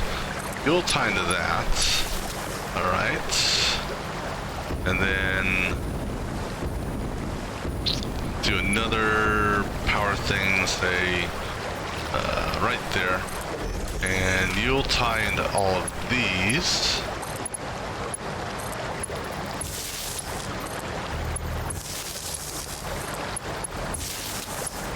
Right, and then you'll tie into, you can tie,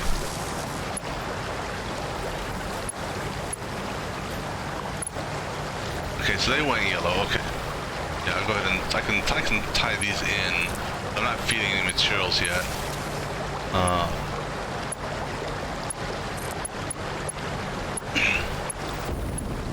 And then I still have the manufacturers I gotta tie in. Tie you to that. And I think I'm gonna tie you over.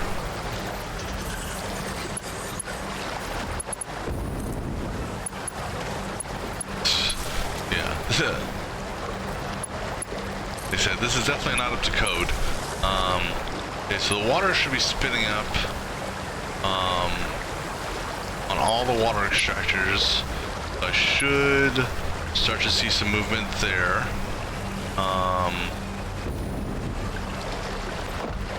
Go ahead and bring you, tie you into the main. Alright, so the sink should be operational now. That's cool, I never noticed that lower before. Right. Alright, so last things I gotta hook up the power are these here. Should be easy. Said you're gonna run through it, I don't care. I will tie this into that one, and then okay, I'm not gonna, I'll run.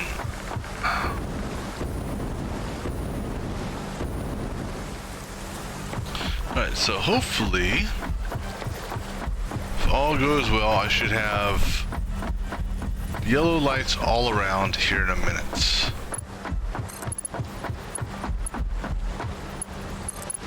Alright.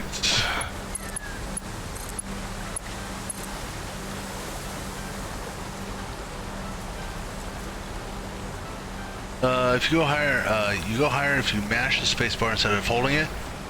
Really?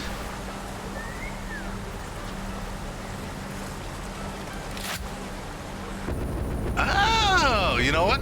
I never even knew that. I will definitely keep that in mind for in the future. Thank you.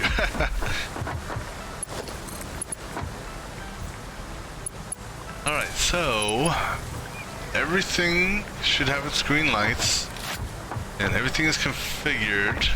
I'm not doing any overclocking up here, so just make sure all the machines are configured. Double check all the belts or conveyors, make sure they're good. 3, 3, and 3.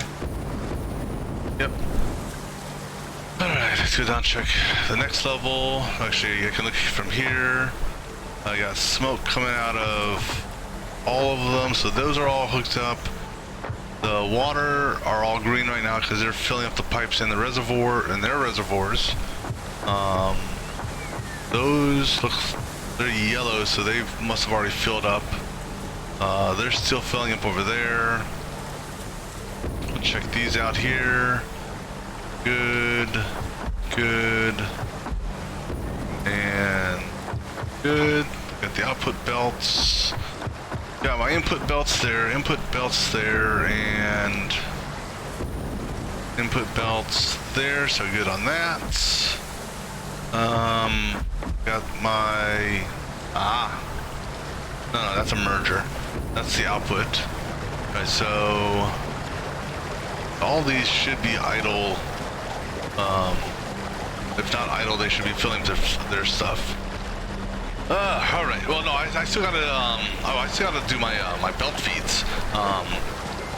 So that was just getting this part, here done. Now I've got to tie the sulfur in, and tie the other resources in from the main base, so, almost there though.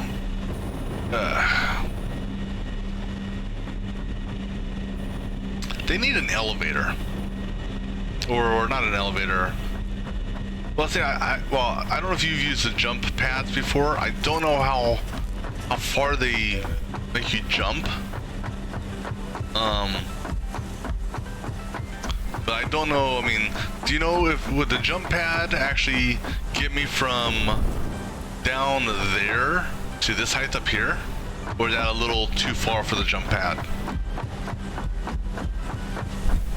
Oh, okay, I gotcha. Alright, so I'm gonna, let's see, I'm probably gonna have to get some more material, but I'll start the run on this backwards to the whatchamacallit. Here's the other thing I kind of wish.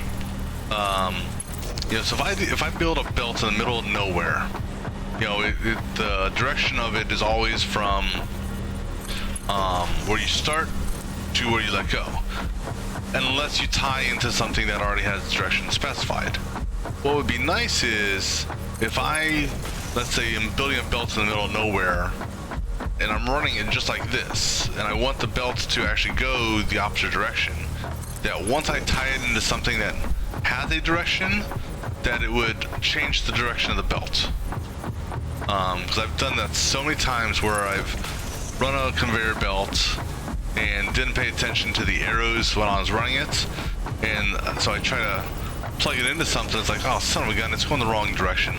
I have to delete the entire belt and redo it.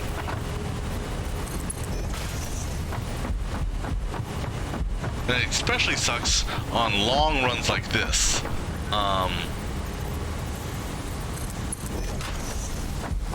So what I've started doing is, you know, when I'm, you know, just trying to figure out an initial layout of how I want belts to be run, and if I'm going to, especially when I'm using conveyor lifts, because initially conveyor lift, if you don't have anything tied to it, the bottom of the lift will be the inputs and the top will be the outputs initially, unless you're tied into a conveyor belt or a splitter that sets the direction. So what I've started doing is I've started putting like 2 conveyor poles, like, you know, a few spaces apart, put down a single little conveyor belt, so that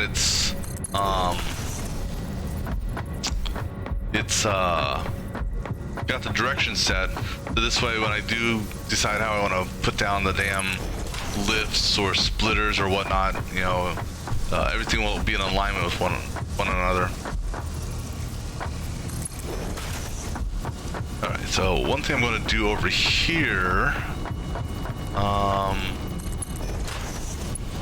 is I need to change this. So I'm going to do it right about here, I think. Is I need to put a merger here. That's going to go that way. And watch behind me so I don't fall off. Nope. So this is going to be a merger. And I'm going to go ahead and I can redirect this.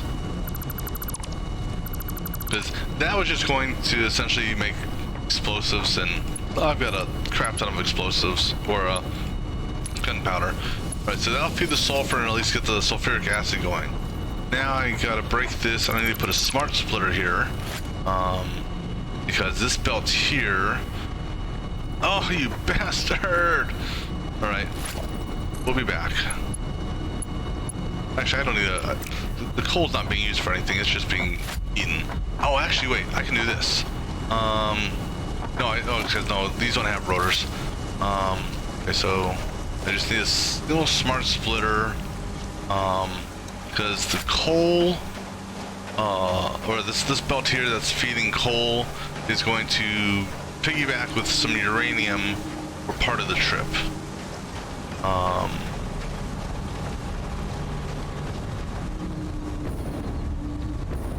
right. So I'll just grab that and grab that, and I'll just take a full stack. I'm trying to think. I've laid down the foundation already, but I'm gonna go ahead and grab some extra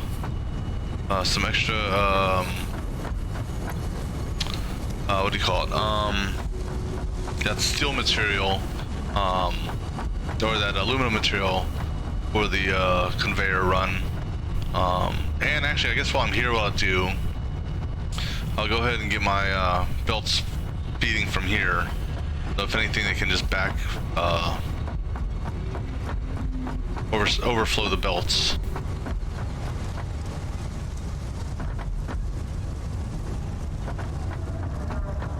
Because what I was going to do originally I was just going to feed the belts, you know, but I don't want to overflow the belts too much, because I don't want to necessarily send a whole bunch of stuff to a sink,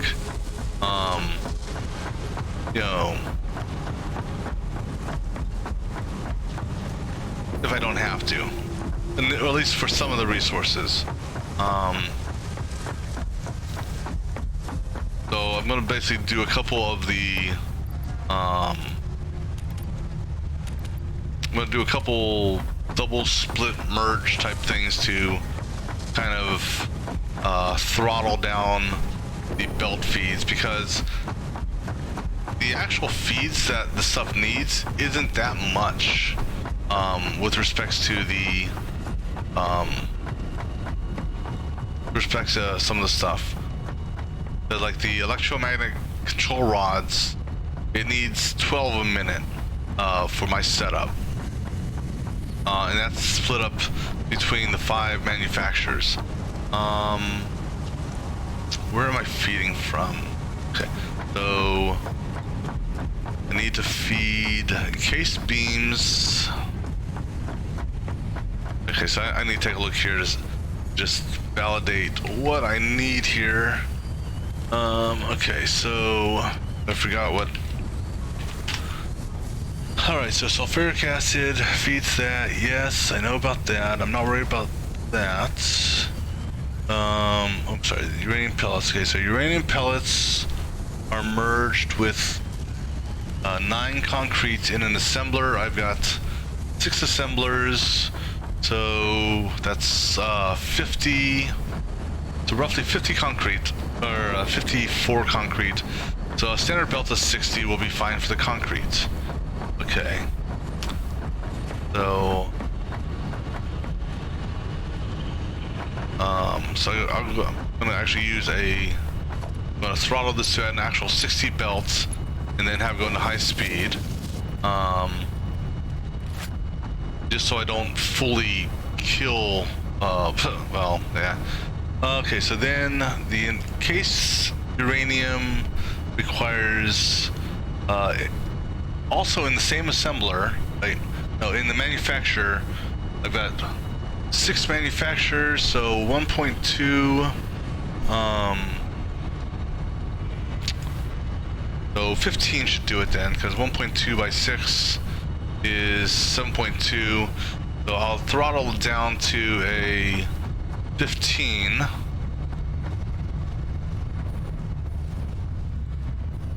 And same thing with the control rods. It requires 2 a minute at 6, which is 12. So again, I'll throttle that down to 15. So I'm going to break this off of here now because I don't need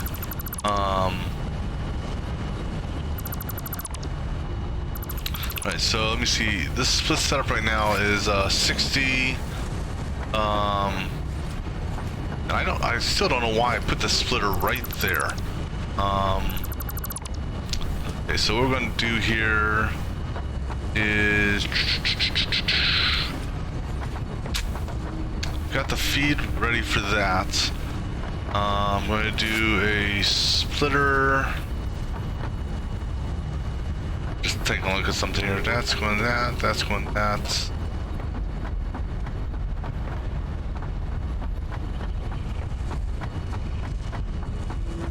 All right, so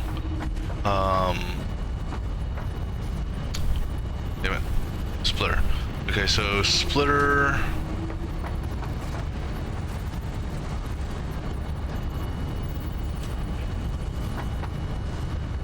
Think here.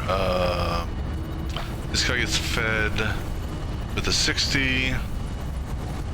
Then you are gonna move belt. That was not the belt. You're gonna move for a minute. Alright, so that's gonna do a 60 split, and then I'm going to do another split here.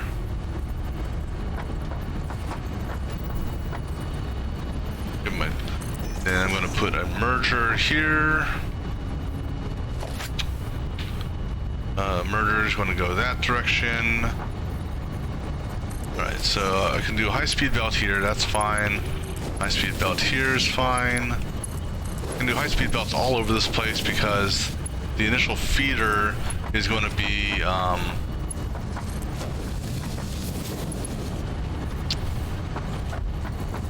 the initial feeder is going to be a 60. So that should do 60 in. Hold on, wait. That's the wrong belt. You're supposed to feed this. How did it let me do that? That was weird. Okay, so it's gonna be 60 into this, 30's going that way, back that way, 30's going this way, 15 that way, 15 that way. Okay, so I can go ahead and peel this belt a little bit, and then go ahead and bring you back in at a shorter run. And since you are going to be fed a slow rate to begin with, alright, now go ahead and take my 60 belt from you to that, okay? Now all this is going to get backed up, so, because I haven't connected my main belt on the first, or on the second floor here, so we're going to have a slight little backup for the merger.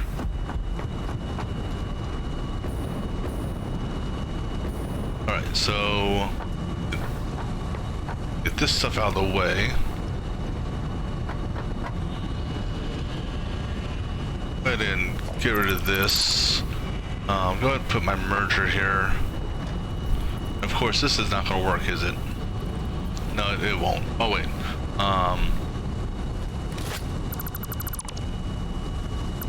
Let me do this. But I'll do an inline set of merging. So go ahead and give me my merger right there. Okay, high speed belt to you. So I'm going to do an inline merger down here. Excuse me. So there, and then I'm gonna put a. How far? Okay. I'm gonna put a merger here.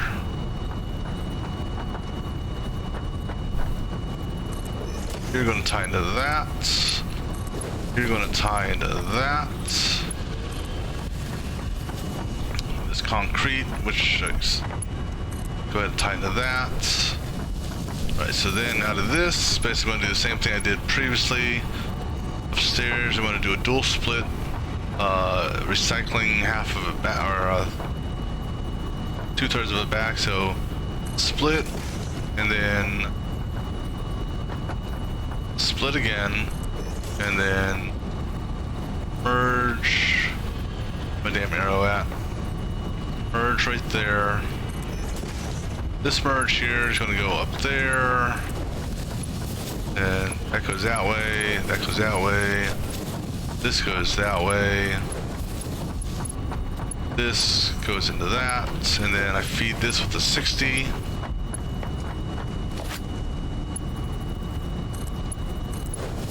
Alright, so that'll get these going.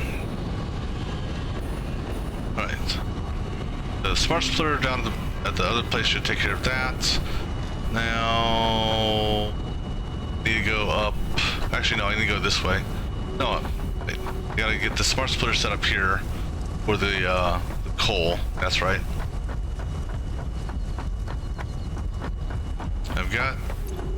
Should have everything I need for power. I want to get up there.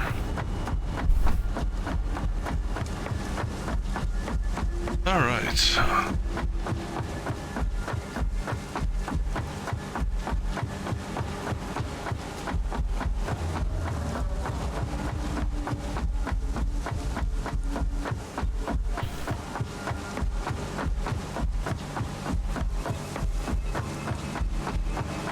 And then we have to make the long trip up there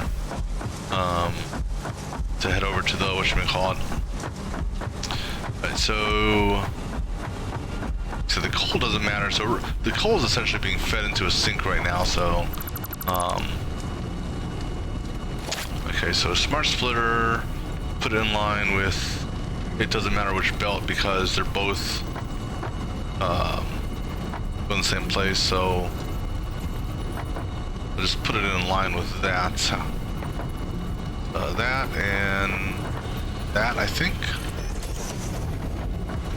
I don't know. That's fine. Alright. So this is going to go. Center is going to be coal. And then right will be uranium.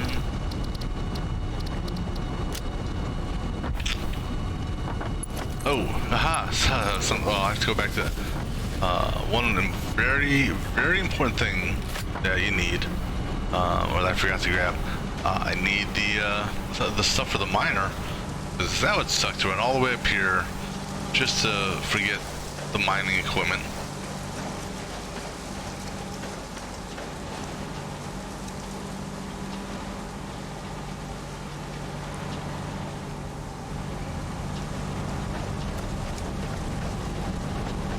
And jump.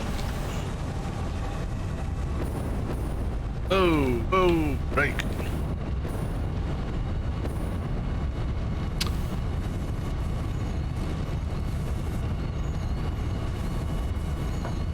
No, I mean, all my material, I mean, I'm not talking about the portable miners.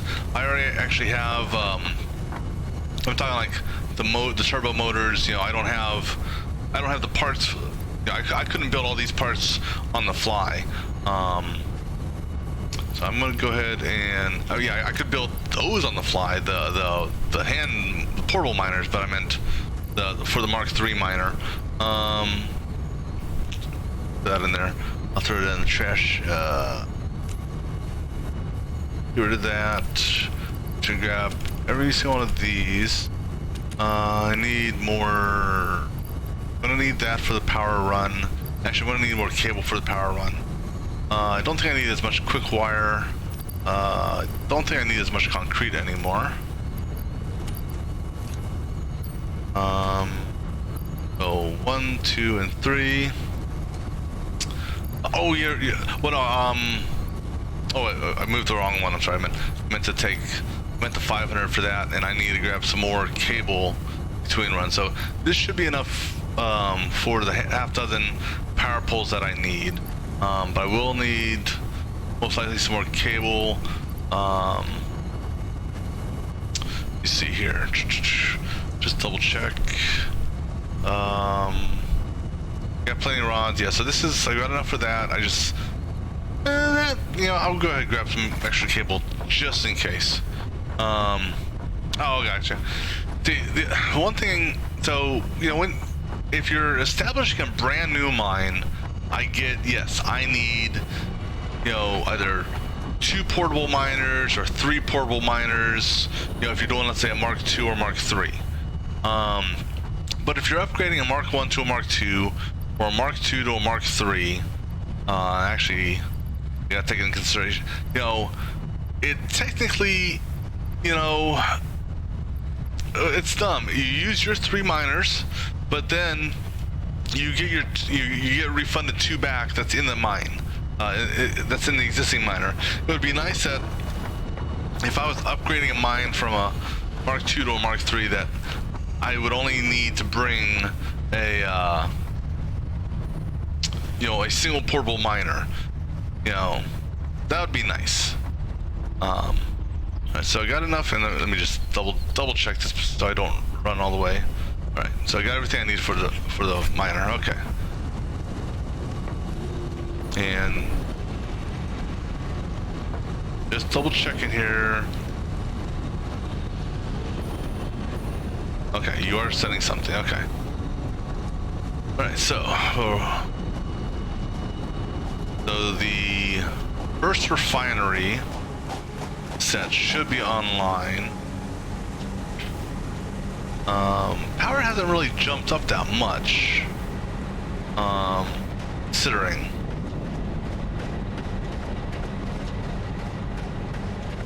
But I do know it's operational.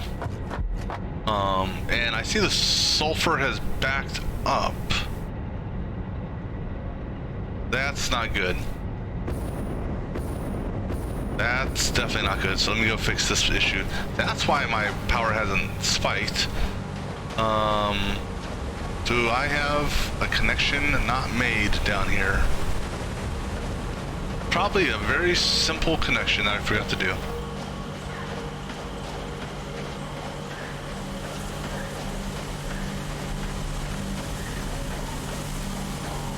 Okay, so I see. Okay, so it went all the way down. Oh, okay, so no, I've got sulfuric acid. I forgot to hook up this one little cable or pipe right here, or pipe. How did I miss that? Of all the things I missed that. Okay, that's... Alright, well, since I'm down here, let me just do a quick check here.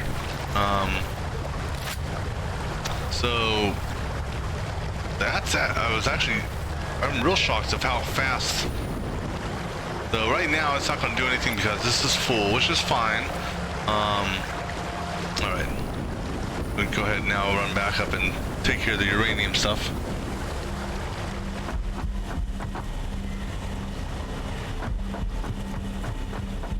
Alrighty. Yeah, because that would have sucked to have tapped into the uranium and just find out that it got stuck on the belt because the belt wasn't moving.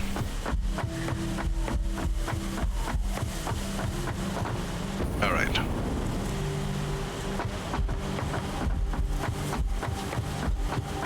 Now, on the hot side, I think I should have grab some extra gas while I was there. Okay, well I should be good. This is gonna be a long run, so I'm gonna go ahead and put that on for the time being.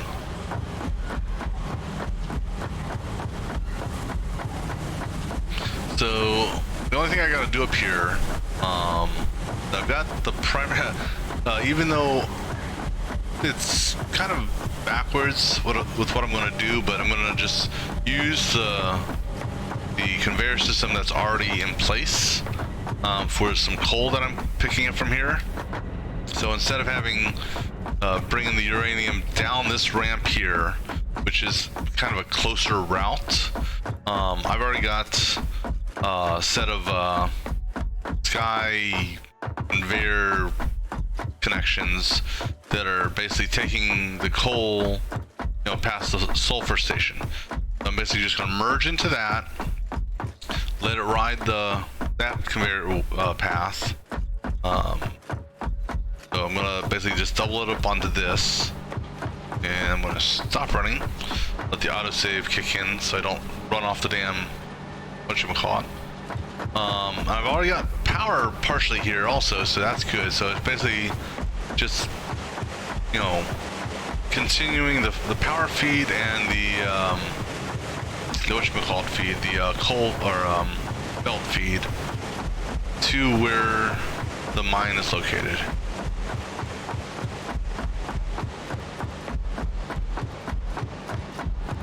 And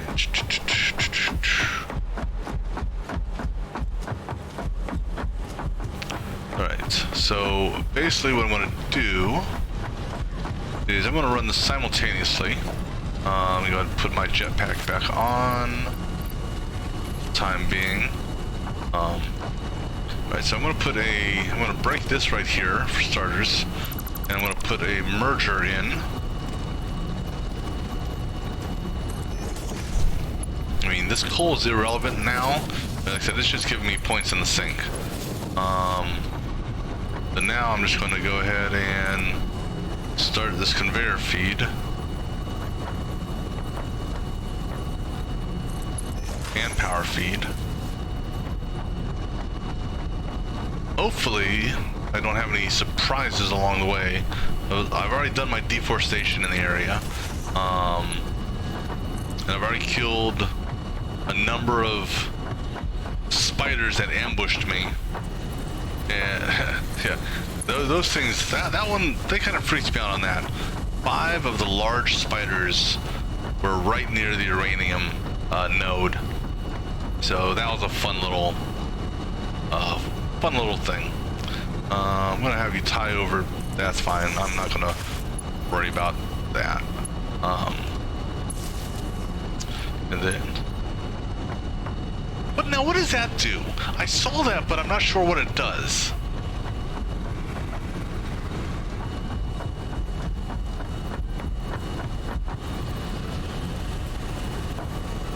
Oh, that's kind of cool. Well, okay, wait. Cats in like meow cats, like house cats, or like lion and tiger type cats? Oh, okay. Hey, I mean, I can do that. I can do that while right here, right here now. Is under what, user interface? No. Where's it at? Oh, right there.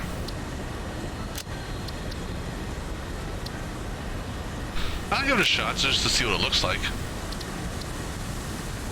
Cause, I mean, I'm not afraid of spiders in any capacity. It was just the fact that there were 5 of them that jumped me.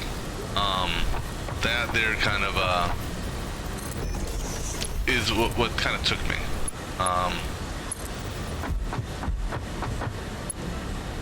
And so now maybe you know this. I know that in the Sync store you have the corners. The corner pieces. Can you build off those corner pieces diagonally, or is it? Because I mean,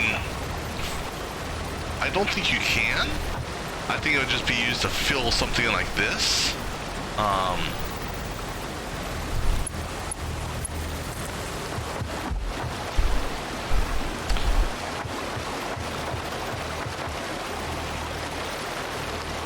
They have something in there for, let me see. What is it?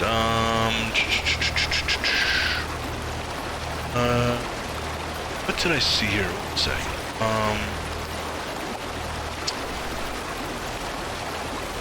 It was, let's see, Awesome Shop. They've got the, under the foundation,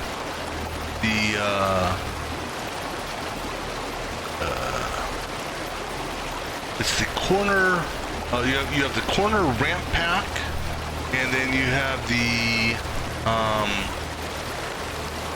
but I thought they had just a corner. You have inverted corners, the corner ramp, but I thought they had, just a corner that you could actually fill stuff in. Not a big deal, but it would be nice if you could build, build a clean diagonal, you know.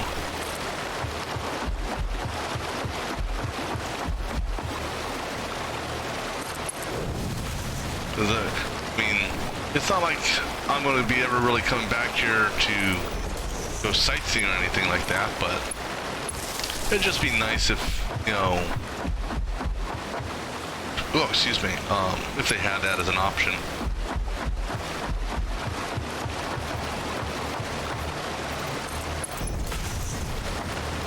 And I'm just gonna put these at the same interval, roughly, just because.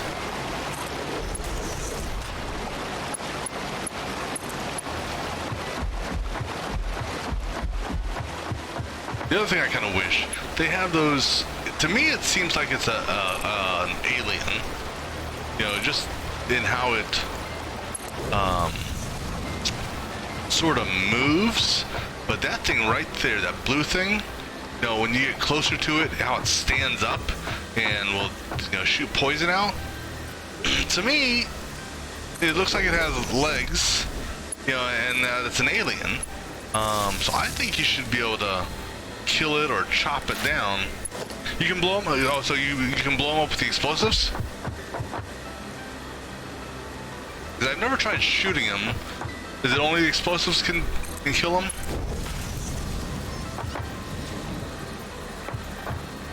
Actually, well, I'm just curious. Okay, have you ever tried shooting them?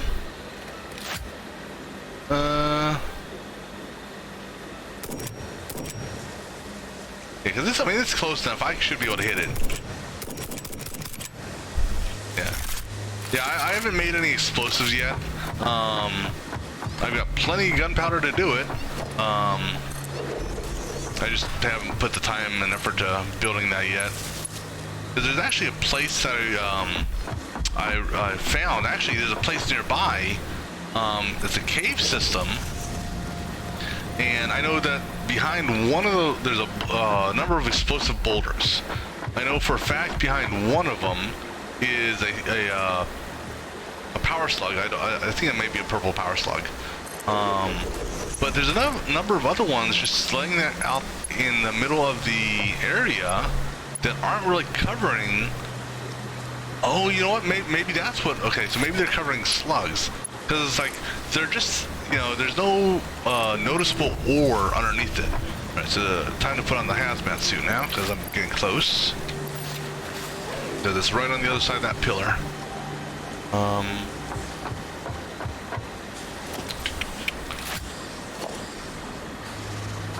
Yeah, so this area here is where all the damn slugs were, or slugs, all the damn spiders were.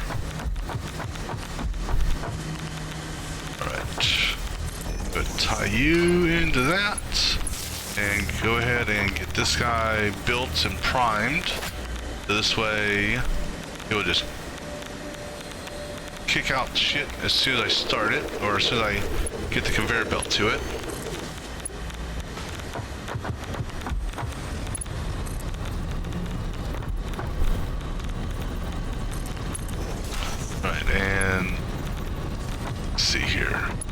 I'm gonna just do this. That looks about level. Good enough for government work. And sure. Alright, so this should be fun. Okay. Let's go for a ride.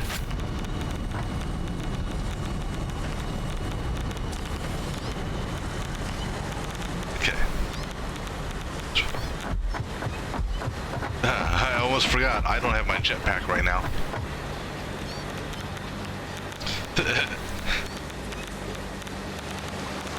Did you? No, I got a few minutes. You actually heard cats? Let's see, the thing that sucks is I don't want to take off. Actually, oddly enough. Now that's interesting. Interesting. I'm just noticing, and maybe it's because of how fast it's moving. But I'm really not picking up any radiation.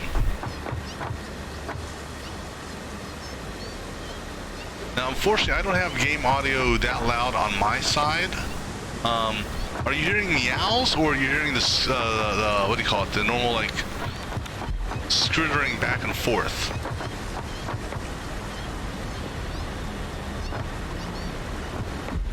I think I'm hearing something. Oh wait, that's the mine. Okay. I can go ahead and put my jump suit on real quick, and just in case, I'm gonna go ahead and top off my health. Well, actually, I can do this too. Yeah. Oh no, there's an enemy over there. And I got hit on that wall. Oh, it's up there. That's right. There's something up top there.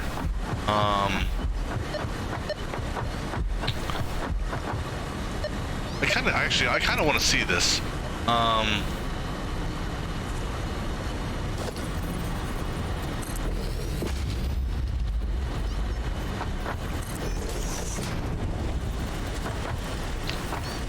Yes, I know. Let me get up. Take a little bit of radiation damage here.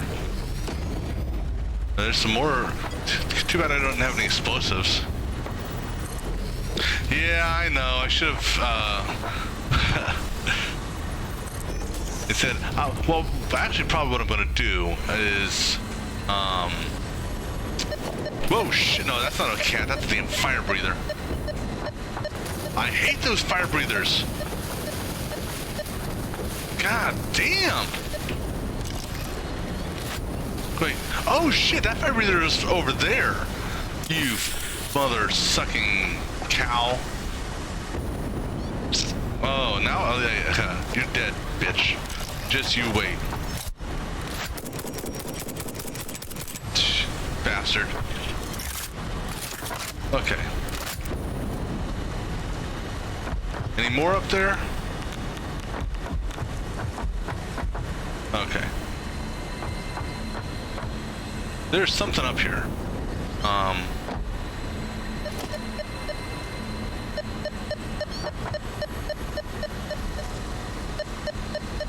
Hell, it may be under the rock. I hear it. Oh. The problem is I don't know if that's what the hell? Really? That's what they did to it?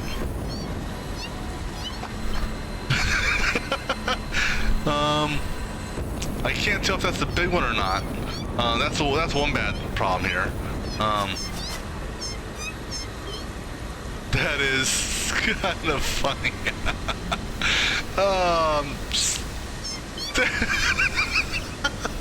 I mean, if they would have just, you know,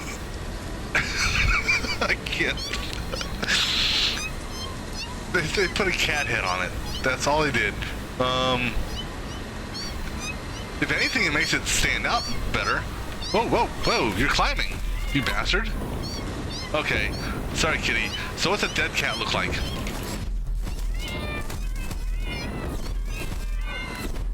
Okay, so a dead cat looks just like a cat. That's funny. That's so funny. Okay. Alright, let me get over here.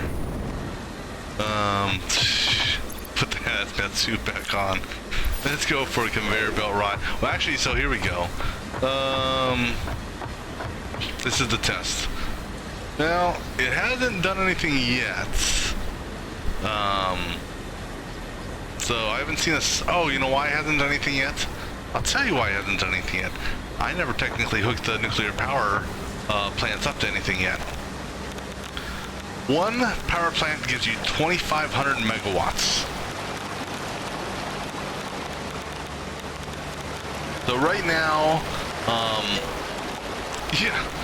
So that's why it's kind of more of a current end game goal, if you will, for me, for early access until they release something more. So I've got 24 coal plants up and running. I've got 21 oil refineries up and running. So that there's what's giving me the 6970 or whatever 6950 or whatever I'm currently running. All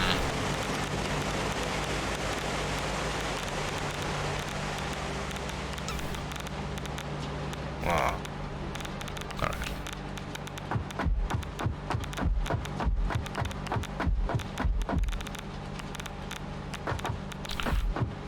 Alright, hopefully, and the good thing is everything other than nuclear waste is something that is, can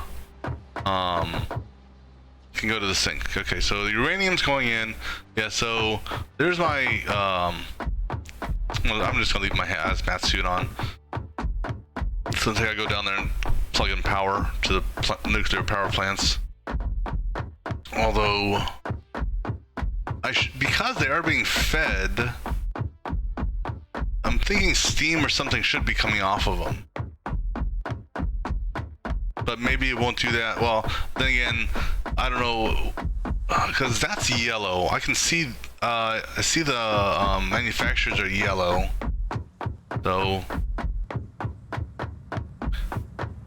well, that's the thing is, yeah, I mean, because you can kind of see the manufacturers. So, they're probably waiting on material to build the fuel rods.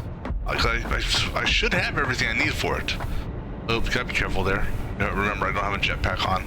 Yeah, so right now my power, that's half my power base. I got no, I'm sorry, I'm running 48 coal power plants. I got 12 there and then 36 going down this way. So that's providing half the power base, if you will. And then for oil, I've got 21 oil, or fuel generators running, I should say. Right. Obviously I don't have my jetpack on right now. Wait a second. Oh, hold up. No, okay, I saw him. Okay, I just wasn't sure if I saw what I needed. Okay, so that's actually my exit right there. So where's my ramp? There's the ramp. Oh, this one right here. Yeah.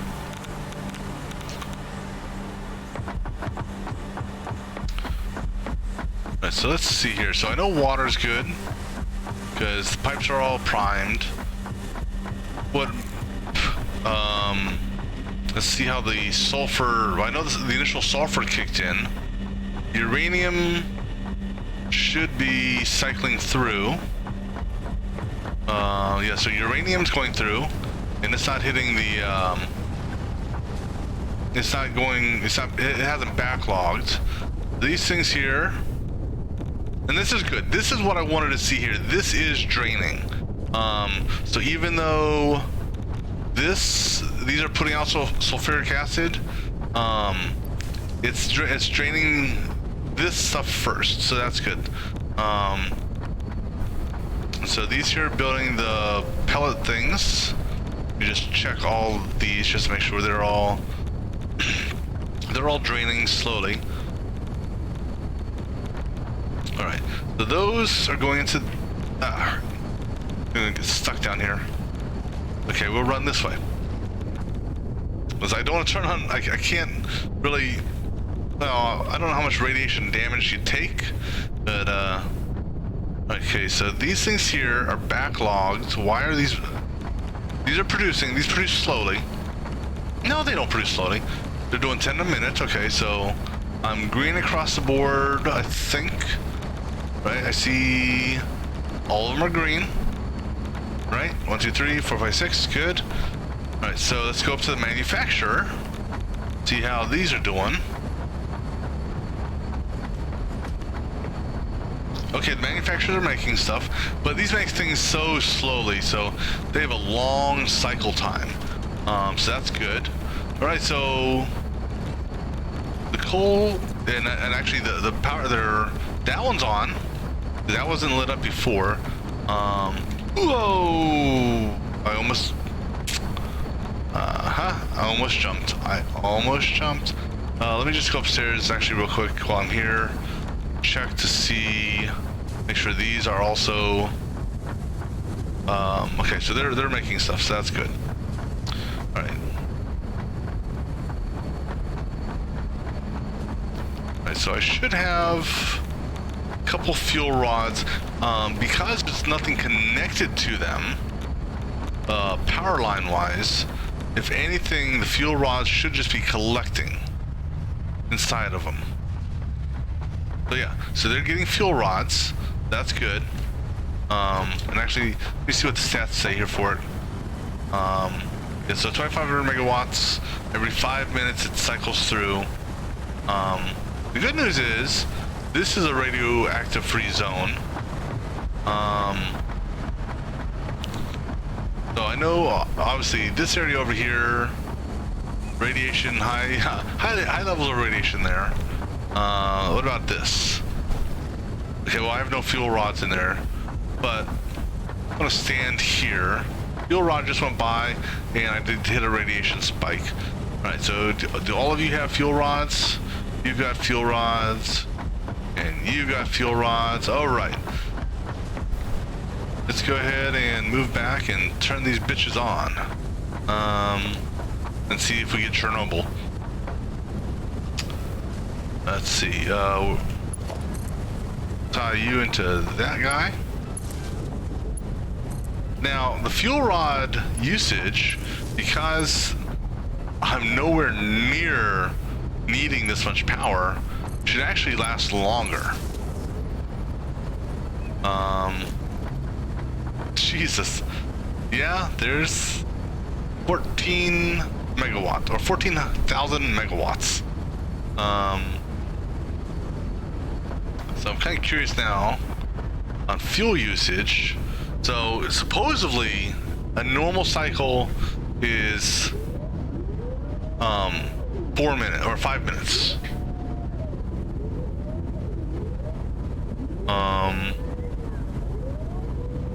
So I don't know if this is truly gonna be 5 minutes, or this may be longer, or this may last longer, just for the simple fact that my power grid, I'm running at 36% on my power grid. That's hilarious. Technically you can overclock this, however, you can't. I don't know how long it'll maintain it, because if you overclock it, obviously everything goes up, to include the amount of water you need, which is 300 a minute. And you don't have water pipes that can handle anything more than that.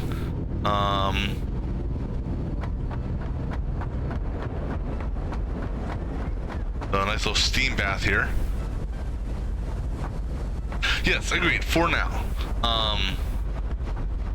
So that there, so I'm running 2 pumps here, and previously when I had something in a similar configuration, it basically all of my pumps said, "Oh, your head lift is too high." Now it's actually at the proper rate. If you, well, at least that is. Now this one here may say something different, but it's actually even that. Displays how much higher up. Oh, okay, I get what that. Okay, I understand what that indicator is. That's okay. I finally figured out the head lift what it's referring to. So essentially, this is pushing fluid up. So essentially, from that point to that point is 2.3 meters. I get what that's saying now. So from here to who knows how far, so it's pushing up 6.1 meters up. And then this here is pushing probably another 3 meters, you know, so that's pushing to there roughly, and then that's pushing up. Okay, I understand it now. All right, so basically I want to see, so we're pretty much in a good production state. I mean, this here, I mean, this will be good until I run out of either concrete, which won't happen, the industrial beams, which shouldn't happen because technically they only need 7.2, I believe, and I'm feeding them 15. So if anything, it'll back the belts up.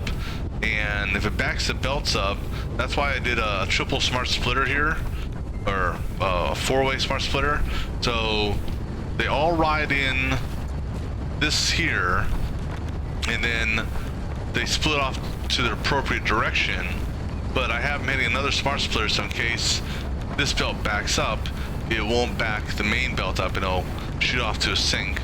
Which, take a look here, sink wise, I'm at 312 coupons. Oh, this is actually perfect. How many points do I need for my next set? 5.4 million coupons. Oh, that's funny. Alright, so I'm going to go upstairs. Because I've got much time. Yeah, this is definitely going to be more than 5 minutes. At 35%, that's going to change. Shit, that could be actually a good 7 or 8 minutes. Oops, wrong way. Which just allows me to make more fuel rods. Because the good thing is, in this configuration that I have, if you were actually running at 100, oh hey, there's trash. So wait, you dumped out trash before the cycle was over. That dumped trash out. Interesting. So I guess it's still going to put trash out on a regular basis, even if the cycle's not done. So it says it puts out the trash. You know, it's 25. Where is it at? Yeah, where'd it go?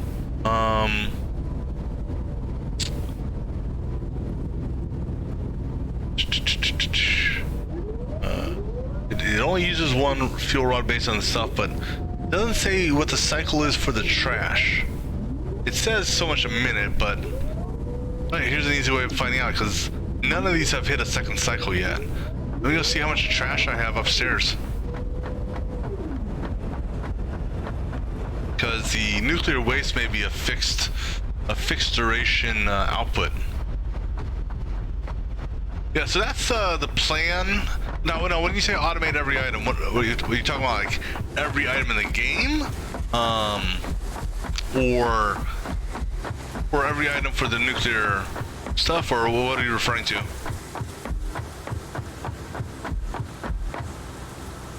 Okay, so yeah, so basically if it can be automated, yeah. I got what you're saying. Yeah, I probably will. As I go through and clean up my base, I'll probably go and do some of that. Let's see here. How radioactive is nuclear waste? So the nuclear waste, in fact, you're gonna see it moving up and down here. So you'll see here. Oh wait, it's going this way. I just saw it go up there. Okay. But there's one. That's funny. I'm sorry. I gotta laugh at that. Another one should be flying by here in a second. A little bit. So if the nuclear waste is going to stop right there, and of course, actually, that's actually pretty strong. So, well, then again, I'm also getting spikes of that. So let me go ahead and climb up here. Let me stand actually on top of the, what you call it? The storage container that's collecting all these.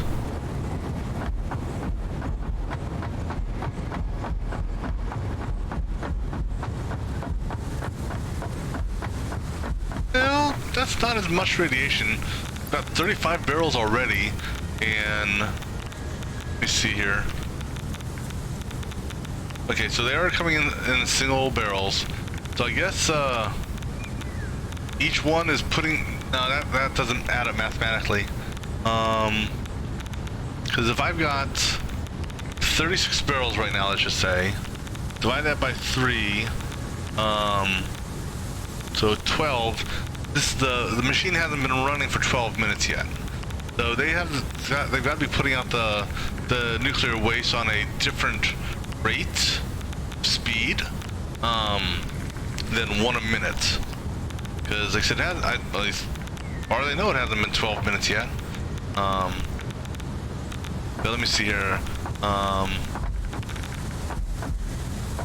Okay, so now oh shit.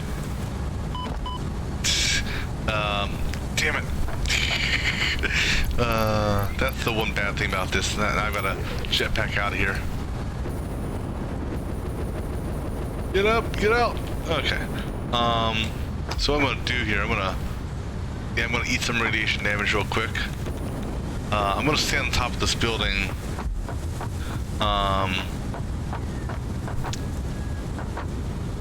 Hopefully.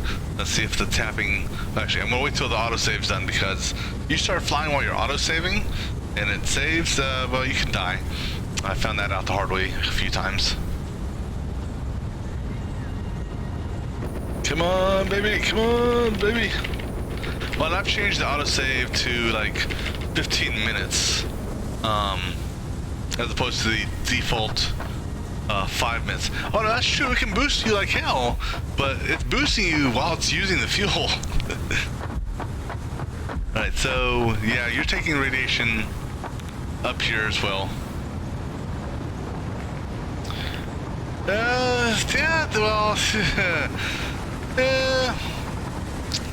a little bit perhaps. Let's see here. So I'm gonna...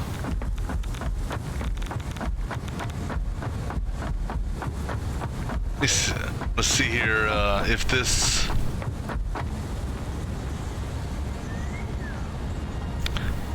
Because what I'm not seeing is, okay, so it's constantly, it's the zigzag crazy belt feed that it is.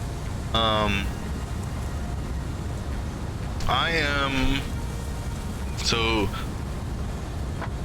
right about here is where one of the loops happen, I believe.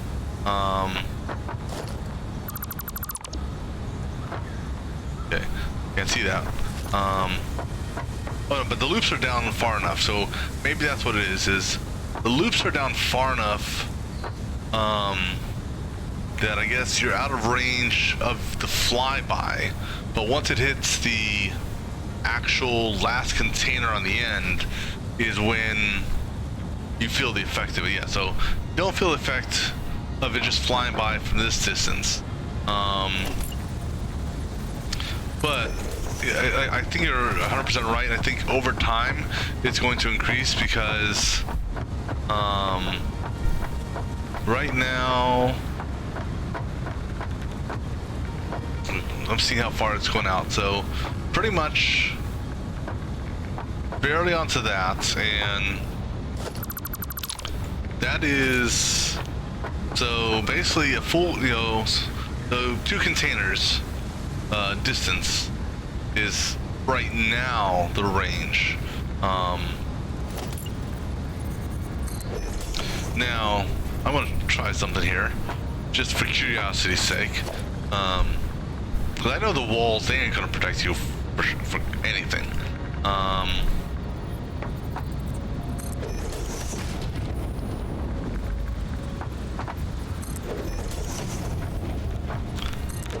I'm gonna do a test here.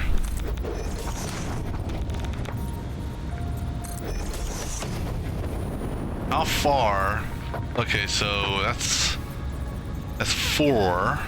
We drop this in half. Okay, so actually that's 8 right now. That's 8 meters up, right? I got, yeah. So that's 8 meters up. And 8 meters up is enough to protect you. What I'm going to do now is I'm going to drop this to 2 meters.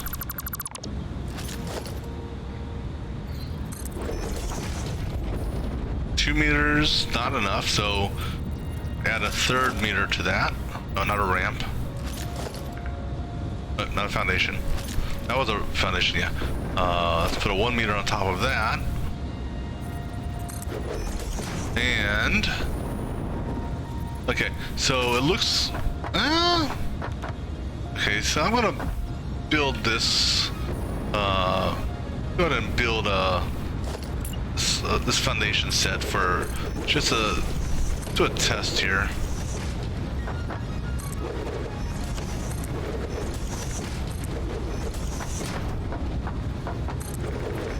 Okay, so this here I'm getting hit. Okay.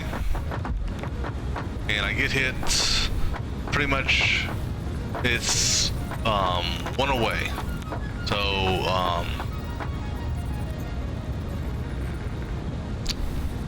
now that's interesting. It snapped onto something I wasn't expecting to snap onto. Alright, so let's go ahead and put the series of 2s. I know that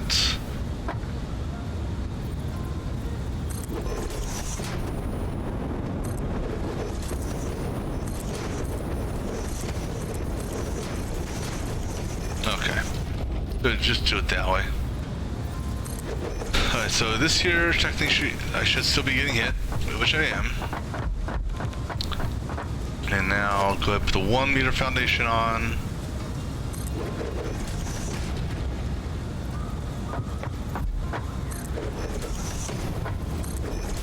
In theory, if this holds true, oops. Oops, okay, anyhow. In theory, if this holds true, no. So it's actually either the radiation's getting stronger already, or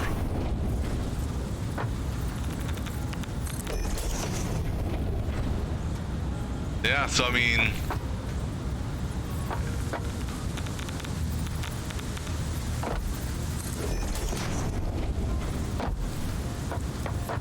okay, now I'm kind of curious. I want to test this out. Okay, so I'm gonna restart this. Let me wipe all this crap out here.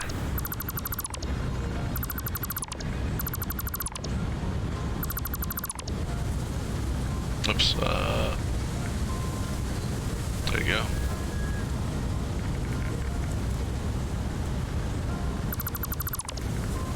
Do a little science experiment here.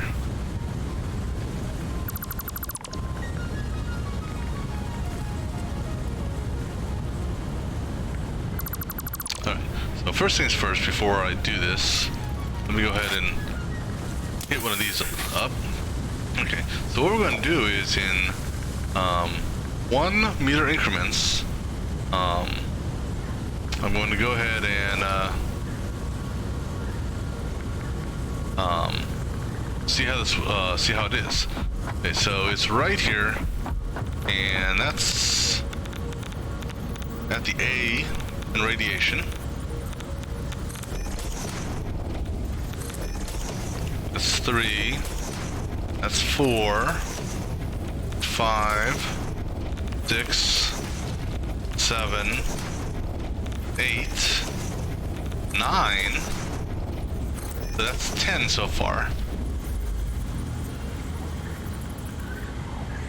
Yeah, so it's definitely increasing. So well, I'm kind of curious to see how long it is till it starts trickling in again.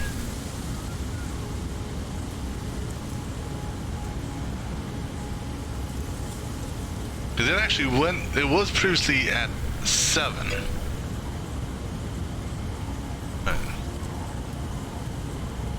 So, I mean, I'm no nuclear expert, so I'm not 100% sure on the nuclear waste, let me see here. Let me see. Oh, there we go. So, let me go ahead and jump up again. Oops.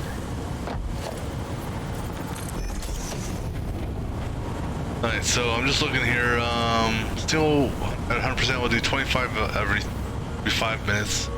Oh yeah, okay, so it's 25 every 5 minutes. Extremely radioactive, yeah, obviously.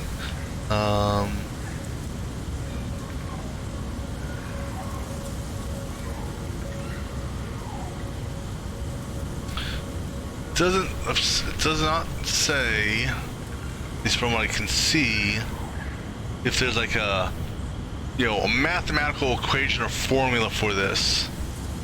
And unfortunately, I can't see how many barrels are in it very easily. Actually, so this is what I can do. Next time it pops the, says, hey, there's a radiation, I'll pop a foundation, jump to the ground, pop off one of the roofs, and see how many barrels are in there. Okay, so go pop that. Safe, okay.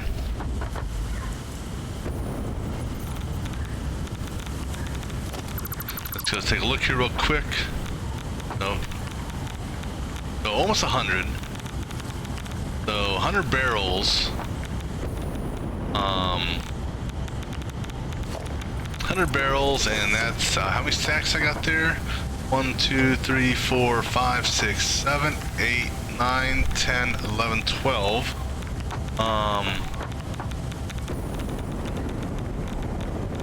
So you figure 12 meters here, plus the base, which is a meter. So that's 13 meters, and then I would say another 4 meters, maybe? Between here and here, roughly. So 13, 17 meters. And growing. So 17,493. But I don't know if it's, what the growth rate is. If it's like a constant growth, so for every, So it'll be interesting to see, because if that's the case, then granted, I'm not going to have to ever go back to this place again.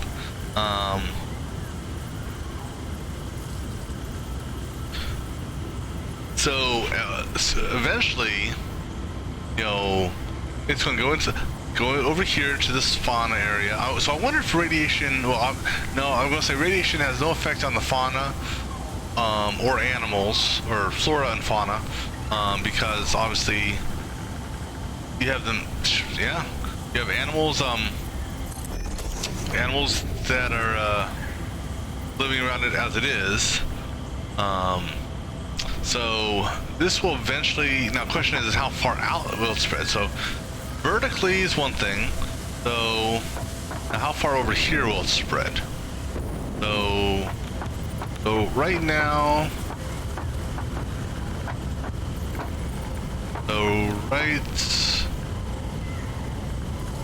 okay, so you figure each one of these is 8, right?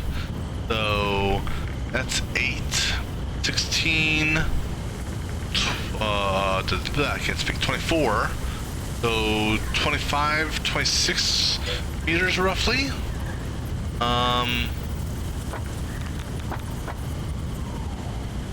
So yeah, I mean it's spreading like a either a box or an arc, perhaps. So if I go this way,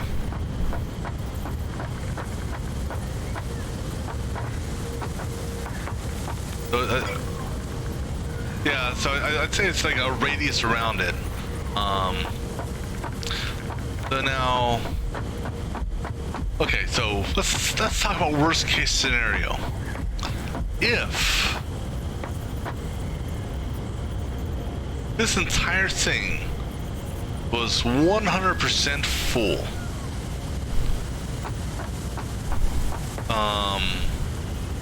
how far out would that be felt?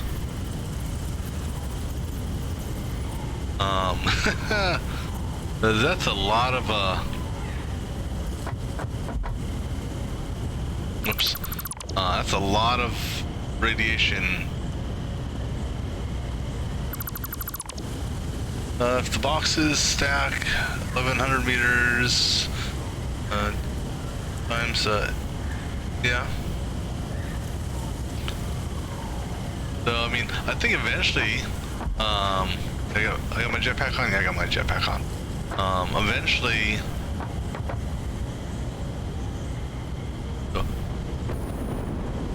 I wonder, is this no? Nice little sauna here.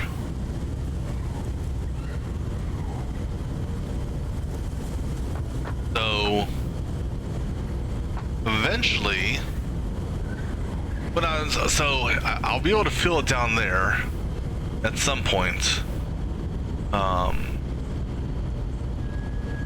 It's roughly, so right there, that steam's getting in the way. Damn steam, get out of the way. That's the feed box, that's the first storage container. And then obviously it's filling the top half right now. So basically, so I've got my 9x18 grid, and so it feeds the bottom half, literally zigzagging up one stack or one lane, coming back to the other one, and basically zigzagging all the way down, and then it jumps to the top stack and repeats the same process till it gets back to the beginning. So it's got to go through. Because a double stack is roughly, what, 16 meters high? So, let me see something here.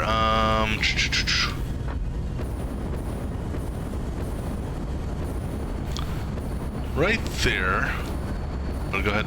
Oh, no, that's radiation I'm getting from making the rods. Okay, that's normal. But I don't have my suit on, so yeah.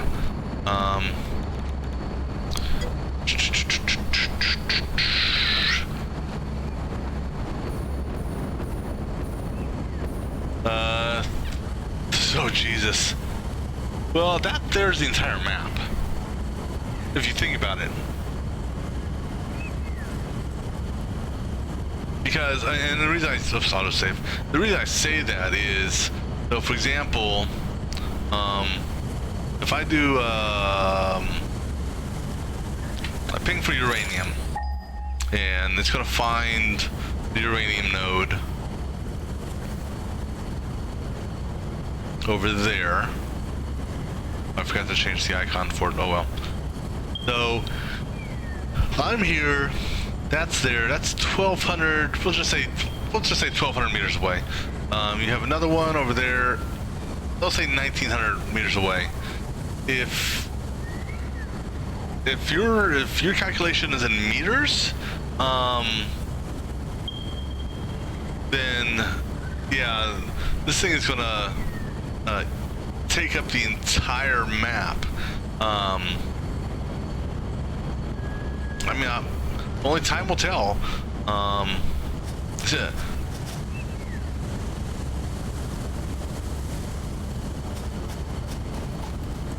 Well, now here's the thing: is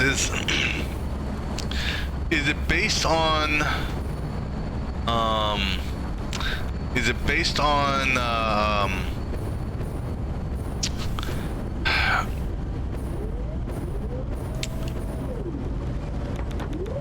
Really? I'm taking radiation damage here? I mean, I understand I'm right next to a nuclear power plant, but the side is a danger zone, but the front is safe? Or do I feel the damage until the nuclear waste is removed? I'm kind of curious, because I wasn't feeling the damage before.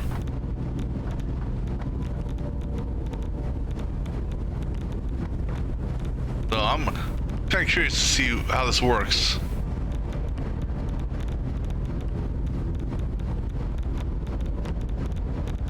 Okay, I'll go ahead and put this on just because I don't necessarily want to die. I want to see, because we haven't even changed the first fuel rod yet. Oops. And I'm kind of want to see. Actually, one, I want to see the fuel rod get changed out. But I also want to see if my radiation drops if the waste goes out. Okay, here goes changing the fuel rod.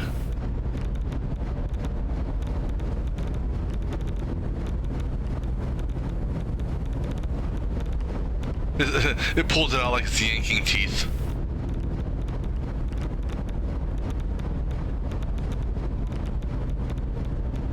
Interesting. Okay, that's how it changes the fuel rod. But I could have swore I wasn't taking radiation damage here before, but maybe not. 363 meters seems to be the max.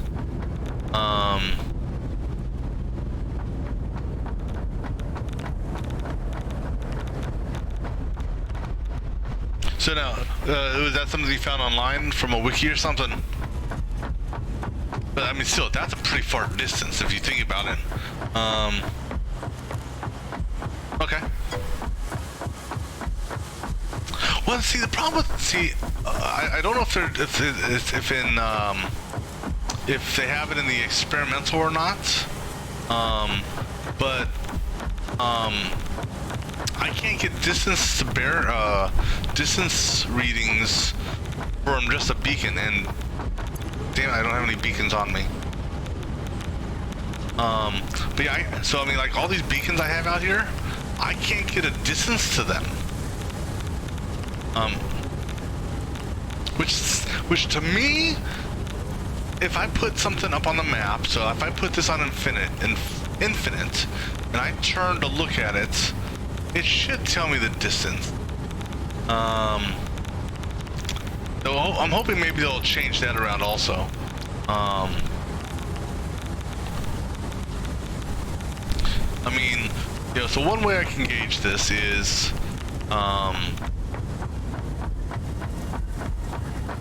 let's see here. The base area is 1, 2, 3, 4, 5, 6, 7, 8, 9, 10, 11, 12.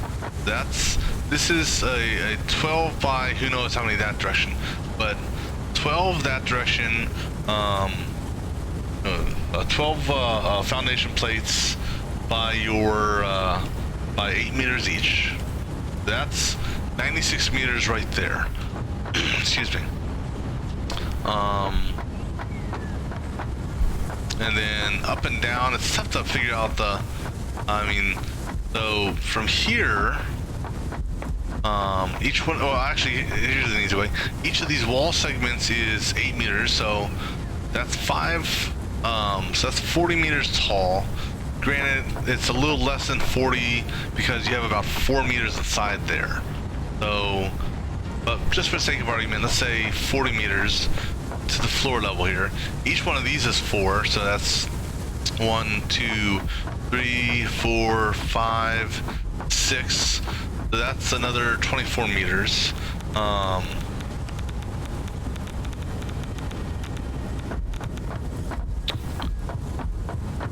Well, so let me see here. Let's back up on the roof and see if it has changed any. Come on, baby, get up there.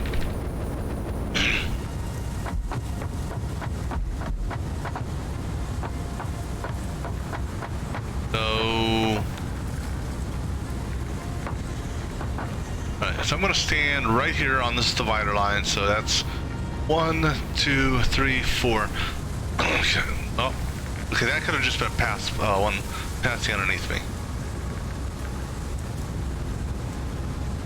That's roughly 32 meters if you're going to the wall's edge.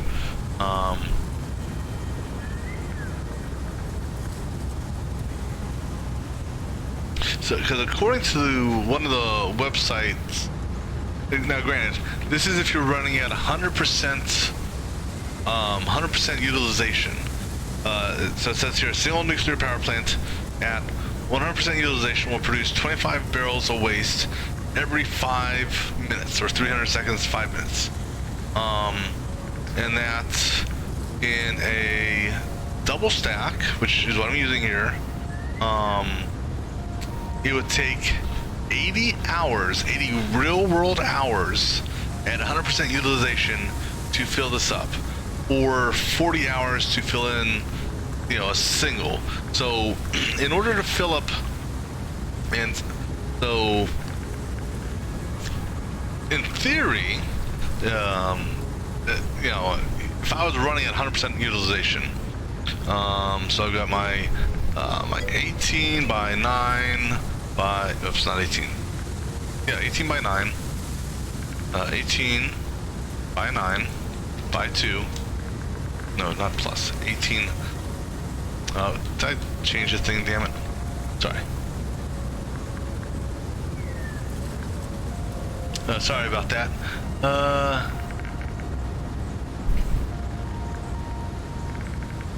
Oh yeah, I've got this calculator map on my, I've used it before.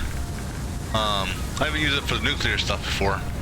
I haven't looked at it. I didn't realize it showed you nodes on there. Ooh, okay. So now it's no.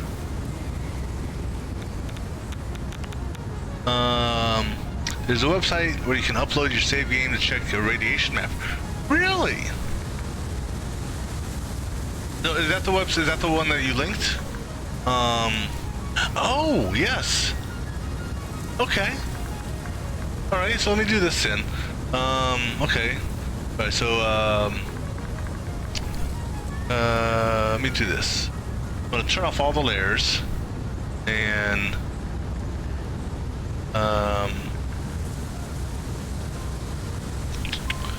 go ahead and do that real quick. So that's what, app data, local, factory game, saved. Oh, actually, let me go ahead and save it. Oh, let me back up a little bit here. Because I've used this before for the I've used this before for the production planner thing from time to time. And then that weird thing, and then the one I just saved. All right. You know, I don't know if you've ever looked around the save game folder, but excuse me, have you ever looked at the log directory? Because you know your logs are take up a hell of a lot more space than you may realize. The log directory for this game, couple gig. All right, so this is what I'm gonna do here real quick. Let me get to a safe spots. Got my jetpack on, so go ahead. I think I'll get a couple flashes of radiation here, maybe. But all right, so I'm gonna do this. All right. All right, so this is what it's showing me here. So it's just kind of cool, and that's what's even cooler, if you will, is it shows me the loot cradles that I've forgot and where it is. Shows me like a heat map of sorts. That's really cool. And then my monorail railway, my ores. That is kind of cool. It even tells you at the time of your save, what it was. So radiation levels. Okay, so, actually, let me, fog of war. I'll leave the fog of war on there. I'm okay with fog of war. All right, so let's see the radiation levels. So here's my power plant. That's where I was, I guess, when I saved it. So I guess the red bloom are the, yeah, I got it. I guess the red blooms are the radiation outputs. Can I do this? Can I hide everything and just show me the radiation? Okay, so space giraffe. Tick. See, that's what I called it. Also, I also called it tick.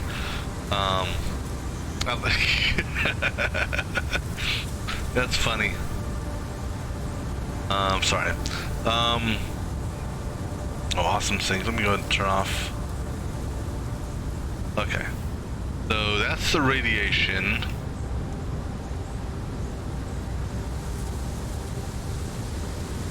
So the blue tells me that's the outskirts where technically I should feel it.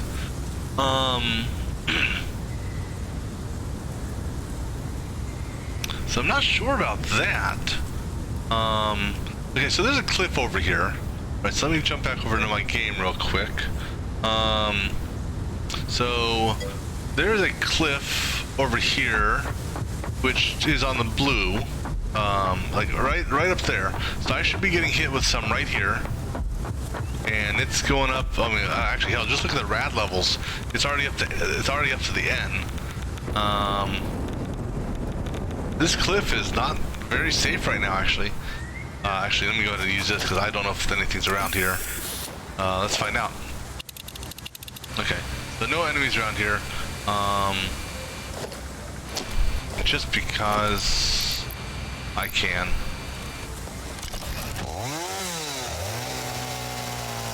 Okay. Alright, so I'm kind of curious to see how long it takes before it gets to me standing here. Because it was when I was flying over here, so it's, I mean, it's like almost up here, which just makes sense. That's actually relatively close.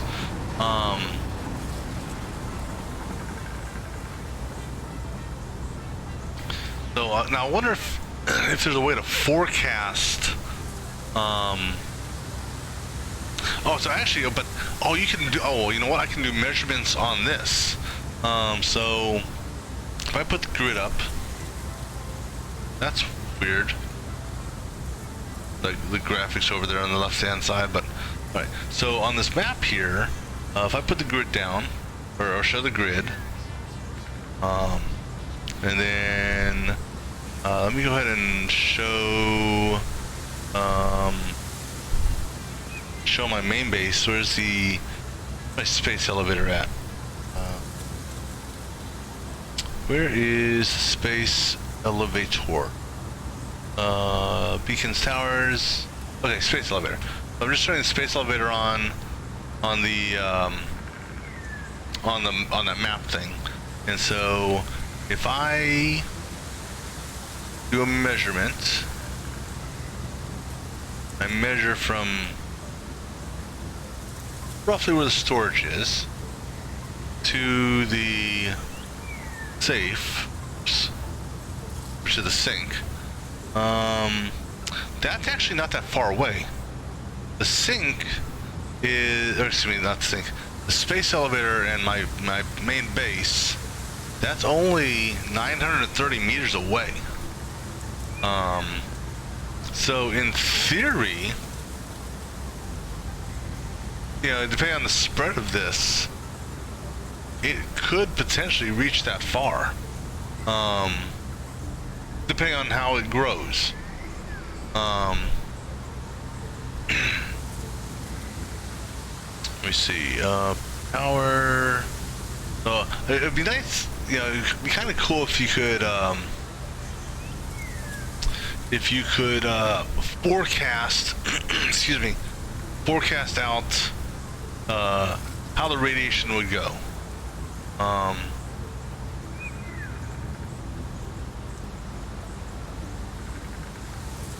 So that would be nice to see. So yeah, so I'm starting to hit radiation up here now. But again, I kind of expected it because this is the closest point to that. And what about over here? Not so much here, but the big thing, and actually I need to get over here first, is the amount of radiation. I mean, it is clearly jumped. I mean, it's, you know, it's right underneath this. So, and that's actually weird because, no, that's right, because I have it doing, the turnaround point is here, so this is more on center line. So,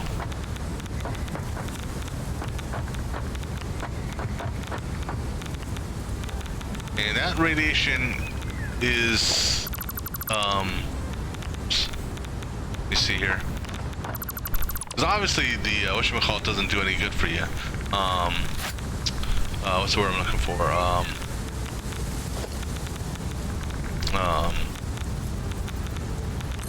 Just putting a floor there doesn't actually protect you. So, it's, I mean, the only thing that protects you is distance. So, this has 222 barrels so far.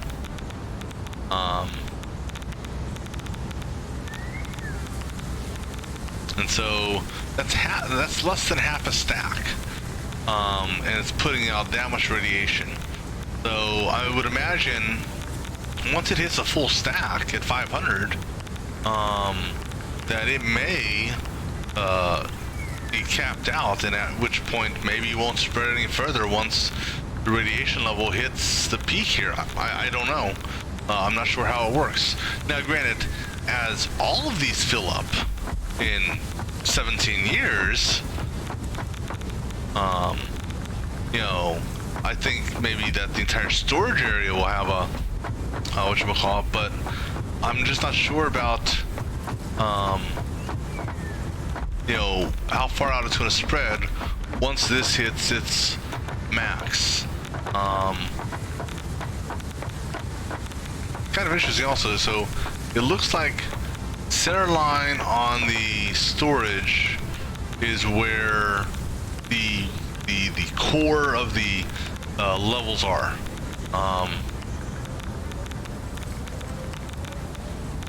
Alright, so I'm gonna let this build up for a few more minutes.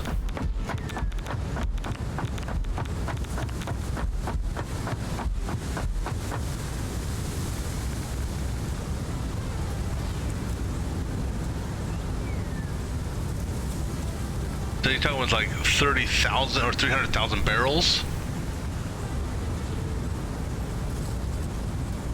So I could see that, which is basically what would be in here. If this entire thing filled up, then again, the amount of time it would take for this entire thing to fill up, it would be ridiculously long. I mean, considering it's, you know, it's based on utilization, and with those things aren't even hardly being utilized, so it's putting out less waste. I mean, it's still putting waste out, but it's putting out less.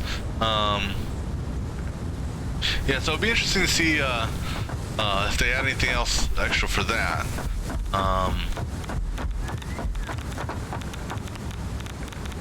So, because what I want to see is, I want to see that get a full stack. I don't know how long it's going to take to get a full stack, or actually, I want to see it hit. I want to see it hit the radiation level of max on the other side, and then once it hits max, basically gonna step it back to, you know, where I no longer get radiation to see if it grows. So it's got, I'd say, hell, even maybe a 300, or maybe even 275. That it should hit its max radiation level. So I want to let this do this for a few minutes. I'm just gonna stand over here in the safety of this. Give me something to drink. I'll be back in just a moment.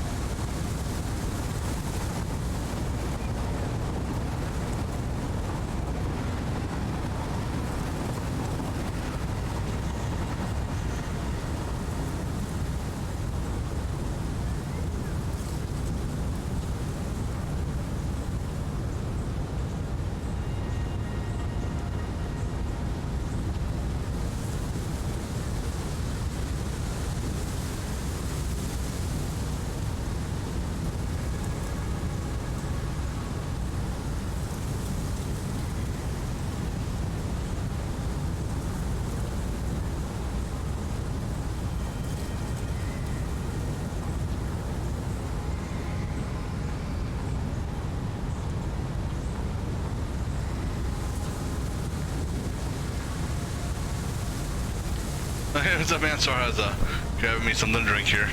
Oh no, I've got 11 more filters on, are available. Let's see here. That's interesting. Okay, so maybe I would have expected it to go up a little more. Huh.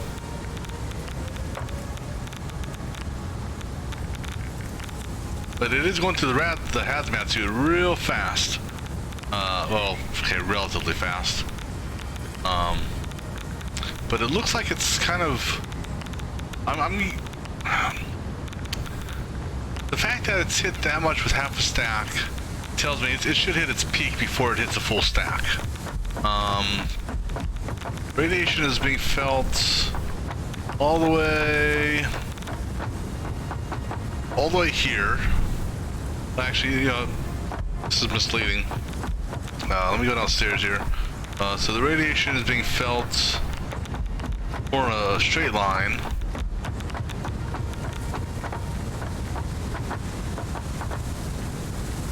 So right here, I don't know how, let me see.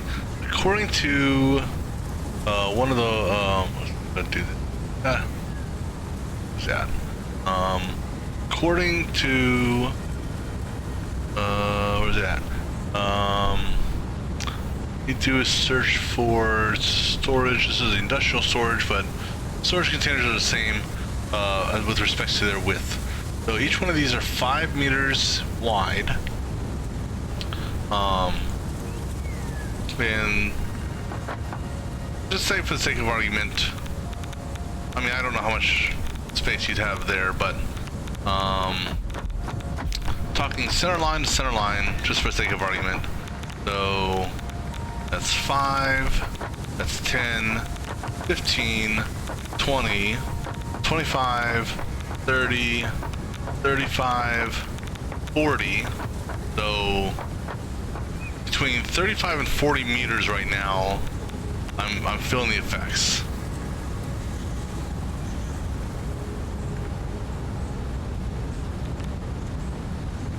So that's right about the 40 mark right there. Now granted, I'm getting random spikes as the barrels are going underneath me. So that's where that little spike's coming in also. Because if I stand here, no, the barrel, there's not a barrel going through there, so it's like right on the edge of it, I guess. So that's 40 meters right there. And it's weird how it's like bouncing, like it's there and then it drops. It's there and then it drops. So it makes me wonder if it's gonna spread out any further than this.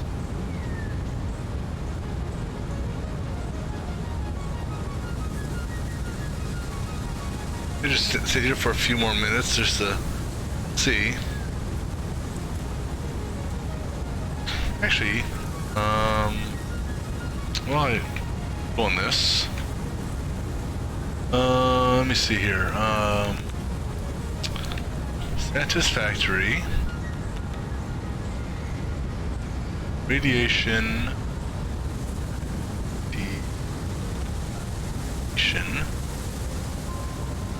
Calculator. That's a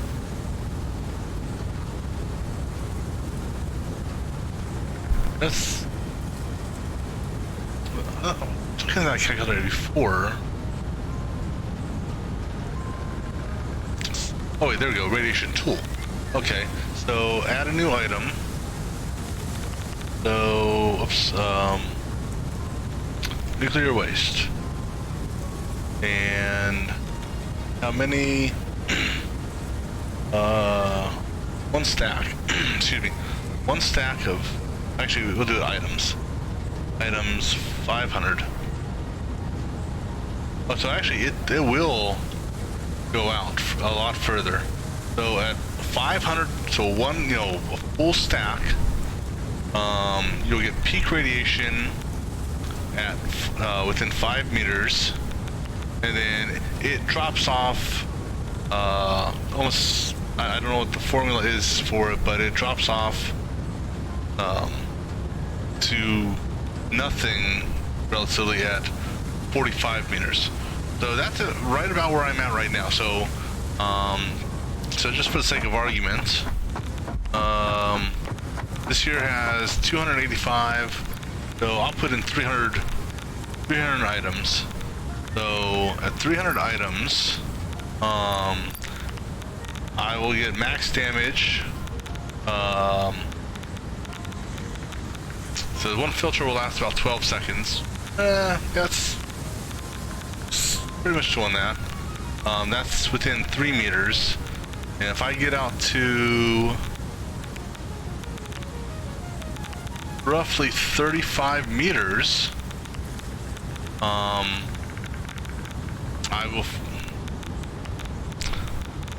will feel nothing. So this, like I said, this is about 35 meters right. This is, where was it at? This is about the 35 to 40 meter mark here, and it's bouncing back and forth. So it's like that's at 300 items.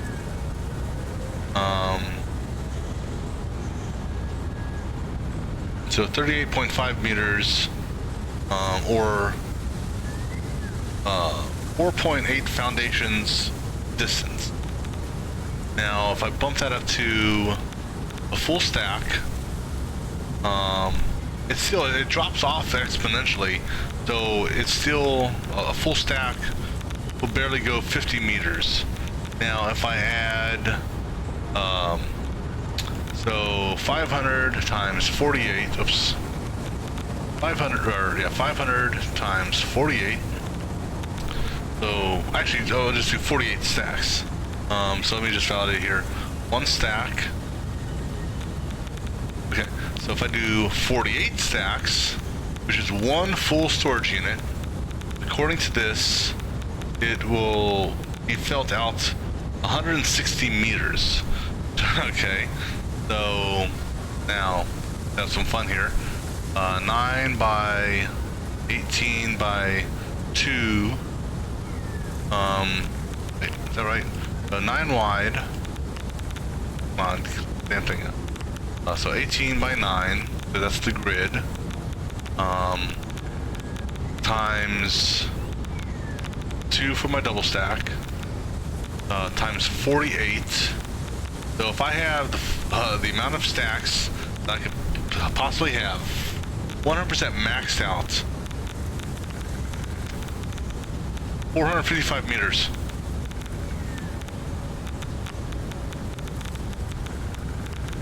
Is as far out as it will go, roughly. At that level.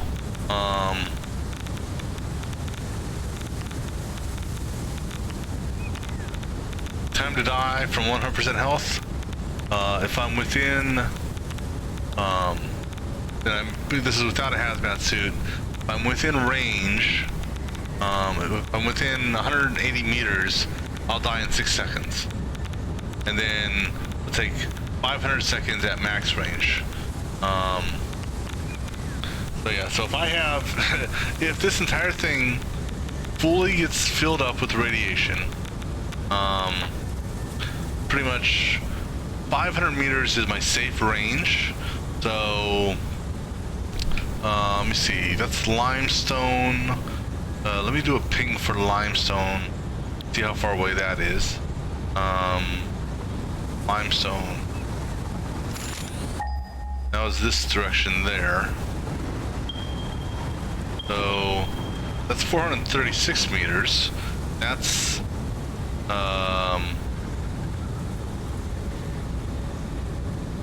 this guy here. So that's 436 meters.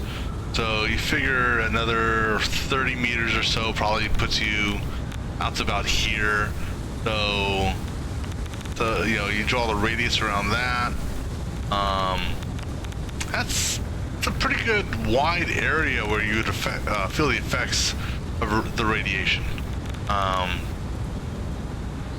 So good news is, there's no way in my lifetime of playing this game, because in order to get to that level, you know, presuming even going at best case scenario, if each one does 25 waste every 300 seconds, so 300 seconds is actually what, 5 minutes, so 300 wastes, or 5 wastes a minute.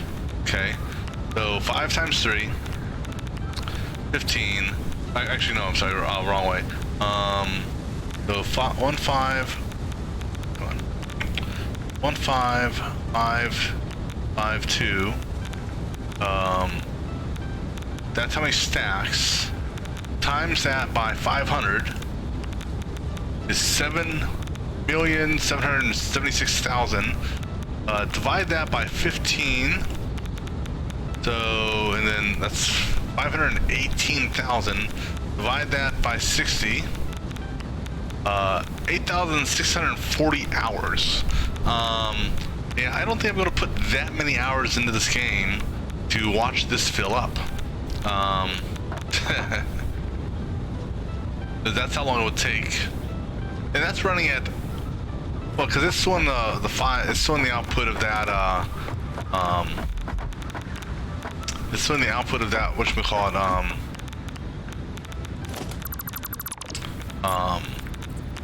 it's still in the 5 out regardless of usage. So that's, you know, regardless if it's at 100% usage or 0% usage. Well, okay, 0%. Actually, it was putting stuff out at 0% usage as well. I think once the fuel rod was hooked up, it was not jump. You don't have a jump pack set up. I got 10 fuel left. I need to go back to base to get some more fuel. So I'm gonna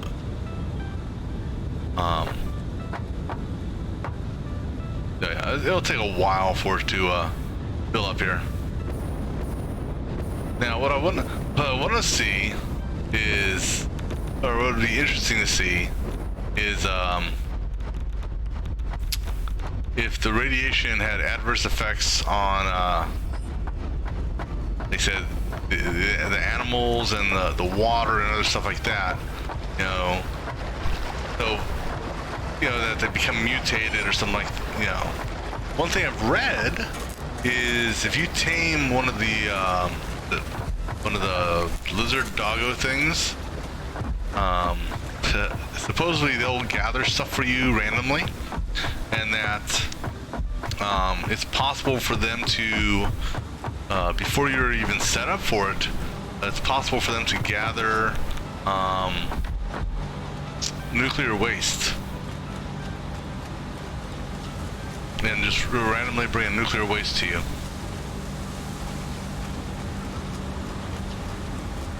I haven't seen that myself because I haven't tamed any of the lizard doggos yet.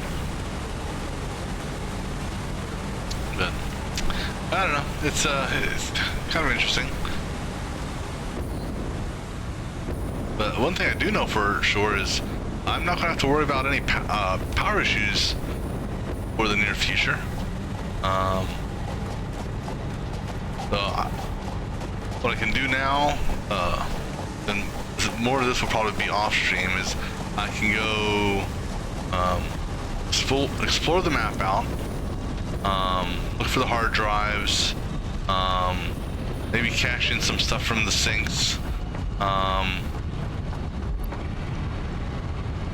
So that's actually going at a good rate. So this here is setting stuff up at 15 products a minute. So eventually this will technically drain.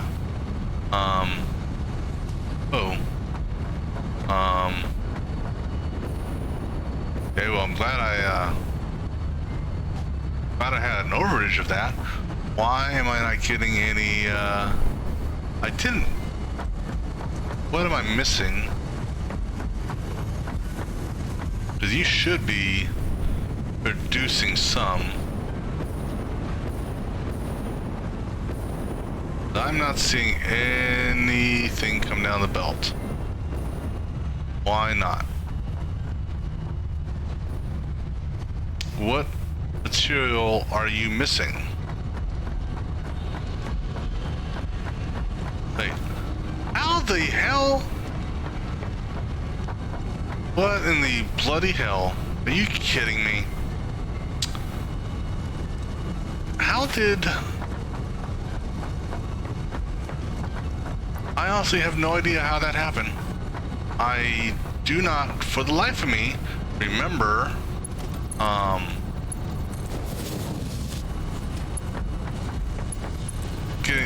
breaking that. I was wondering why there's nothing going out there.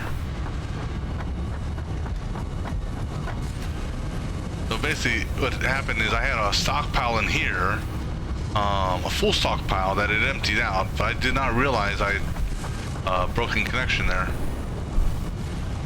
Because that there is going to the sink, which is fine because I'm not using it for anything, and this guy here is full, or he will fill up. I honestly don't recall breaking that belt. Alright, well this is going to get... this will now produce its... whatever its requirement was, which was 10 per minute, which is what I think is needed down here.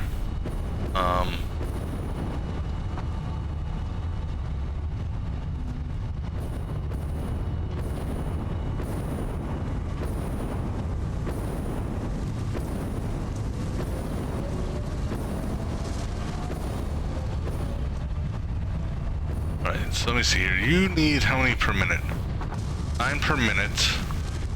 And I'm putting out... that's putting out what I say. I don't remember how many sets it's putting out. I think it's 10 per minute.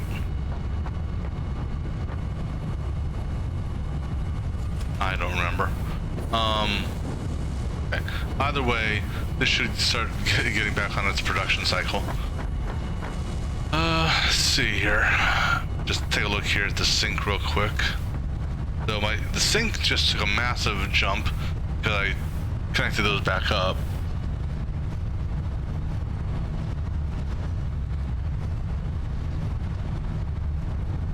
So now we've hit the over 6 million point level. Oh yeah, I need fuel.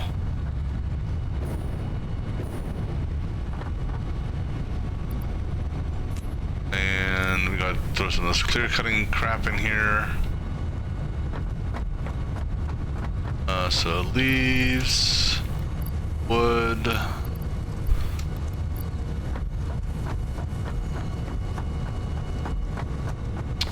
Let's see, what do we want to throw away? Throw the pedals away. Throw the coal away. Those are the only 2 ores I had? Okay. Put the alien stuff in here. And put the stuff for the miner back in. Oh, this one here. Oh, yeah. So go ahead and take. I don't remember.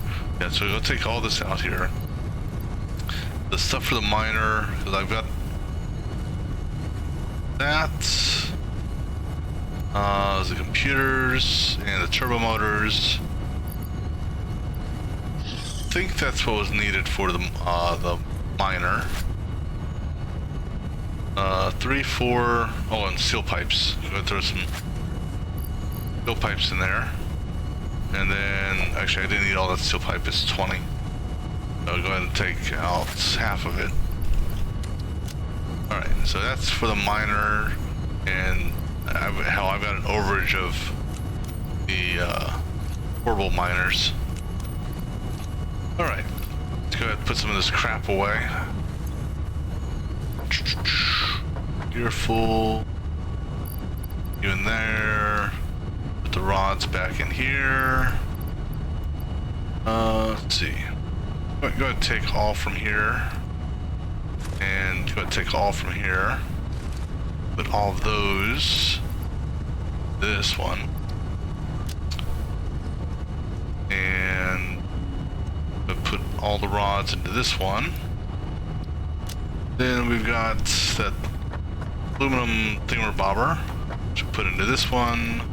Put the cable in this, take the screws out of that. Screws, I'm just gonna put in here because that's where the other screws are I have. Concrete, let's see, that's just modular frames. Copper, junk, AI limiters, good. Plastic, old wire. Motors go in here. Concrete. We'll put the concrete. Figure out one of these, put concrete in. We'll put the concrete in here. Smart plating goes back in here. Or, not smart plating, but that stuff there. Pipes. Put back. Go take that out. Put that in there. That back in there. Alright. Industrial concrete. Put in there. This stuff will go into the trash. Cool. That's the rebar shit. Those are the beacons for when I want to make more ammo. Alright, I think we're at a good point for right now.